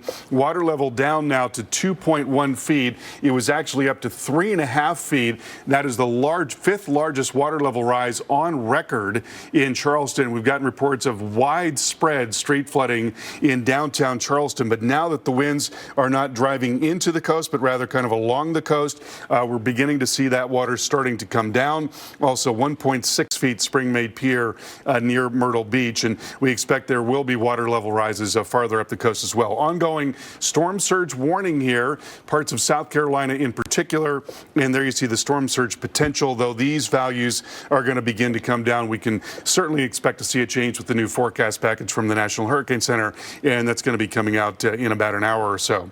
Looking at the rainfall here, that has been a big part of the problem. Still several flash flood watches and warnings in effect here. Calhoun and Clarendon, Orangeburg counties under warning. That is where Alex is. That's where that heavy rain is coming down now, and life-threatening flash flooding is possible, but you see the back edge of the rain that is right in there. And so let's go back out to Alex. And Alex, looks like slowly but surely you're going to begin to see that rain start to taper off. But in the meantime, you're still very much in the thick of it. But, we can be glad that this thing is moving along. We've seen so many really slow-moving storms in recent years, and at least this is not one of them. Yeah, Carl, it makes such a huge difference as opposed to dealing with a system that just comes in, sits, dumps rain upon rain. I mean, we saw that of Harvey in South Texas, Florence in the Carolinas a few years back. I mean, they just come in, and of course, all the just copious amounts of tropical moisture, and it just dumps. And you really end up with just incredible amounts of water and flooding.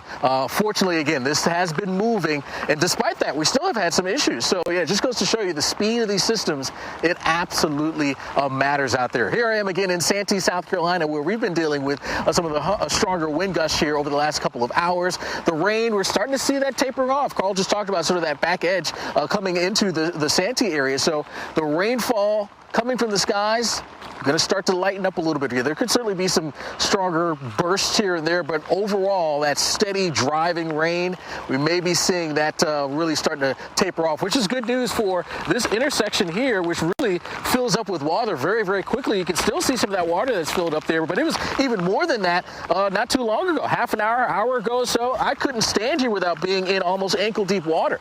So it does recede quickly, at least in this part of the intersection, but in other spots, it may not be the case. Hence the reason why flash flood warnings are still in place until 2 a.m. Now, another risk that we're facing when you talk about these tropical cyclones, they oftentimes, as they make their way ashore on the land, they can bring with them the risk for tornadoes. And in fact, we saw one of those not too far in the Goose Creek area. Check out this video. You really have to see it to believe it. Holy, that car's flying!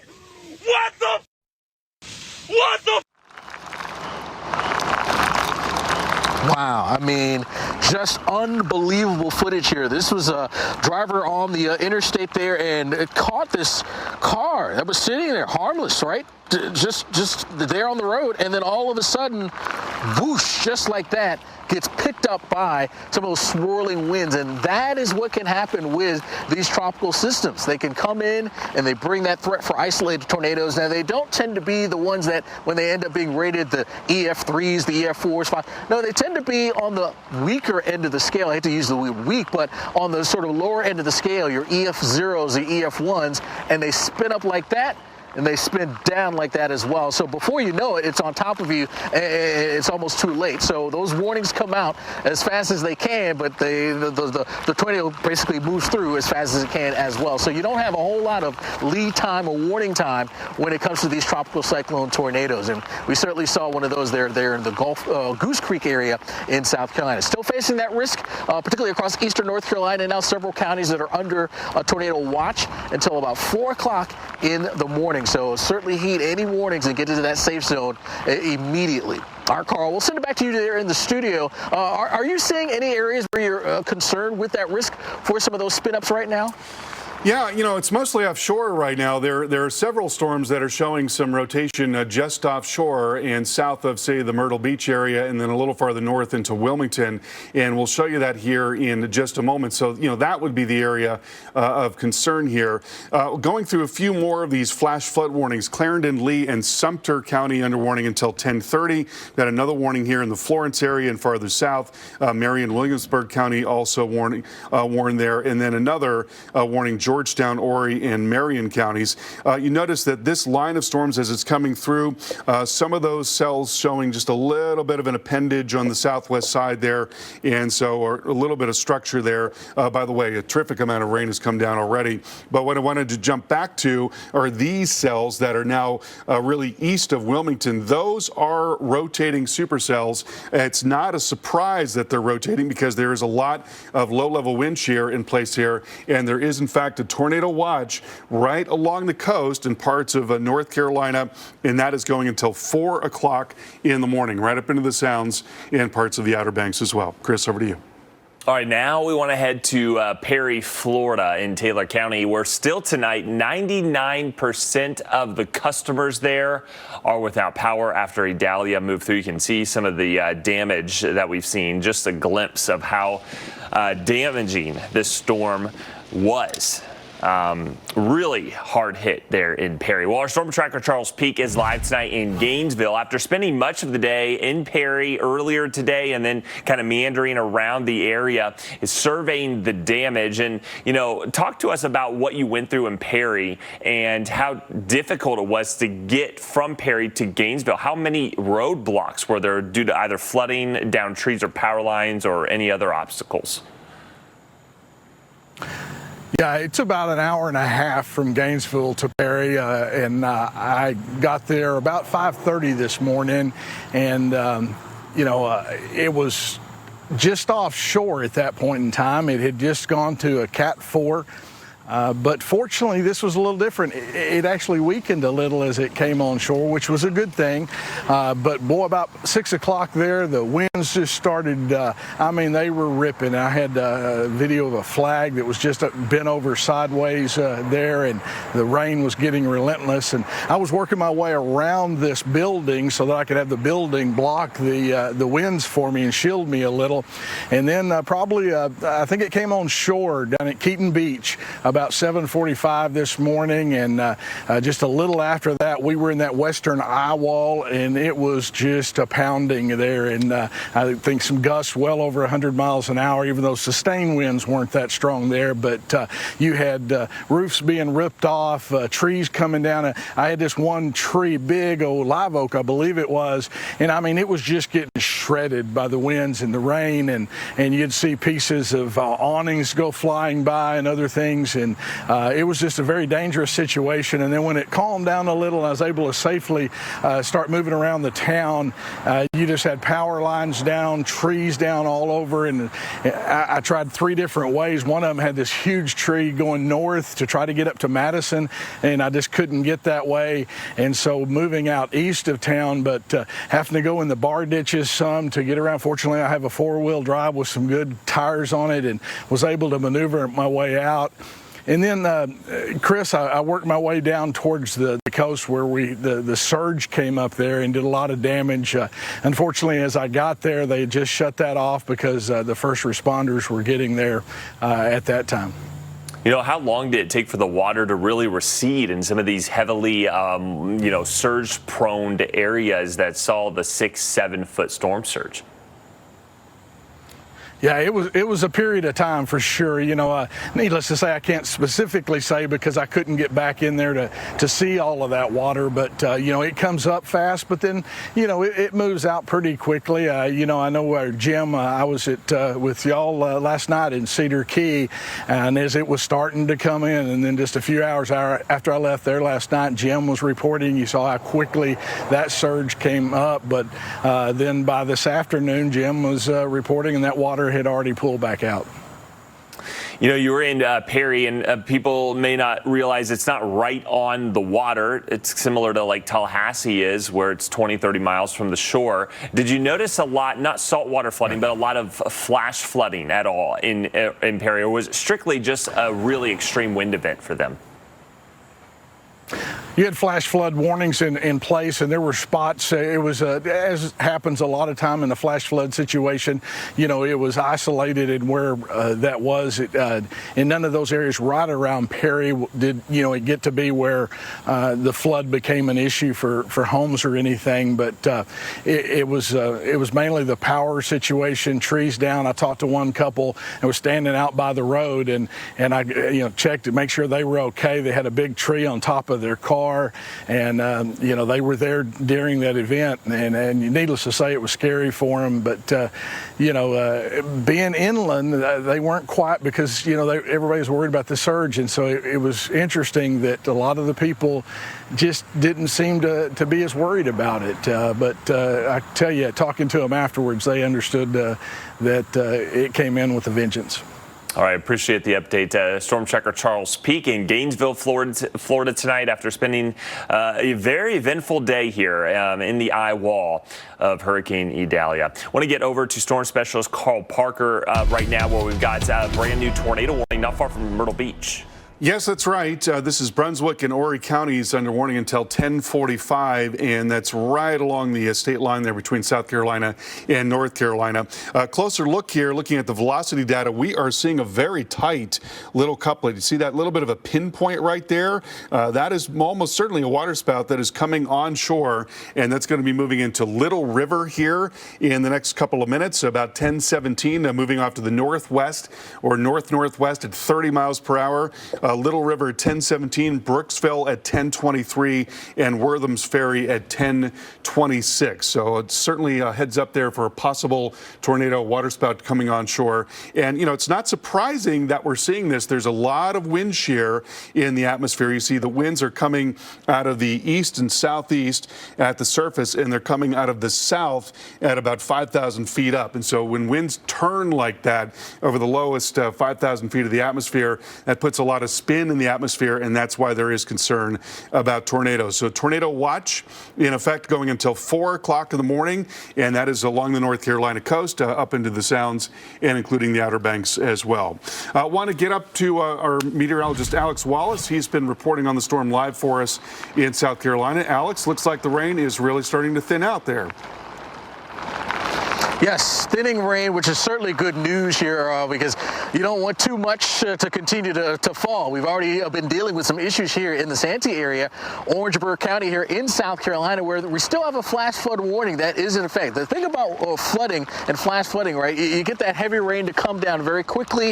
It can add up, fill up roadways or intersections like the one here behind me, which is filled with all kinds of water here. I mean, it's very, very high waters that you've got here that's in place. So you got to be careful with this. This is, across the city, having to deal with areas like this. And this is a spot where, there's a lot of light. You got light from the street light from the gas station, so you can kind of see what's in front of you. Think about one of the more rural roads that you may be driving along. You can't see much at all in the darkness. And so water could be much higher than you think it is. The road could be compromised, and it's just not safe to be out. So that's the key message when we want to continue to drive home. Yes, the rain's lightening up, but it's going to take some time for the waters to recede and come down a bit. So stay home. Things will be improving, no doubt, as we start to move our way on through the day tomorrow. More continuing coverage of Tropical Storm Idalia. That's next.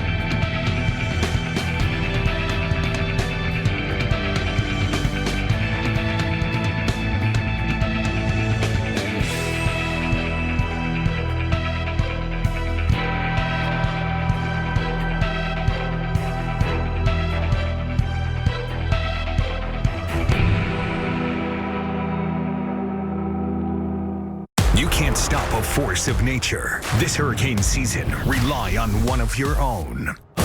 It's a fact. No other news network out there is trusted more than the Weather Channel. This is epic. Trusted to give you every advantage before the storm. Trusted to be there where and when you need us. Trusted to bring you every angle of the storm using landfall cams on our streaming TV app. Absolutely unbelievable. Because America doesn't trust hurricane season to just anyone.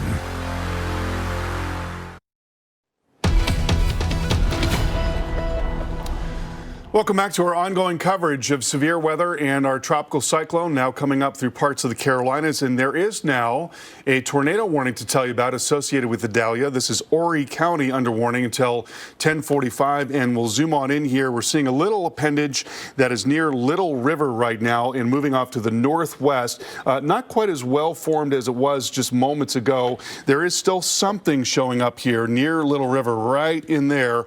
But you go back several scans and it actually was much more well-formed right as it came on shore. You see that sort of bright area of bluish and greenish color, and then also the red there.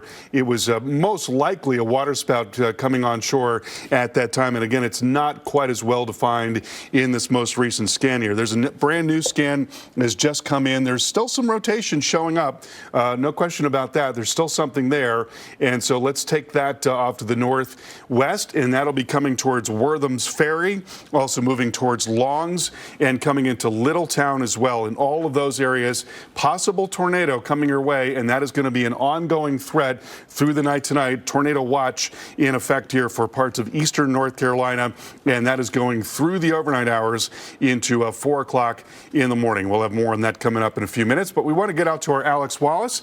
He has been reporting from Santee in South Carolina, northwest of Charleston. The back edge of the rain about ready to come through, but it's still raining there. A lot of high water there, Alex. The rain's been coming down fast and furious. That's one of the things that we always get with a tropical system, but at least this one is moving along, and so that does help to bring those numbers down a little bit. Yeah, Carl, you said it. You know, when you start looking at the glass as half full, you start realizing that the speed has really been working for us. Could be a lot worse, no doubt about it, if this thing was moving a lot slower. Still, though, we are facing some issues here. And, of course, in preparation for this tropical cyclone, of course, as it was making its way to Florida, in through Georgia, and, of course, now through South Carolina, government officials have been trying to prepare folks and letting them know, you know, these things can be quite dangerous. In fact, we got a chance to hear from the governor, Henry McMaster, about his thoughts on these systems. We again ask everybody to realize that these storms are dangerous. There'll be water on the roads. There'll be water that does not appear to be deep. Your car could get flooded out. There could be a hole in the road. It could be washed out. If you can't see the road, then don't ride on it. Be very careful. And stay inside. Tonight there'll be winds all over the state, particularly more on the coast up towards the Midlands. But a tree limb can come down and hit someone, and you could break bones, have concussions, even be paralyzed. There are horrible things that can happen when the wind blows the limbs down, throws trees over. And also there'll be power lines down. All the power companies are making preparations. They already have vehicles and people and equipment out already pre-staged in order to restore power as quickly as possible, but we know we're going to lose some power. Absolutely. All things that we've certainly seen get realized, unfortunately, with the system here across the state of South Carolina. He mentioned the roadways and roads being flooded by water. Well, we certainly have that right here. I could show you some of the water that's piled up here behind me here. I'm in a gas station parking lot, but look at how deep some of this water is. And it gets even deeper as you go into that general area. So I'm already basically up to my ankle in the water, even deeper in that area. And look what's off towards my left here. You can pick out a police vehicle that's in the road right now, and they are blocking off the road because the water is just too deep. It's just not safe for people to be trying to travel through, walking or taking their car. So blocked off in that direction, and also blocked off in that direction. So no one is really able to get through this area. They've been turning around many vehicles to keep them out of harm's way. So this is something that we're facing here in Santee, but also around Orangeburg and across South Carolina because of some of this heavy rain, Carl, that we are still finding ourselves dealing with. No question about that, Alex. And when we look at what's been happening here over the last 6 hours, we see exceptionally heavy rain along the 95 corridor, but particularly in northeastern parts of South Carolina up around Myrtle Beach. That's where it's been really, really heavy over the last several hours. Now, let's talk about where we go from here and look at the model forecast and see how this plays out. A couple of things to note here. First of all, the heavy rain will continue in eastern parts of North Carolina going through the rest of the night tonight. We also see these individual cells continuing to come on shore with some rotation. So there's going to be an ongoing tornado threat in coastal areas of North Carolina. Then we go into 2, 3 o'clock in the morning. Very wet weather continues generally from the 95 corridor and east into sunup there. We still have that heavy rain in the eastern part of the Carolinas, an ongoing flood threat, and still some stronger storms right along the coast. And we'll have much more on all of this coming up in just a few minutes. Stay with us.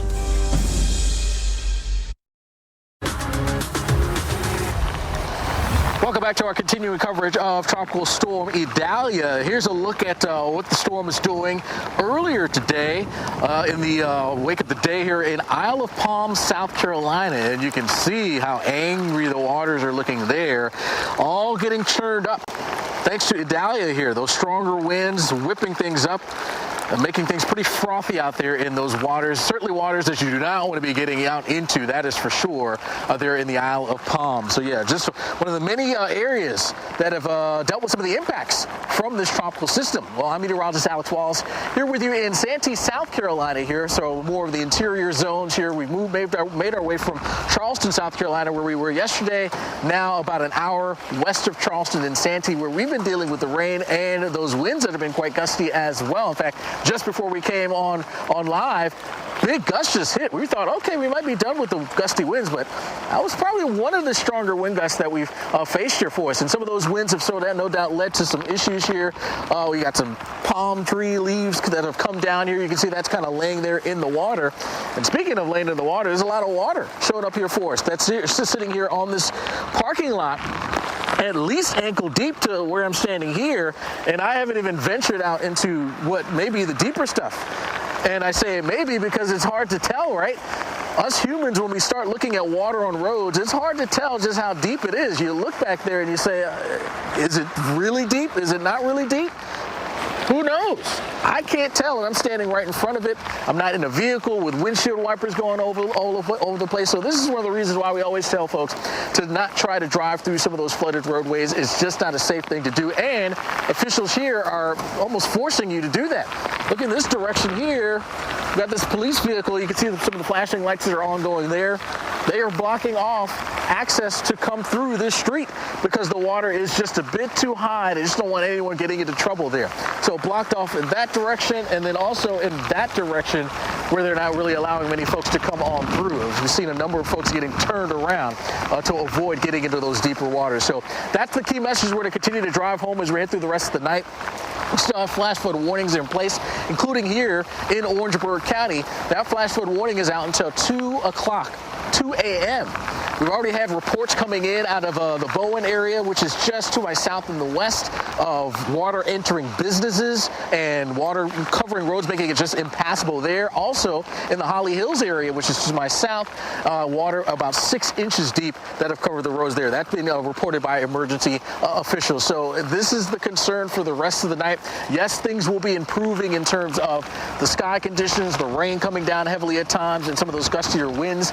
Those will all begin to calm down, but it takes time for things to kind of ramp down, particularly some of those flooded roadways. So staying put, staying at home, it's really the key to staying safe as we head through the rest of tonight here across South Carolina and also into North Carolina, where we're also seeing some heavy downpours and also facing that risk for isolated tornadoes. I know we just had a tornado warning there in and around the Myrtle Beach area, and this is something that we'll continue to deal with here, at least that risk, as we head on through the deeper hours of tonight. All right, let's send it back to the studio now. Carl, you're watching how this is all playing out. And again, a system that is on the move. And we've been talking about how it being on the move, moving fairly quickly, has been a good thing. Yeah, no question about that, because at least you've got a period where you've got this really rough weather, but it does move on, as opposed to systems that stall out or move very, very slowly. Alex, thank you so much. And let's take a look at the current winds here. And you see there are some very gusty winds in parts of eastern South Carolina, eastern North Carolina as well. A lot of winds still offshore, where of course there is no friction. So right now the winds are not terribly strong. They're gusting up to around 30 miles per hour in some areas in Savannah, as well as Hartsville and also into Columbia. But the thing that's really had us concerned tonight has been that onshore flow, because with that we saw a significant water level rise in Charleston. They actually got up to 3.5 feet above normally dry ground. And that was the 5th highest water level rise on record there in Charleston. Now back down to 1.5 feet, as you've got a flow that is more of a longshore current than an onshore current. And so that's certainly helpful. But we still do have a lot of heavy rain coming down, as Alex has been showing us. Still several warnings now. That's where Alex is right there, Calhoun, Clarendon, and Orangeburg counties. And then there are other warnings here, flash flood warnings up the 95 corridor, Clarendon, Lee, Sumter County under warning south of Florence. Another warning for you here, Florence, Marion, Williamsburg County. Yet another one near Myrtle Beach, and another one just to the north of Myrtle Beach. Big band of heavy rain coming in here towards the Whiteville area. Would not be surprised to see some additional warnings associated with that. So going forward through tonight, we expect an ongoing rain threat, and some stronger cells may produce tornadoes as well. We'll have more on all of this coming up. Watch the Weather Channel for ongoing coverage of Idalia. Get trusted updates on the storm only on the Weather Channel.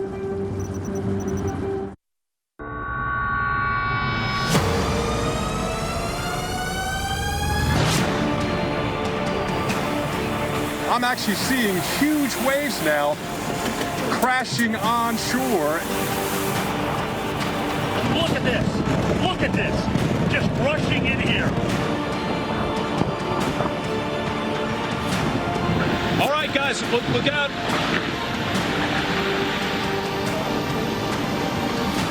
The eye wall is now whipping through South Georgia.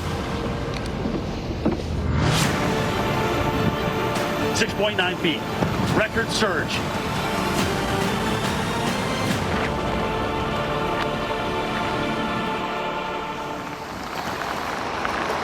Some of the scenes as Idalia was making its way across Florida, Georgia, and into South Carolina. Here I am in Santee, South Carolina. Meteorologist Alex Walsh. You're looking at some of the flashing lights. Police vehicle there, and they're all because of safety.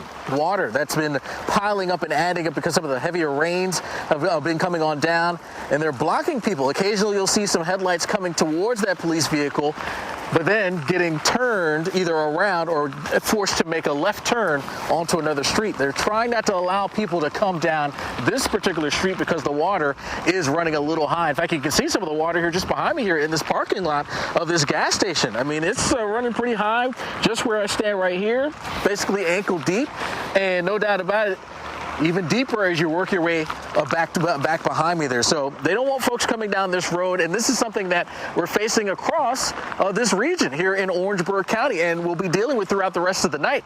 That is probably the main concern that we're facing here as we head on through this evening and for the rest of the overnight, is some of these roads that are covered in that water. And in the dark of the night, it becomes very difficult to see that. You're going along, maybe you're going even at the speed limit, and it becomes too late before you see that water in front of you. You're in it now, and you may be in trouble. So to avoid that, just staying off the roads.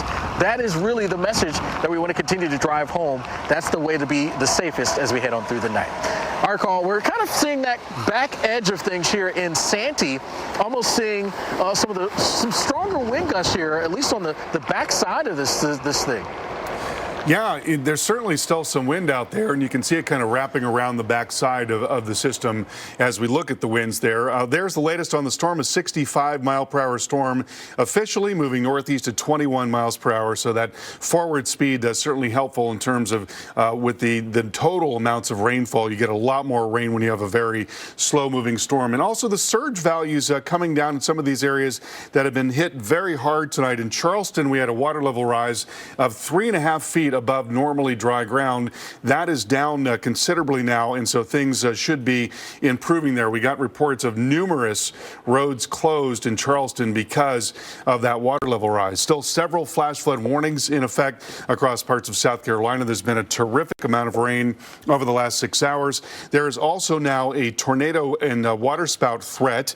And if you look at these cells that are now south of Morehead City, you see that little curly Q right in there and right in there. Those cells are probably producing waterspouts right now. They are generally headed towards Morehead City. So heads up on that. You might be looking at a tornado warning before too long. Not surprising that we're seeing that because you've got winds that are coming out of the east here at the surface and winds that are coming out of the south at 5,000 feet. It's a lot of turning of winds from the surface to 5,000 feet. So there is now a tornado watch in effect until 4 o'clock in the morning, and that for the eastern part of North Carolina into the Sounds and also into the Outer Banks as well. We all want to look back at what happened earlier today, and here's Chris with more on that for us. Yeah, throughout the day, we've been getting glimpses of Idalia's widespread impacts. Here's video out of Keaton Beach, Florida. Look at the storm surge, violent here, as we were even closer to the eye wall than in Cedar Key, a small little community here that kind of juts out right into the Gulf of Mexico. But that water got very high, and this is close to where Idalia made landfall. Now, well away is Clearwater, Florida. And even there, we had significant storm surge. It wasn't as violent as what we were seeing in Cedar Key and Keaton Beach, but you get an idea of how far-reaching that push of water can get. And, I mean, we even had homes that took on water here around Tampa Bay and Hillsborough County and even up towards Crystal River.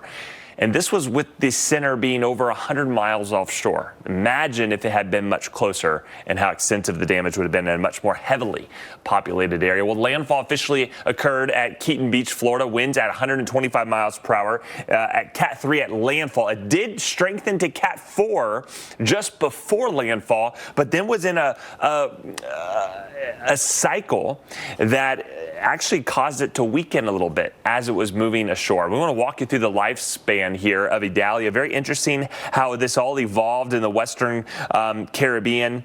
Took a while for it to finally get developed, and then pulling away from Mexico and Cuba, that's when things really intensified. And it really intensified rather quickly here on August 28th. Especially August 29th, that's when we saw Category 1, Category 2, and then it rapidly intensified into a major hurricane just before landfall. And you can see that blow up of thunderstorm activity, and then right there, right before landfall, it actually was going through a redevelopment cycle, and that caused the winds to come down just a little bit.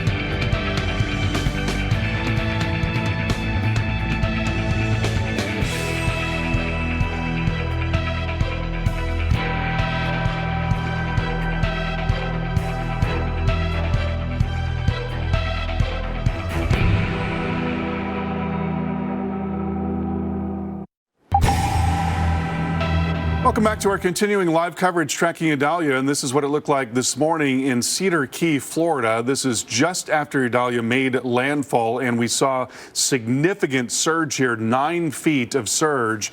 It was a devastating storm for sections of the Big Bend, Nature Coast area of Florida in terms of surge, and also very strong wind as that eye wall made its way up into northern Florida. Well, most of the people who lived on Cedar Key evacuated. A few stayed behind to ride the storm out. And Storm Tracker Jim Cantori caught up with one man who stayed behind, and he got a first-hand look at the damage. This is your condo. This is my condo, Okay. and this is, of course, all a wall. You know, just a regular outdoor wall, and there used to be a door here and a window there. Right. And this was Was that the garage back there? Well, yes, and the thing is, that was a garage and with a garage door. Right. But everyone here, and this is or can be a bedroom. All right, there's a window unit there, and the full bath here with a shower and everything. But mostly, everyone here uses it for storage. Right. We don't even put our golf carts in. So yeah, it's a laundry room. Always use it as a laundry room and storage. And so as it just obviously, I mean, break out walls. It's a breakout wall. Yeah, it's a breakout wall, and they work. That's. So, but did you guys? You moved your cars to higher ground, right? I moved my. I was going to say, just kind of take us through this a little bit. You knew it was coming in. I knew it was coming in, so I took my car and my golf cart to higher ground.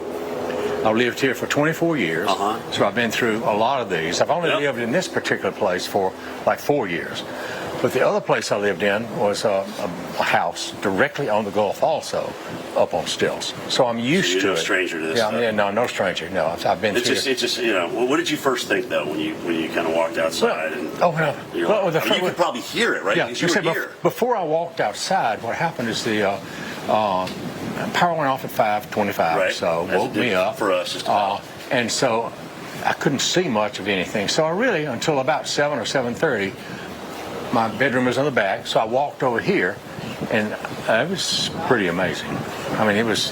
Well, yeah, you're right on the Gulf. This is where it was coming from, and you could see it coming up with waves on top. Yeah, waves. I mean, it was big waves. The weather was much stronger than I thought. Frank, how high is that deck, if you don't mind me asking? That's from where we're standing to here is 10 feet. All right, so we had a forecast storm surge of 12 to 16 feet. Right.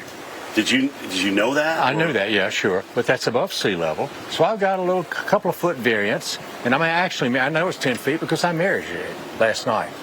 To say, so what's 10 and so 12. You're looking at the Yeah. So still, though. Yeah, still. That it's 16 possible. number make you a little It's possible. nervous? Yeah, it was possible to get up there where I live. I mean, I don't Right, you could live go up to the higher floor. I could do that. I've got 2 more floors up there. So I wasn't afraid of that. I mean, I told somebody, I said, I'm not afraid that I'm going to get hurt for my life or anything. Right. It's just going to all get torn up. So my question is, do I want to be here and see it get torn up, or do I want to go somewhere else? Now, of course, you typically, or I do, say, well, maybe I see here, maybe I can help something. But if I'd gone somewhere else, I'd be clean and shaven and air conditioned and all that stuff. And so we aren't. Stay here and help. I'd rather stay here thinking your neighbors and things like that. And then that's right. Really, I mean, see what's going on. So I did. I've always stayed here, but although I'm not one of these. I'm staying. No. I just haven't. You just feel it out and you do your own. I feel it out and do my own thing. I pay attention to what y'all say, but then I think about it some, and I think, okay, like this one. It's going of the whole time. I felt this thing is going up close to Apalachicola. So the storm itself is no big deal for us. Yeah, so the last day we weren't in the cone. We knew the track wasn't going to be here. But the surge. Exactly. You're always going to have the storm surge here. Yeah, and I knew that. So I knew that was coming. And of course, it was worse the further north it goes, the further. And so I knew that, and that's why I came out and measured and thought, well, all right, hey, you know what, Frank? Fair enough. I mean, honestly, I just wanted to get your train of thought. I want to share that with our viewers, how you went through the process. But admit it, though, when you're looking out off this deck, even in the morning, and you're seeing that coming in. When the daylight came up, because it was so cloudy, around 7 or 7:30, and I'm standing right there, we can almost touch it, and we know now the water was up to here. And it was, 42 knots. I don't know how that is now. We had one gust of 77. Okay. I think that's our highest But it was, at least at the time, it was 42 knots, which is 45 or close to 50 miles an hour. Yeah, we had a lot of gusts in the tropical storm. And it was pretty scary. All right, we have the new advisory from the National Hurricane Center on the tropical storm, and it is now a 60-mile-per-hour tropical storm. It is moving towards the northeast at 21 miles per hour, so still a fairly fast forward speed. That's good news in terms of the rainfall potential. We have seen a lot of flash flooding already, but it's much, much worse when you have a slow storm, and this one is at least moving right along. But still an ongoing flood threat, a tornado threat as well. We'll talk about all of that coming up here in just a few minutes. Live coverage of Tropical Storm Idalia continues here on the Weather Channel. I'm meteorologist Alex Wallace, live here in Santee, South Carolina, a bit just west of Charleston, about an hour's drive out of Charleston, South Carolina, which is where we were yesterday, making our way a bit farther inland, closer to where the center of the circulation has gotten a chance to move on through. Notice I said move on through because we're on that back edge now of the center. And so now we're talking about things starting to calm down, but it's taking a while to wind down. Every now and then we'll still get a pretty strong wind gust, maybe a brief heavy downpour as well, but certainly not as steady as we've seen and sustained as we saw over the last couple of hours. So that's sort of a sign that things are going to be improving as we head through tonight and certainly as we head on through the day tomorrow here in South Carolina. And eventually into North Carolina as well, where we're finding some of the heavier downpours and that chance for some isolated tornadoes. We'll eventually see this whole system push east and move its way out there into the Atlantic, and that'll really give us a reprieve, not just here, but of course down into Florida, where they first saw faced the brunt of the system as it made that landfall, into southern Georgia, here into South Carolina as well. So improving, that is going to be the story as we head on through tonight. But we still have to get through tonight with still some downpours and flooding on roadways. That seems to be one of the main concerns that we're facing right now. Flooded roadways, staying off those roadways, the message that we want to continue to drive home. Let's get back to the studio now with our storm specialist, Carl Parker. And Carl, you're looking at how this system is progressing and certainly seeing signs that this thing is starting to lose some of its edge, but not out of the woods. We still have some dangers that we want to respect. Yeah, no question about it. I mean, a tropical cyclone has a very high what we call inertial stability. It keeps going for quite some time, and that's exactly what we are seeing tonight. This is the new advisory from the National Hurricane Center, 60-mile-per-hour storm. It is moving along northeast at 21 miles per hour and expected to continue to be a sort of mid-grade tropical storm as it continues out towards the east and moves out over the open water. We've had a lot of issues with storm surge tonight, but it is rapidly getting much better here in Charleston. We had a water level rise of 3.5 feet and reports of many roads closed in Charleston. There's always a lot to worry about with drainage in Charleston, but tonight we saw the 5th highest water level on record there. But now that the flow is beginning to turn offshore, things are certainly improving. But we've got an onshore flow farther north coming up into North Carolina, so there's going to be ongoing concern about storm surge flooding there. Looking at the radar picture tonight, we're seeing that the back edge of that rain is coming through where Alex is. That's right in there. Calhoun and Clarendon and Orangeburg counties still a flash flood warning going until 2 o'clock in the morning. Also warnings farther east along the 95 corridor, south of Florence here, and then just outside of Myrtle Beach as well. More flash flood warnings. A lot of heavy rain coming into the Whiteville area right now. That's Brunswick and Columbus counties under warning until 2 o'clock in the morning. And another thing I wanted to show you is these cells that are coming towards Morehead City. So take a look right in there. I'm going to use actually a different color here.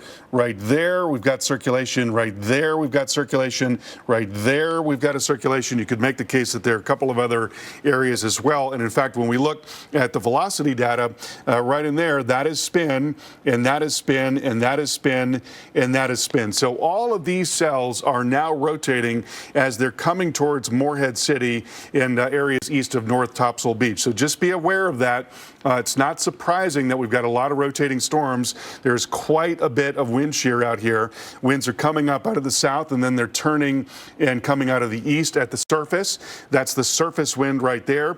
And then at the same time, you've got winds that are coming out of the south at 5,000 feet. So that's a lot of turning of the winds in the lowest levels of the atmosphere, and that's a big part of what drives that tornado threat when you've got turning of the winds like that. So there is a tornado watch that is in effect in eastern parts of North Carolina, including the Sounds and the Outer Banks, and that is going until 4 o'clock in the morning there in eastern North Carolina. So still a lot to be concerned about, Alex, here.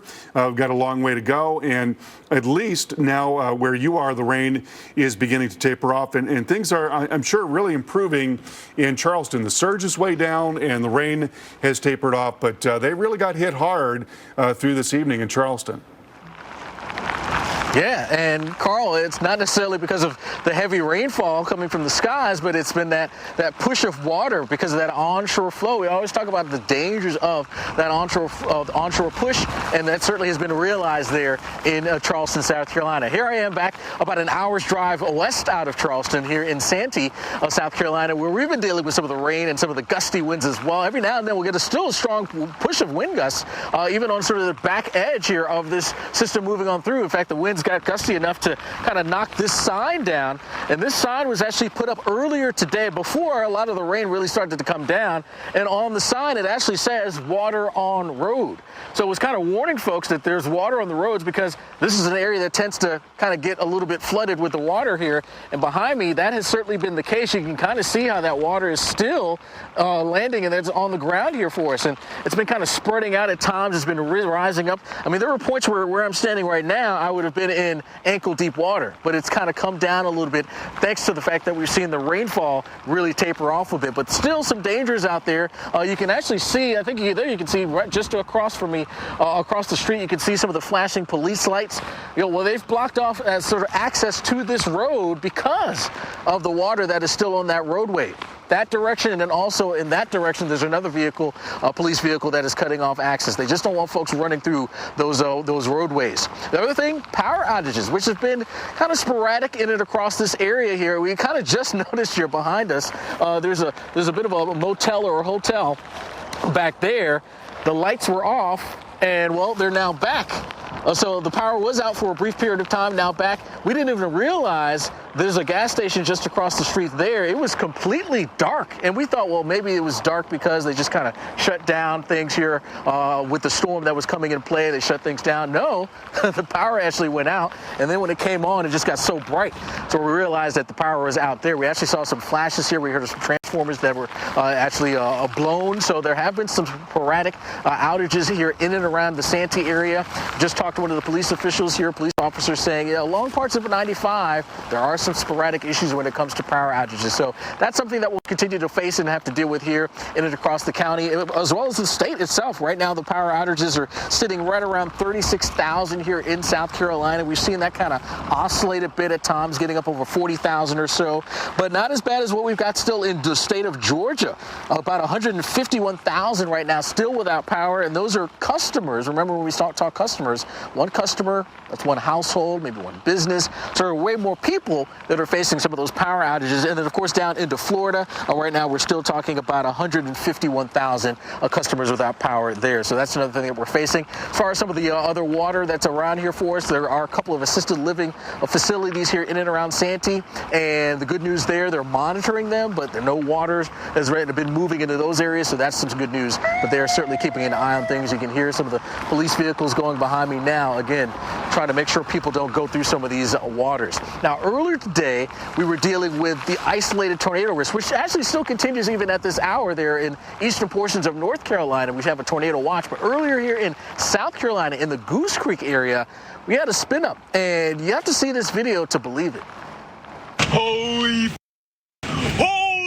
that car's flying! What the? Can you imagine? You're just going through traffic. Yes, there was some heavy rain at the time, but you're just kind of sitting in traffic there and driving along, and then all of a sudden, a vehicle in front of you lifts up and spins away. I mean, just unbelievable. That's the kind of thing that can happen with these isolated tornadoes. They don't tend to be on the stronger side when it comes to the EF scale when they eventually get rated, but a tornado is a tornado, and it can cause problems, just like we saw there. So want to heed any warnings that do fire up. I know just about an hour or so, Carl, we had a warning there in Myrtle Beach. Okay, they happen quickly, they spin up quickly, they also spin down quickly too. No question about that, Alex. Thank you so much, and we'll talk to you again shortly. And we wanted to take a look back at some of the records that have been set here.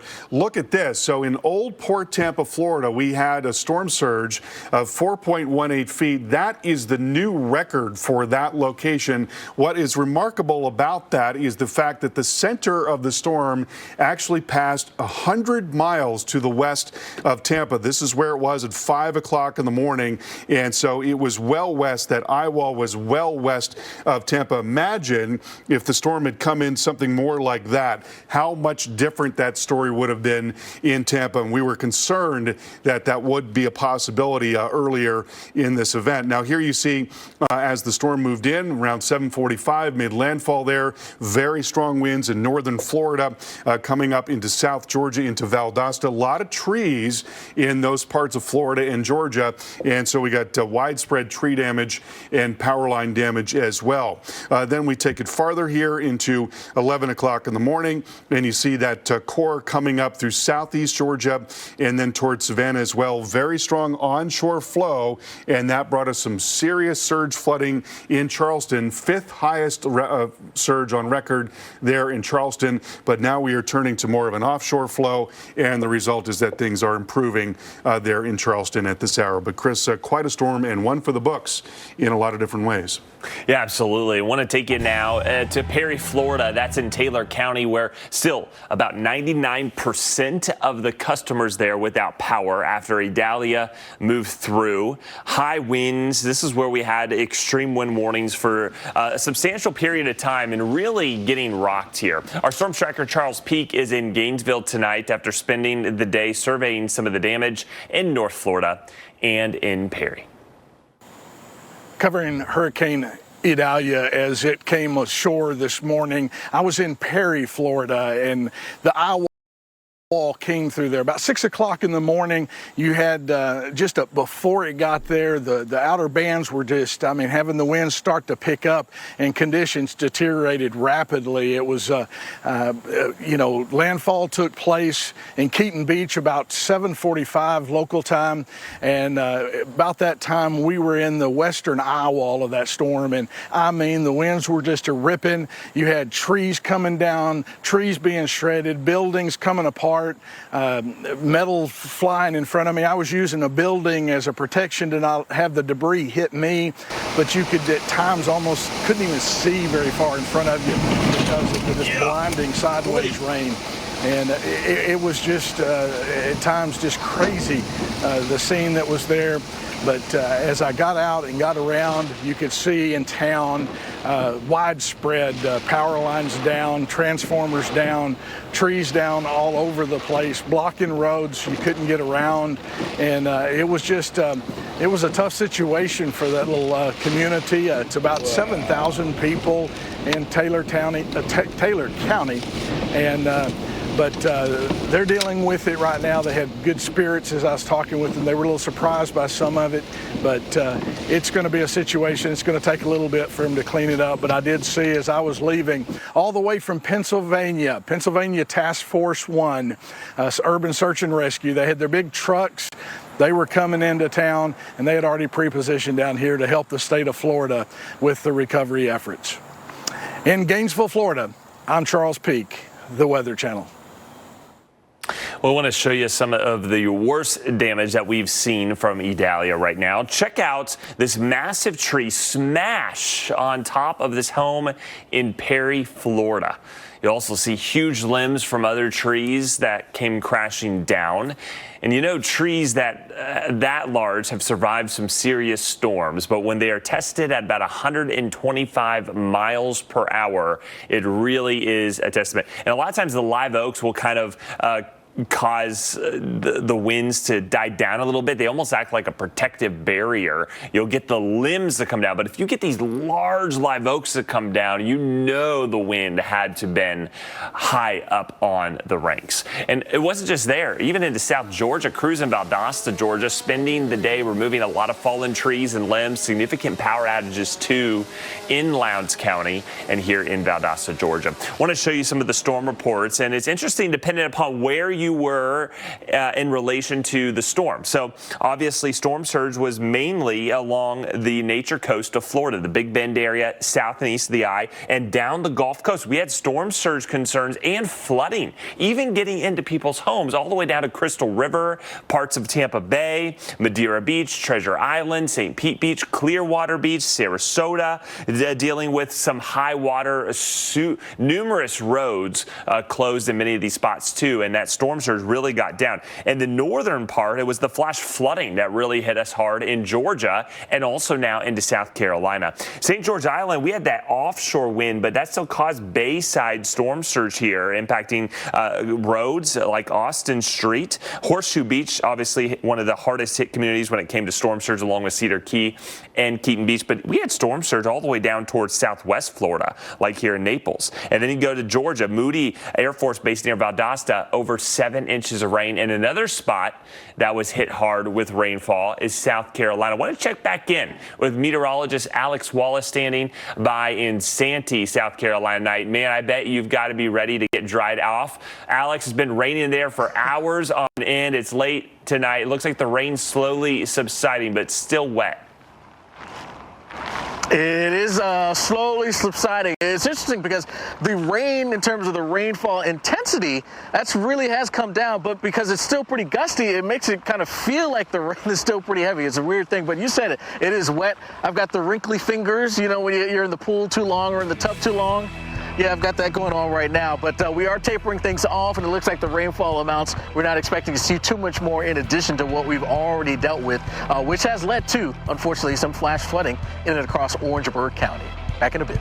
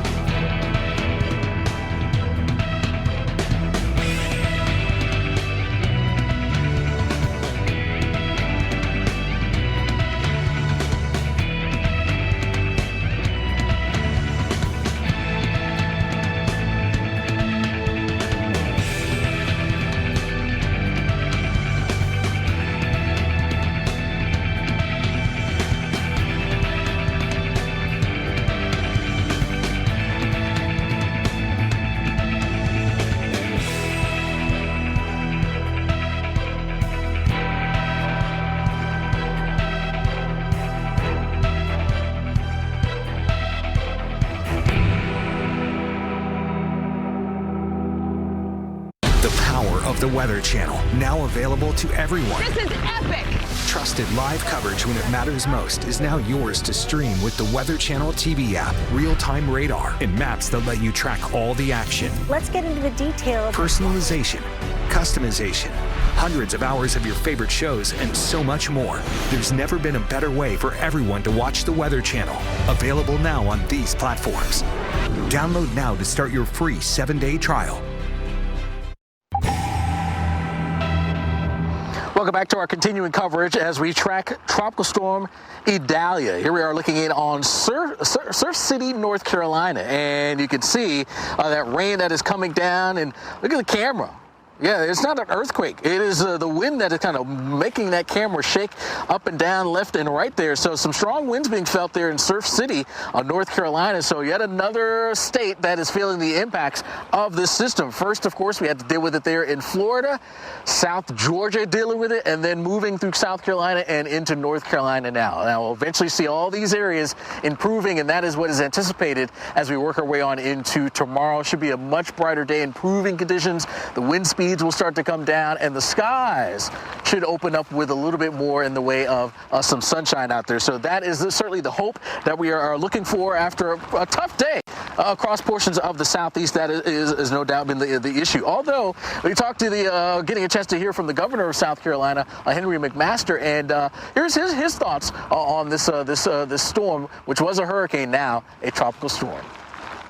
This is not as bad as some that we've seen. We don't think it's going to be as destructive as some, but it is going to be destructive. It's going to cause, there'll be high winds, be a lot of water, particularly, of course, in the low country. Estimates are that up around Myrtle Beach, from, say, maybe above Georgetown to Myrtle Beach, it might be 1, 2, maybe a few more feet, but down in Beaufort, it might be higher than that. And we certainly have faced some issues there along the coast there in Charleston, getting up to their now 5th highest tide there on record. So it was not the rain necessarily coming down in Charleston, although that certainly had some impacts there. But it was the push of the water coming onshore, that flow, that onshore flow driving that water in. And it's a city where it just can't drain when that water is getting pushed on in. So yeah, they face some issues. Here I am in Santee, South Carolina, about an hour or so's drive from Charleston. And here we've been dealing with the heavy rain and the wind as well. Now we've seen a bit of the rain tapering off, still some lighter showers.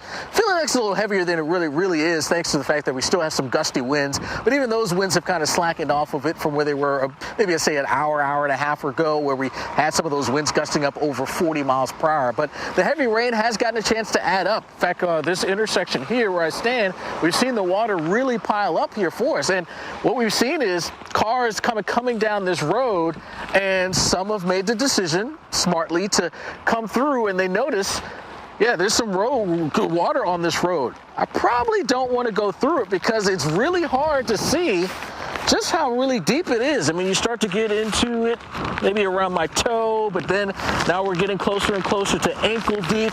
And then what happens there? Who knows? It's tough to see.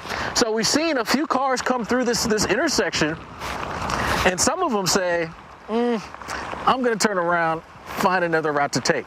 Smartly doing so. Others, not so much going through that water. Now some have made it through, but again, it's just not a smart thing to be doing. You just don't know how much water there is. Is the road still there? Is it compromised? You just don't want to take that risk. So they actually had a sign up that actually said water on roadway or water on road.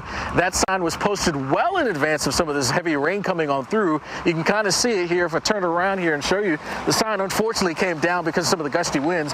I would put it back up, but it's pretty heavy and it's kind of gotten broken, so I don't want to mess around with it. But just goes to show you, these are some of the things that we're facing here in and around town.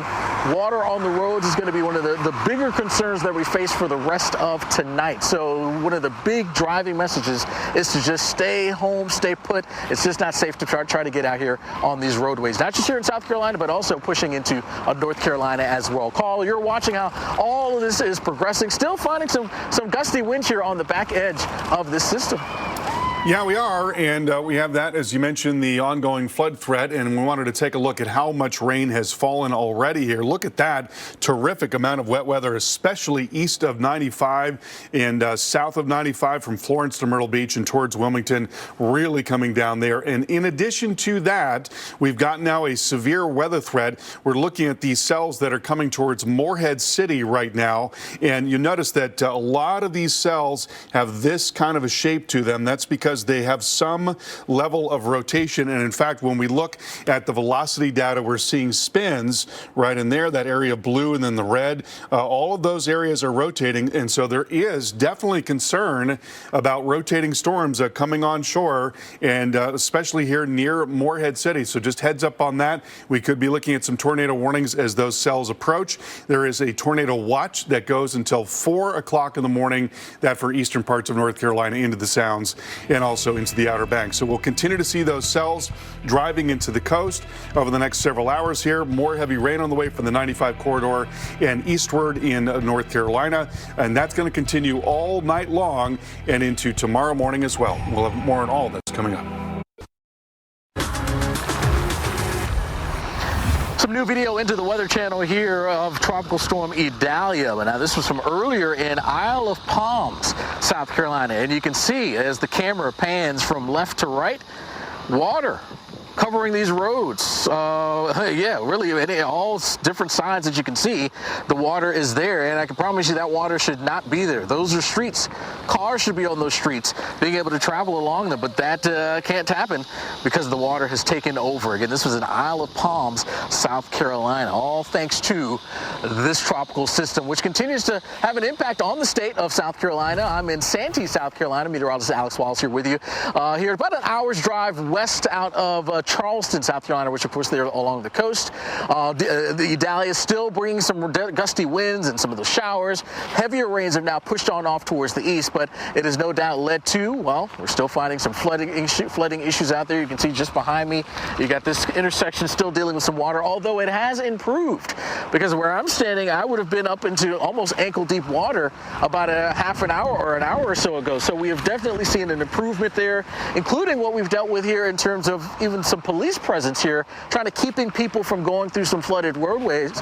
We saw back that direction, one cop that cut off access, and then that direction we had some police vehicles that cut off access. But just in the last 10 minutes, both of those areas and both of those police vehicles, they moved out of the area. So conditions have improved. They're allowing people to now navigate on this street here behind me. So that is certainly a good situation there. But well, talking about what is left to come when it comes to Idalia, at least here in central portions of South Carolina, the rainfall, we're seeing the intensity really come down. But boy, it's added up. Look at some of the 24-hour totals.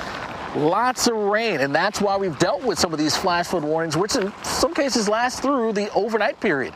2 a.m. to be exact here in Orangeburg County, but we don't have a whole lot left here. Central portions of South Carolina, maybe a little bit in the eastern areas, an inch or so. Higher totals, though, coming into the eastern sections of North Carolina towards the Outer Banks, where there could be some spots that pick up an additional maybe 8 to 12. Can't rule that out locally in that range, but 5 to 8 certainly a possibility showing up there. So we're still going to have to keep an eye on some potential flooding showing up in that general area. Then, of course, we're going to be talking about what's happening with power outages, and we've seen that kind of hover here in South Carolina. We've seen that kind of ramp up through this evening a bit. Now we're standing at about 35,000 without power. At one point it was up over 40,000. Remember, that's customers without power. One customer, that's one resident, one home, or one business. So there are more people without power. And even here where I stand, just behind me, that hotel, the gas station behind me, power went out. But in the last half an hour, it has come back on. So certainly some good news there. Hopefully we can see some of the areas. It's not widespread, very sporadic, but hopefully we can see that continue to come back as we work our way through the day. We should see that improving because the winds that are gusty will also be improving as well. We aren't going to be seeing as strong of the winds as the system starts to push farther and farther away. So even that will be a benefit, because where the power outages are, well, now so the power crews can get the buckets up and try to do the fixing that needs to be happening to get the power back on. So that's what we've got here in Santee, South Carolina. Things will be looking much, much brighter for tomorrow. The rain will be all gone, and we'll see maybe some sunny skies out there, which I'm sure will be a welcome sight, Carl, for a lot of folks here in the state. Yeah, no doubt about that. Alex, thank you so much. And let's take a look at some of the latest on the storm. And winds now still very gusty out there, gusting to 32 miles per hour in Hartsville, 30 in Hilton Head Island. And we're seeing an onshore flow coming up here into North Carolina. So that's where there's going to be more concern about storm surge flooding going forward. Looking at the rainfall, it has been so heavy in parts of South Carolina, tapering off right now where Alex is, but an ongoing flash flood warning. Same story for Florence County and on southward there. Another flash flood warning to the east of that. Still coming down pretty heavily. Georgetown, Horry, Marion counties. Whiteville seeing some very heavy rain as well. 4 to 7 inches has fallen already around Whiteville. And take a look at the totals over the last 6 hours. As much as 10 inches between Myrtle Beach and Florence. Very, very heavy rain tonight. And in addition to all of that, we're looking at these cells that are now coming up towards Morehead City. And I want you to notice what's going on here. See that shape, and right there, and then to some extent a little farther to the north here as well. All of those cells are showing some level of rotation, and you can see it right in there, and then right in there, and then here, and then also in here. So all of these areas are showing rotation, and these cells are coming towards Morehead City. So just letting you know that we may be looking at some tornado warnings there around Morehead City before very long. There is a tornado watch in effect from Wilmington on northward up into the Outer Banks and the Sounds. That is going until 4 o'clock in the morning. And we'll have much more coverage on this ongoing threat coming up in just a few minutes. Stay with us. The Weather Channel for ongoing coverage of Idalia. Get trusted updates on the storm only on the Weather Channel.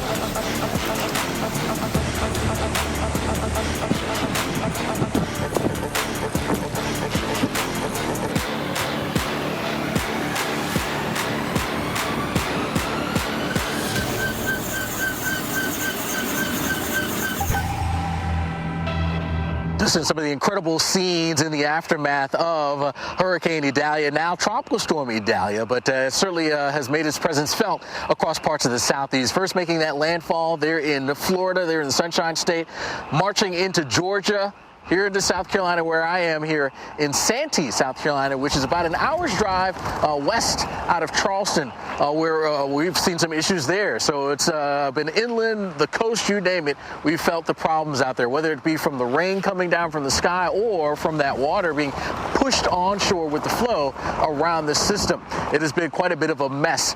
Flash flood warning continues here in Orangeburg County. That's where I am, and that warning is out until 2 a.m. You can see, so right behind me, this intersection that's been filled with water for most of this evening, and this is the concern in and around the county. We've seen problems here in a few spots here just to my south and west in the Bowen area. That's a spot where emergency officials have said water has actually been entering some of those businesses and covering the roads to the point where it's become impassable. In fact, even here, right behind me, this road right behind me that runs back behind me here, back just where the stop sign is, we had actually 2 police vehicles. One was on that side, and another, actually 2 were on that side, blocking people from coming down the street because the water was just way too high to allow them to get through safely. So they blocked it off. Fortunately, here over the last 10-15 minutes, those police vehicles, they have now left, presumably because conditions have certainly improved. In fact, where I'm standing here, I would be in about ankle-deep water. So the waters are starting to recede. It just takes time. It takes time for that to happen. It's not once the rain ends, everything is back to normal. No, it takes time for the waters to come down, and that's going to be the thing that we face as we head through tonight, having to deal with those waters come down. Let them come down and just stay off the roads and let the officials get to any areas that they need to for cleanup purposes as we head on through the night. And again, that does not just include us here, but I mean, stretching from Florida and all the way up into North Carolina. Just let the crews get out and do what they need to do. Stay put and wait for things to improve as they will be doing. We've seen that here, and that will continue to happen. By Thursday, really should be much improved here for us as we head through the day. In fact, Carl, I anticipate to see a much brighter time. Really looking forward to seeing a little bit of that sunshine. No doubt about that. Alex, thank you so much. And let's take a look at what's going on with our storm right now. And so we've still got a fair amount of wind out there. Winds generally gusting up to about 30 miles per hour. And onshore flow also coming into North Carolina, into the Outer Banks and the Sounds. So there's going to be some concern about surge there. We've had a lot of heavy rain. These are all flash flood warnings that are ongoing. Parts of South Carolina and North Carolina, as much as 10 inches of rain falling between Myrtle Beach and Florence, a large area of 5+ there indicated by that orange shading. And now we've got concerns about rotating storms coming up here into parts of North Carolina. Several of these cells showing indications of rotation. And in fact, when we take a look at the velocity data, we can see little spins. There's one right in there. There's another one right in there. Another one right in there. So it's possible that we could see a tornado warning coming up here towards Morehead City. There's a pretty impressive little rotation right in there. But what's interesting is when you look at the instability and the shear. So we've got wind shear coming out of the winds coming out of the southeast here at the surface, winds coming out of the southwest at 5,000 feet. That's a lot of turning of the winds, and there's quite a bit of instability here offshore, but it drops off considerably by the time you get onshore. So what that implies is that we may see some cells working onshore, some water spouts coming onshore, but they probably won't last very long. The cells will probably run out of gas as they move farther north. Chris, over to you. All right, let's talk about some of the rainfall that we've seen with Idalia, because it has been impressive, especially across South Carolina, Georgia, and as well as Florida. Throughout the day, we've been getting glimpses of Idalia's widespread impacts. I want to show you video out of Keaton Beach, Florida. This is the area where Idalia made landfall as a high-end Category 3 hurricane. Winds were sustained at 125 miles per hour, tied for the record for the strongest hurricane to strike Florida's Big Bend since record-keeping began back in the mid-1850s. So when we look back at the rainfall aspect of the storm, thankfully it was a fast mover.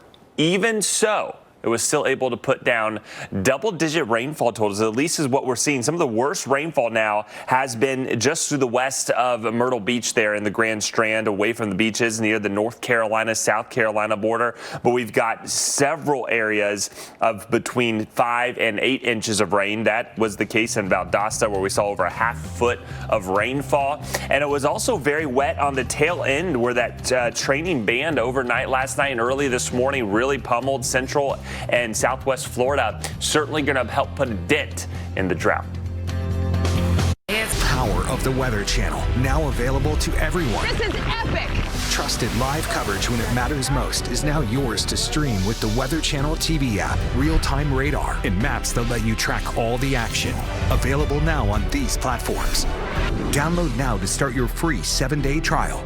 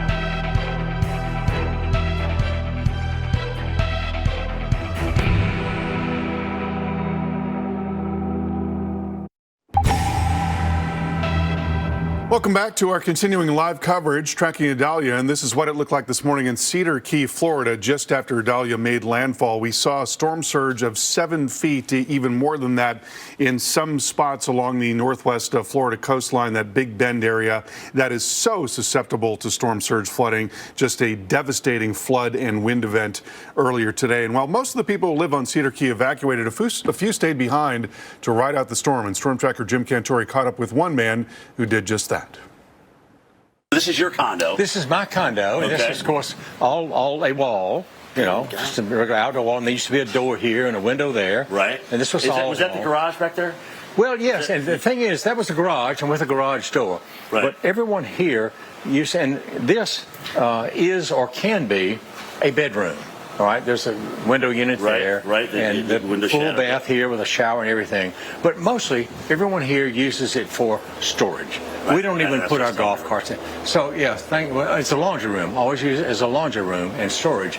And so as it just, obviously, I mean, break out walls. It's a breakout wall. Yeah, it's a breakout wall, and they work. That's. So, but did you guys? You moved your cars to higher ground, right? I moved my. I mean, I was going to say, just to kind of take us through this a little bit. You knew it was coming in. I knew it was coming in, so I took my car and my golf cart to higher ground.